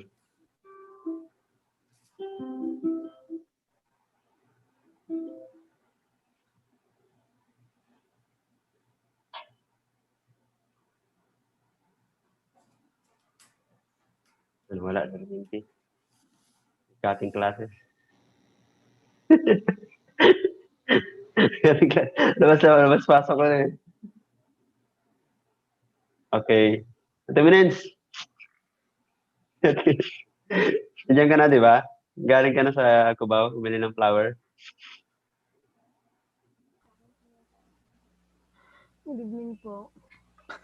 Yun. Daming tanong nga.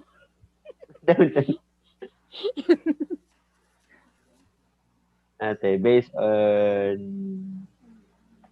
Dito sa number 2, based on the lecture about give and take action, can we say that God depends on the faith to administer operation? Sure to sa akin. For me, it's yes, because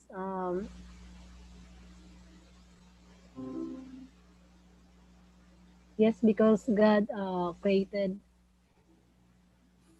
us. Di ba? Tama ba yan? Wait lang. Saan yung nabas?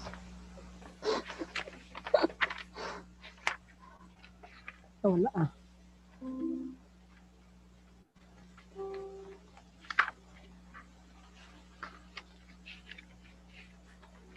Yeah. Okay. Ano siya?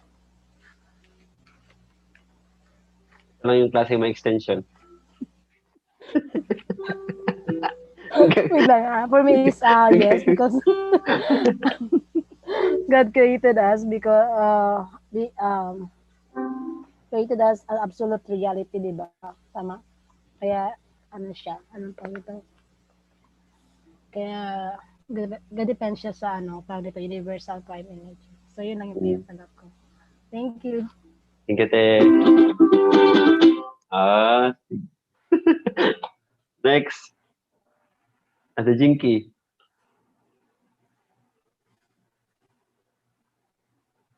Lagi na lang kakating class natin. Wala naman si Ate Jinky.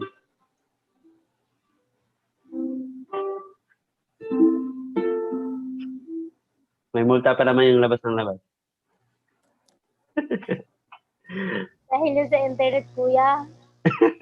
Internet pala. Ate Erin, okay na internet si Ate Erin eh.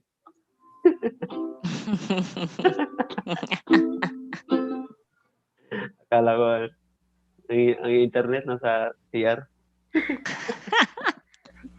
Saan pala problema? Okay, from Julius. Si Ate Relina. Ate Relina, saan ba si Ate? Busy ata si Ate. Parang tulog ata si Ate. Kakaisip ng question, nakatulog si Ate. Okay, how about kay Julius or kay Ate Sylvia? Alin yung number 3? Can you explain? Yung based on the lecture about give and take action, can we say that God depends on UPA to administer creation? Tapos, continuation, since the description of God and UPA is the same, does this mean God and UPA is the same? Ayan.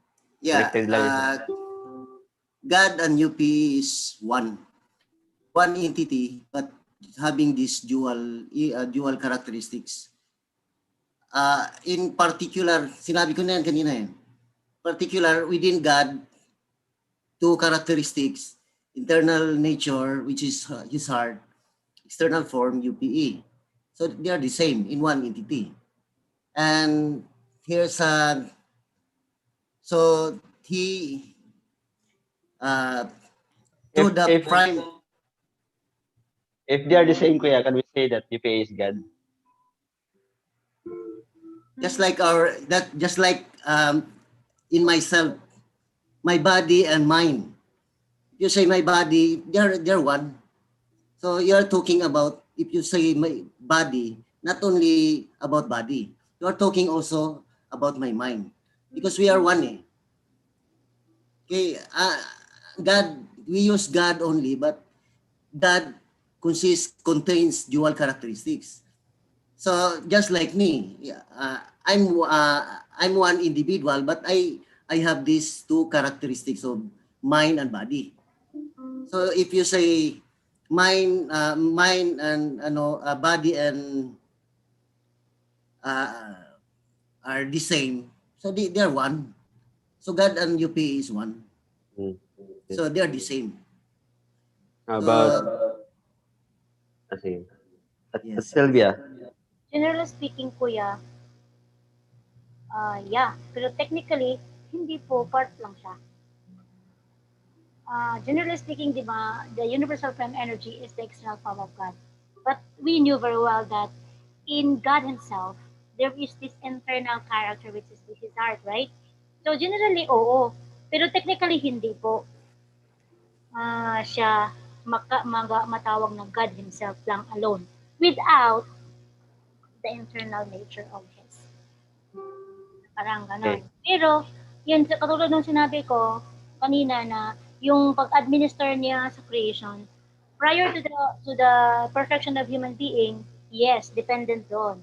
But then after man can reach perfection, then it is required or yeah, it is but part also, already become part of the administration of all creation, yung human beings intervention or yung portion of responsibility.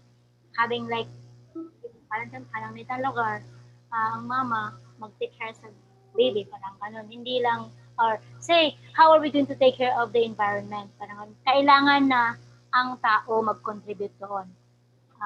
Yeah. But initially, the UPA muna, prior to its maturity.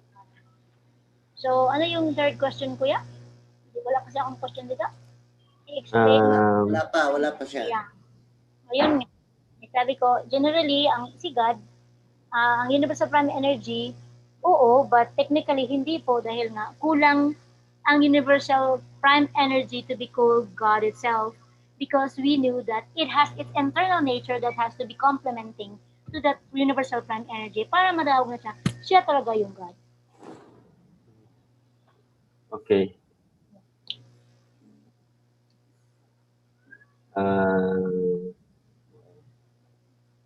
Early na. Wala sa teaching. So anyway, kung di ba section 2 tayo? Magbabalik tayo sa section 1. Si God may dual characteristics, but don't always remember that two sets of dual characteristics. So, yang and yin, tapos internal nature, tsaka external form. Right? Two sets of dual characteristics. Ang natutunan natin dito sa universal prime energy, Yun lang yang. more on siya, first set, this is the yang and the yin.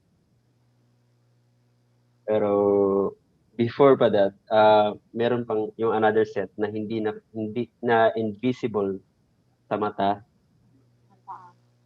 Invisible sa sa just through feelings lang, parang gano'n. So yung question na doon pala masasabi na natin that based on the lecture about human being, can we say that God depends on you in the cooperation? In this question, God depends on you to administer. God depends not only on you, but those, sabi nga, di ba, kung pag-aralan natin unification to, natutunan ko naman to kay Sir Nabalta, sa unification to namin 1 and 2. College, at least may natutunan pala ako kahit pabulak-bulak ako. Wait lang. So yun, ang nakikita lang natin sa lecture sa divine principle is more on energy, where or set pa lang ng dual characteristic yun agad. But there is may tinatawag tayong sungsang yung isang more deep. So not only the universal prime energy to administer the creation, kasi unang-una, di ba? Alam naman natin na before the creation, God wanted to feel love for anything else. Anyway, yun, basta, naintindihan ba? But if you can add more, and if you want to have question, then the next question is the description of God and UPA is the same. Does this mean again? So, diba, sabi sa section 2, God is absolute, unique, eternal, and changing. So, yung universal prime energy, ganun din. Absolute, eternal, yan, unique, eternal, and changing, ganun. So, the same sila ng description. Yes. They're the same. Yeah, they are the same description, but UPA is only part of God. But without UPA, wala talagang mag-exist ba? God also cannot exist. Kasi sabi nga sa yung kanina sa lecture, yung sinabi ni Sir Julius na through the agency of the universal prime energy. Kaya kailangan talaga yung two sets of dual characteristics. Yun ang hindi dapat natin makakalimutan. Not only one set, but two sets of dual characteristics. Kailangan yung dalawang, hindi lang isa. Actually, kaya buti na lang nag-aaral talaga ako. Pero alam mo, hello? Yes. Alam mo, it manifested eh. Kasi if you say only one set, the creation also reflected there, manifested there, only one set. Yeah. No mind at all. Yeah. Only body. Because if you say administered by UPA, one set only, it should be manifested. So I should be one body, I don't have mind. Just like my name is Julius, but I have these two characteristics. So the same is God. God is the name which contains two dual characteristics, mind and body. So if you say administered by UPA only, so the creation also whole UPA, no mind at all. Only one set. That's the point. I think. Pag mangyayari ganun kasi kuya, we are created only robot. Parang ganun ang mangyayari. We are not created through feelings, emotion. It contains dual characteristics because dual, not two sets. Not only one, two sets. Yes, exactly.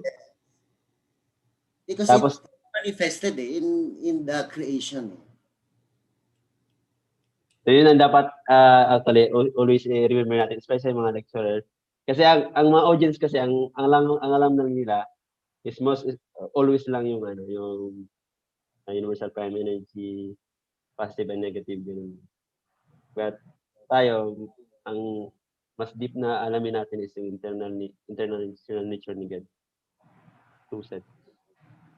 Importante kasi yun lang laging i-question, may question ng mga audience, pero ang maisasagot talaga natin is yung deeper talaga kasi yun yung hindi nila alam. Wherein doon din nagiging source kung bakit nagkaroon. I mean, kailangan naman talaga i-pay talaga. Yun isa sa mga dahilan kung bakit magkaroon ng give and take action sa loob within God. Diba? If you can study the 12 hours below, tapos andun yung universal prime energy, tapos external nature ni God. Kasi parang ganito ang logic niyan eh. Julius and my body is the same. Not the same because the mind is not included. Parang ganun ang dating kasi eh. So Julius has mind and body. ganun yan, di ba? So if you say Julius and my body is not the same because kulang yung mind, kulang ng mindset. So God kasi is the name of the Holy. Contains dual characteristics. So, proceed tayo sa last na question bago mag alas 12. Midnight prayer. Overtime. Vigil ba? Can you explain further why give and take action brings eternity? Can you explain further why give and take actions brings eternity? Mga pang Miss Universe yung tanong. Nadali na. Matago na nadali na.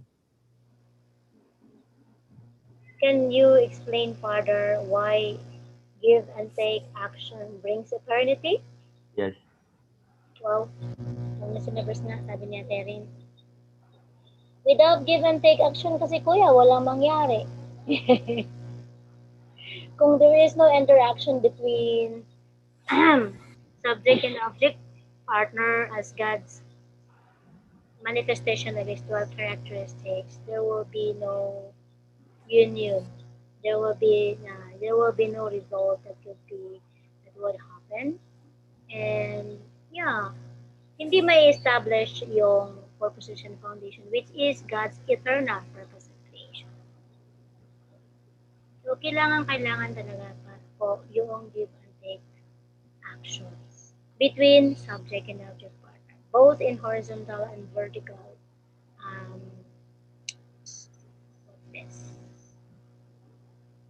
position, so, yeah, para maka-form din ng spherical motion later. Anong reason tayo kung bakit mayroong give and take action? Nagkaroon ng give and take action? Nagkaroon ng give and take. Anong reason? Yun yung this is the only way wherein God can manifest His being, no, para ma-demonstrate niya yung kanyang principle of living for the sake of others.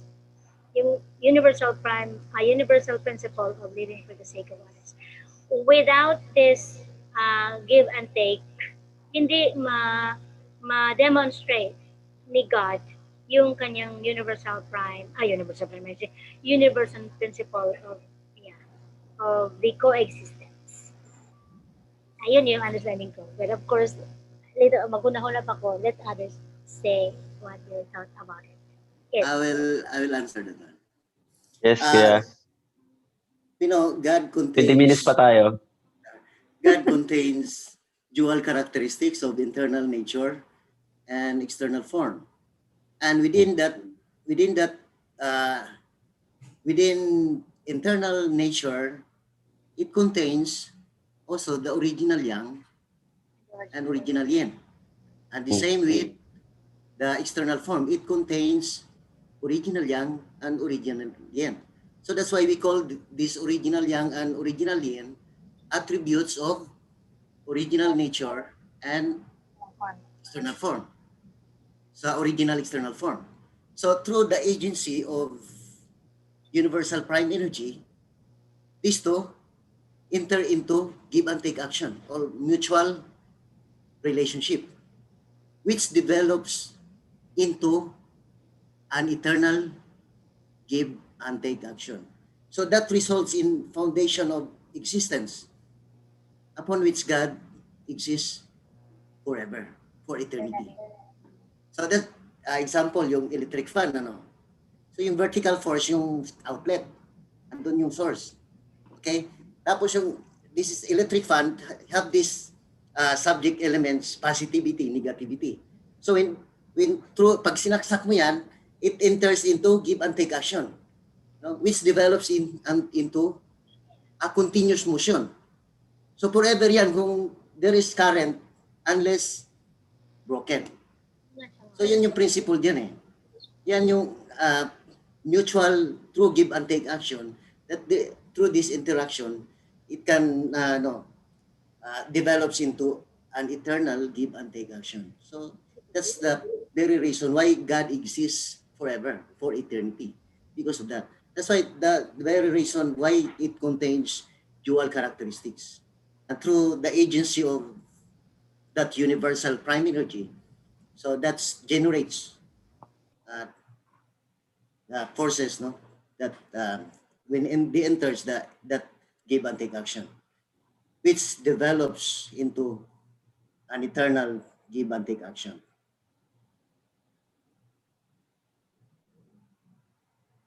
Okay. Okay, that's all. Ito yung time, naalala ko, ito yung time na nasa loob lang ako ng prayer room. Ang sakit na ng ulo ko.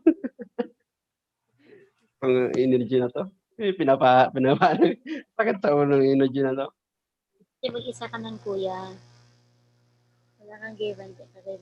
Baka. So, okay. Sino pa ang may sagot? Pwedeng sample. Yes. Hindi, I mean, hindi ko kasi siya ma-explain in straight words. So, naiisip ko lang mga example. Kasi 'di ba we will be kung ma-recall natin, give and take action creates interaction that we need to exist, multiply and act. So exist meaning to live, alive, para coming into being, ganyan. So paano ba yan? Parang if you look at it in a bigger picture, for example in a solar system, 'di ba nagde-demonstrate na yon ng give and take action. So between sun and the planets. So if we can we imagine it without that give and take action? So what will happen to them, to the planets? And then looking into atoms, the electrons and protons have to have the give and take action in order to form an atom. An atom is the smallest unit of matter. So if that give and take action doesn't exist, how would atoms exist?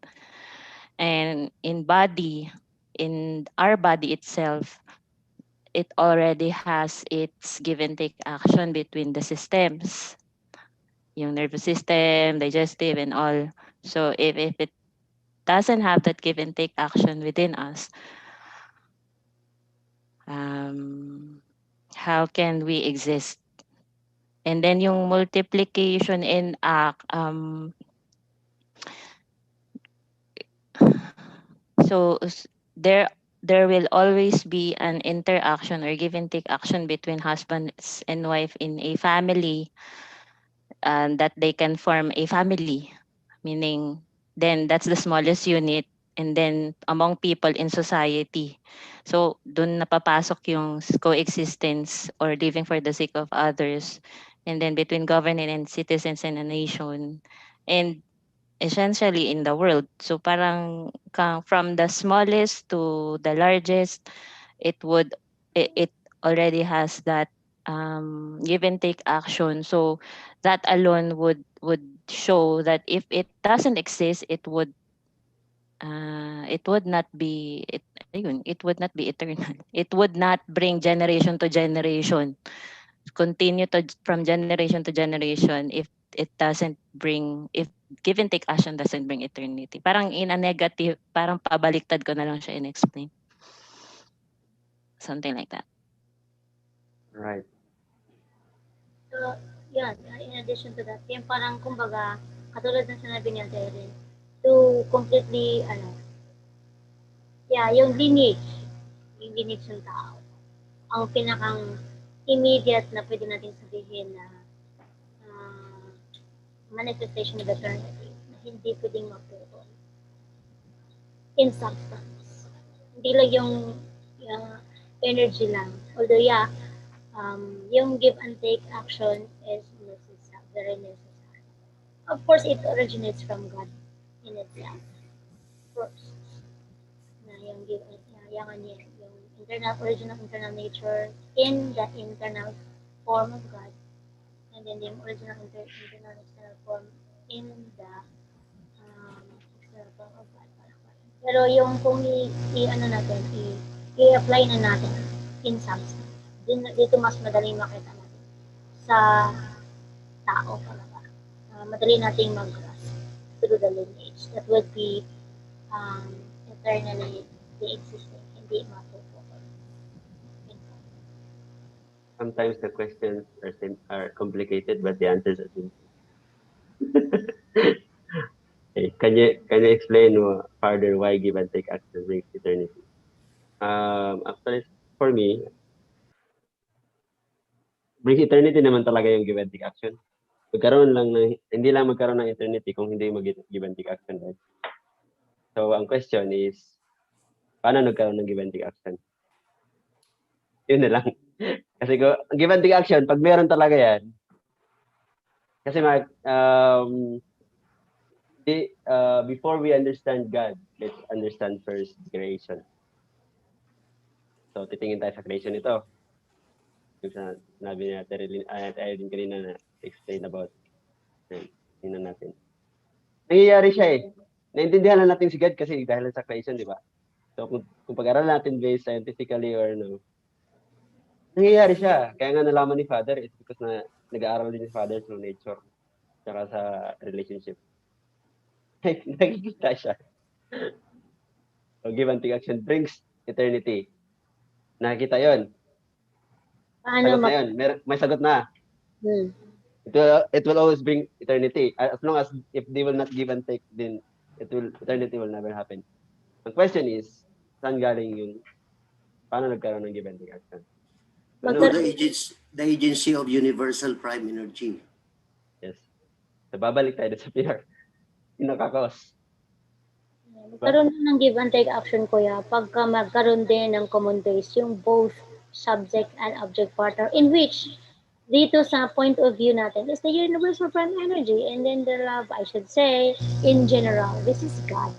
Because we cannot be only suggesting it is only through the universal prime energy, but it is God Himself, which is also the essence and the love. I mean, together with that universal prime energy. Pagka ang subject and object partner maka-create ng common base to each other, then give and take action can really.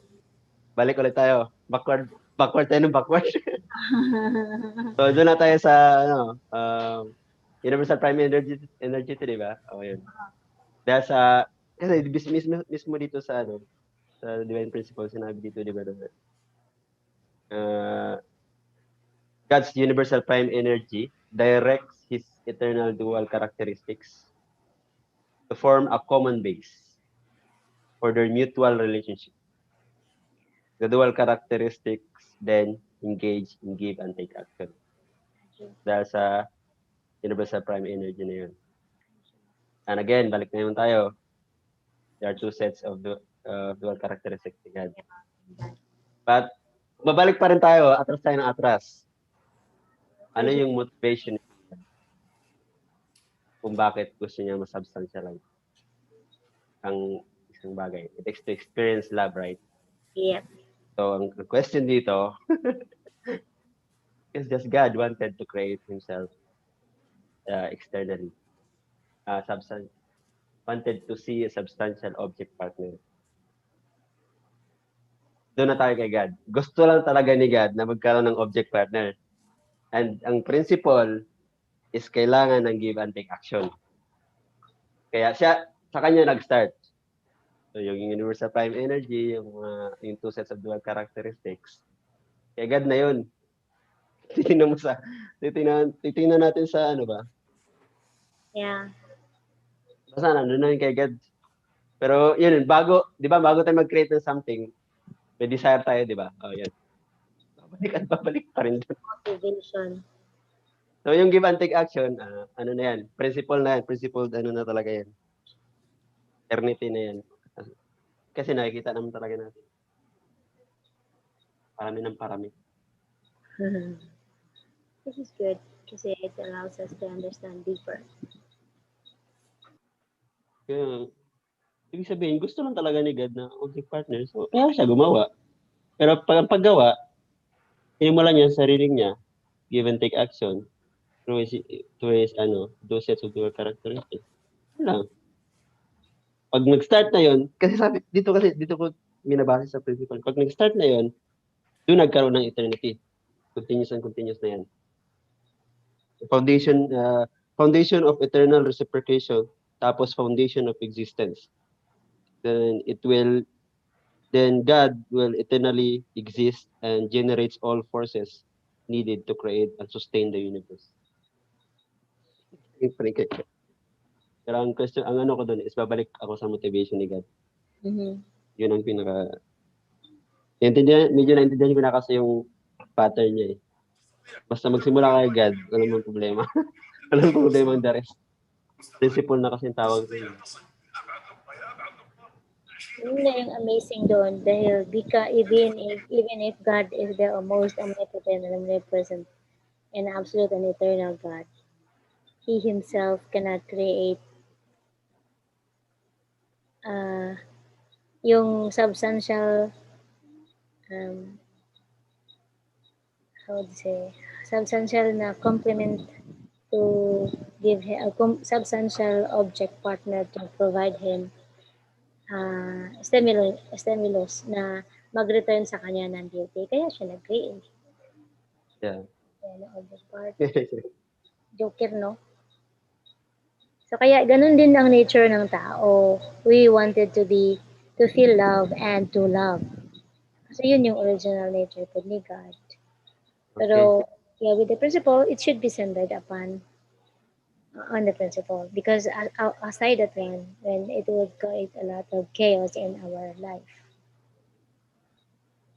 Kaya nga nagkaroon tayo ng ganitong dahil sa hindi masyadong na intindihan ni Adam and Eve. So we are very lucky. Ang problema ngayon, paano natin i-practice? Paano natin i-practice yun? Without, even if you know the principle, sometimes, without truly embodying it, hindi rin basta-basta natin ma-fulfill yung original idea ni God. Na-realize yung purpose natin. Okay. 12 na.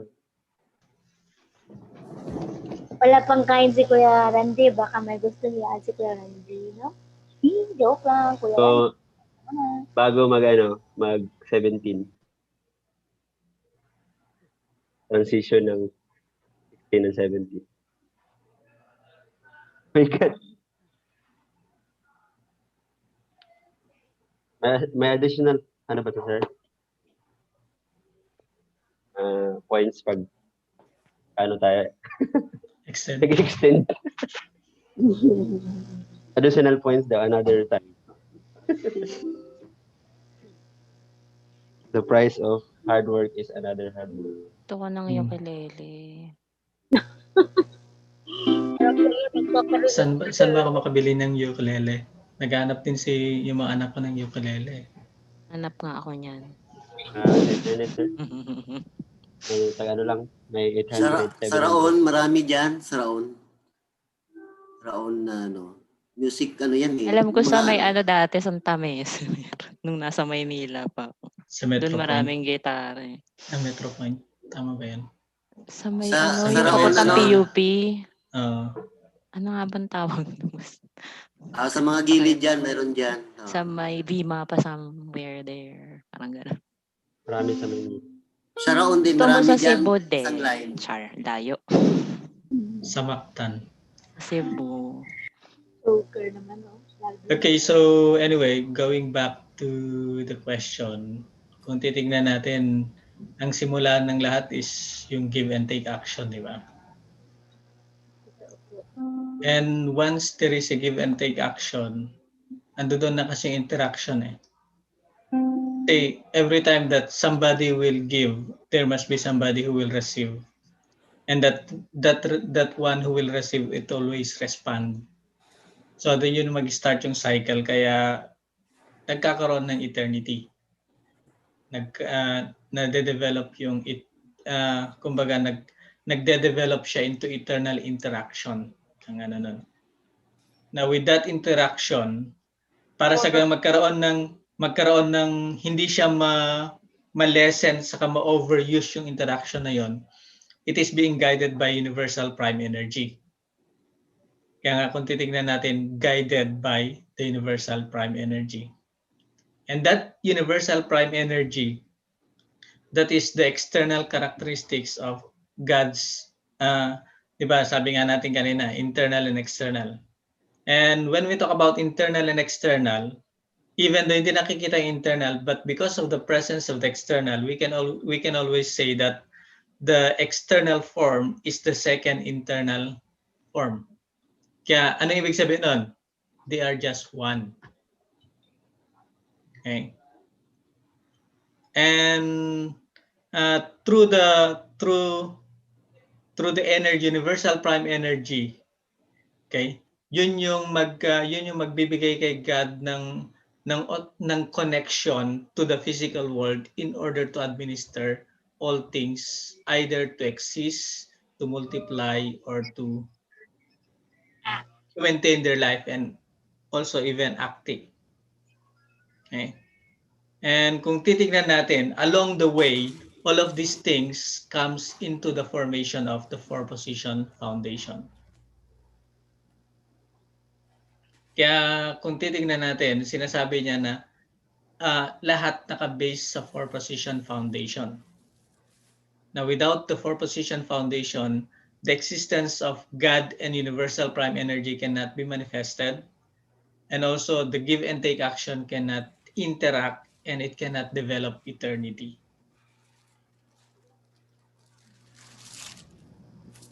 Kaya kung titignan mo, ang presentation natin kanina is starting from universal prime energy papunta sa result. Para sa makita yung formation and development of the four-position foundation.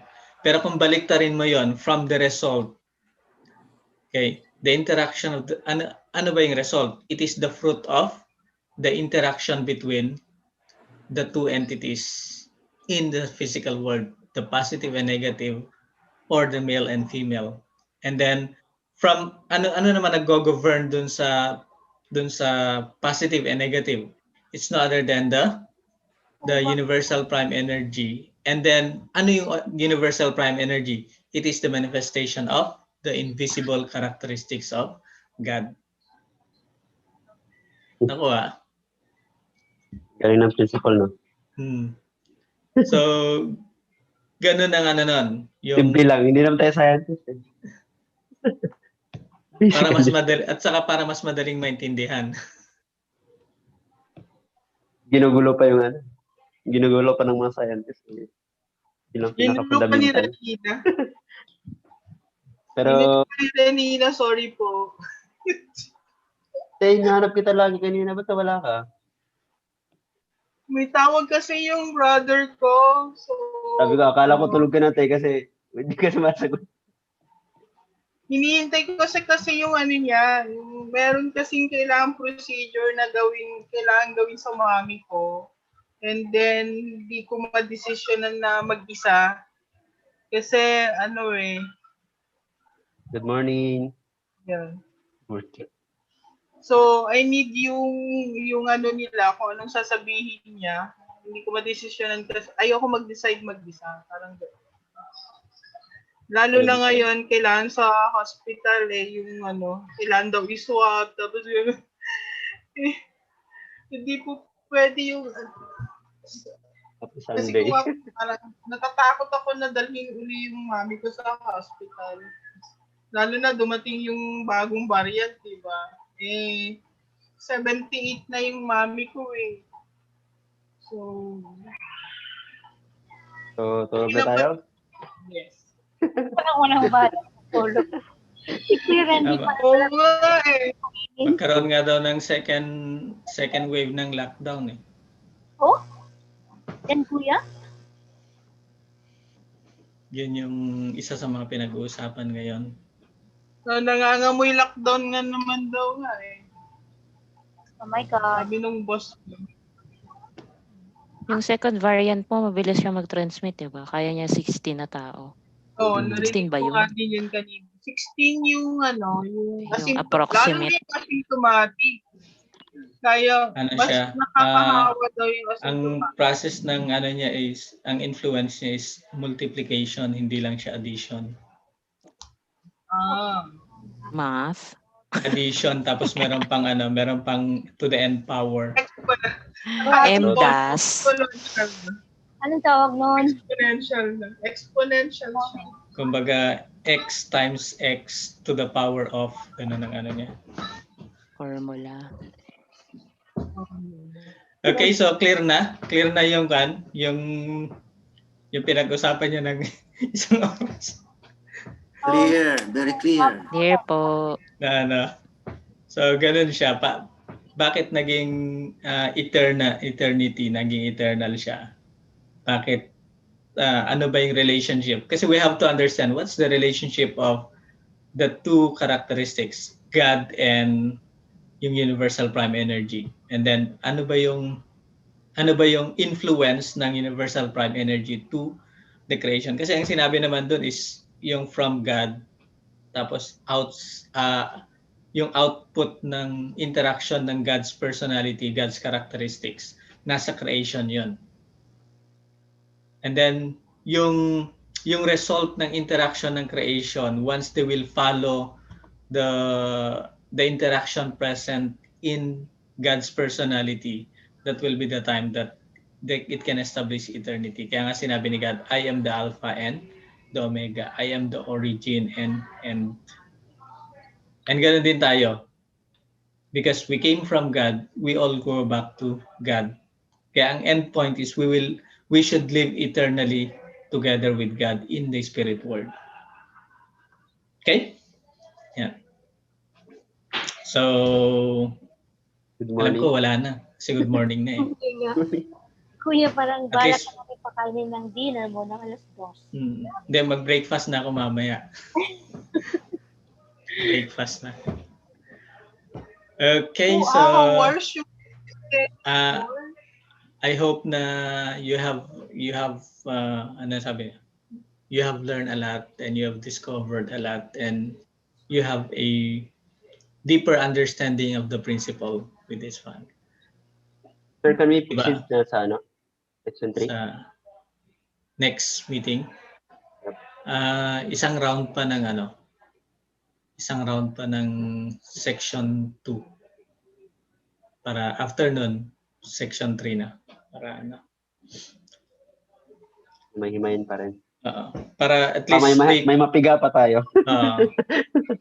Meron pa yan. Kasi kung titigan mo, yung sa give and take action is paano pagka, di ba, merong give and take action, di ba? Paano pagka nasobrahan yung give, nasobrahan yung take?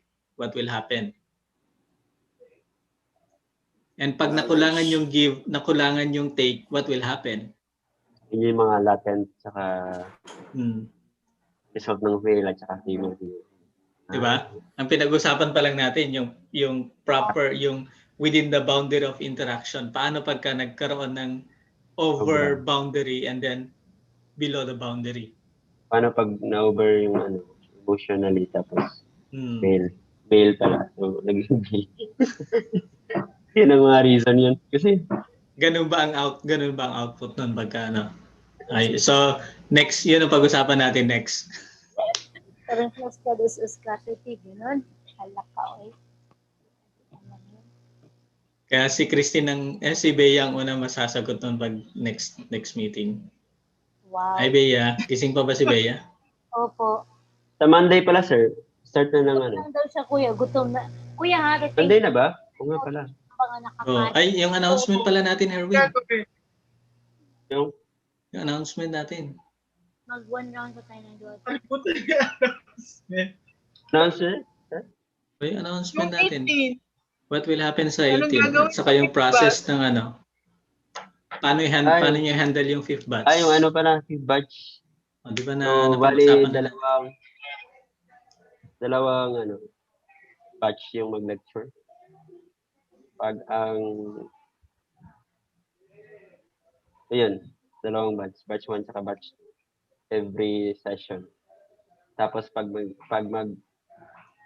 unang mag-lecture is batch 1. Ang MC is batch 2. Ano din tayo. Ano una, sir? Ang MC, mag-MC din mag-rotate ng MC. Pag ang lecturer on that session, sa Monday, kunyari ang lecturer is yung batch 1. Ang MC is batch 2. Okay. Kailan nag-start ba noon, Randy? Irwin? Sa 18 na ko Monday na? Monday? 17 ngayon, di ba? Monday na. 18. 18. 17 na kasi Sunday na ngayon. 18, Sunday. 7 Sunday na ngayon eh.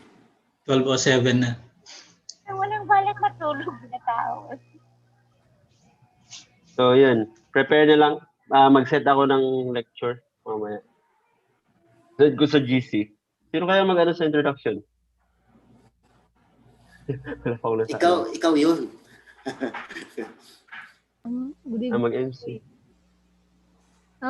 Kuya, may tanong lang po ako. Tuloy po ba yun yung sa 5th batch po? Di ba 3 lang po sila? Kahit daw isa. Kahit daw isa lang, tuloy pa rin daw siya. Parang yung sinabi ni Sir Randy, di ba? Kahapon ba yun? Kahapon ba yun, Sir Randy? Sinabi mo, sabi ni Ate Dulce? Kasi condition na yan. Okay po. Yun yung kanina na naman yun yung determination ni Ate Dulce. Wow. Kasi it is already our condition to lay a better tradition for blessed couple to really stand as a blessed couple. So it's already an eternal condition na gagawin natin yan and it's a commitment of BFT to continuously elevate yung standard of education to have a deeper education of the divine principle to members. I think it has to be disseminated to all Sandoval families and leaders, of course, depende na sa leader. Pero para may wala ng akala kasi ng iba na okay lang wala na 21 days. Actually, yung mga regional leader saka ngayon, yun yung inaano ni Ate, yung dinedeclare ni Ate Dulce sa kanila. Kasi meron yung mga parang yung iba na parehas lang naman sa ibang mga seminars, so hindi na lang ako mag-join dyan. Pero sabi ni Ate Dulce, sige, wag muna kayo mag-join ngayon, pero wag muna kayo magpa-match ngayon. Kasi pag magpa-match kayo, you have to go through the 21 days pa rin. Kaya yung mga regional leader na ayaw nilang pa-attendihin sa 21 days, hindi rin ma-recommend yung mga candidates nila. Ngayon napagbigyan lang yung iba kasi naano na sila, pero ngayon is bago sila mag-join ng blessing, bago sila ma-match, kung nakapag or yung na-match na walang 21 days, before they will be attending the blessing, they have to go through the 21 days. That's a condition, that is a parang requirements for them to join the blessing. If they did not do the 21 days, they cannot join the blessing. We cannot also recommend them for the blessing. So yun yung ngayon. Kaya nga sabi ni Ate Kino kanina is dapat ang mga centers saka yung national education department, they should now start to do 3 days, 7 days, 21 days, and 40 days para sa ganon. Once they will be forwarded to BFD 21 days, we can really we can pronounce them the true essence of the divine principle in preparation for the blessing and in preparation for the matching. Talagang matching order ng heaven to create, produce quality and members. Kaya sabi nga ni Ate Dulce kanina, even si Ate Kino, yeah, that's really good. Because every candidates, they must do a lot of jungsung in order for them to receive God's love and God's blessing. Kaya even yung mga nag-join ng yung mga papunta ng Japan na pina-stop sa mga we cannot recommend them also for the matching.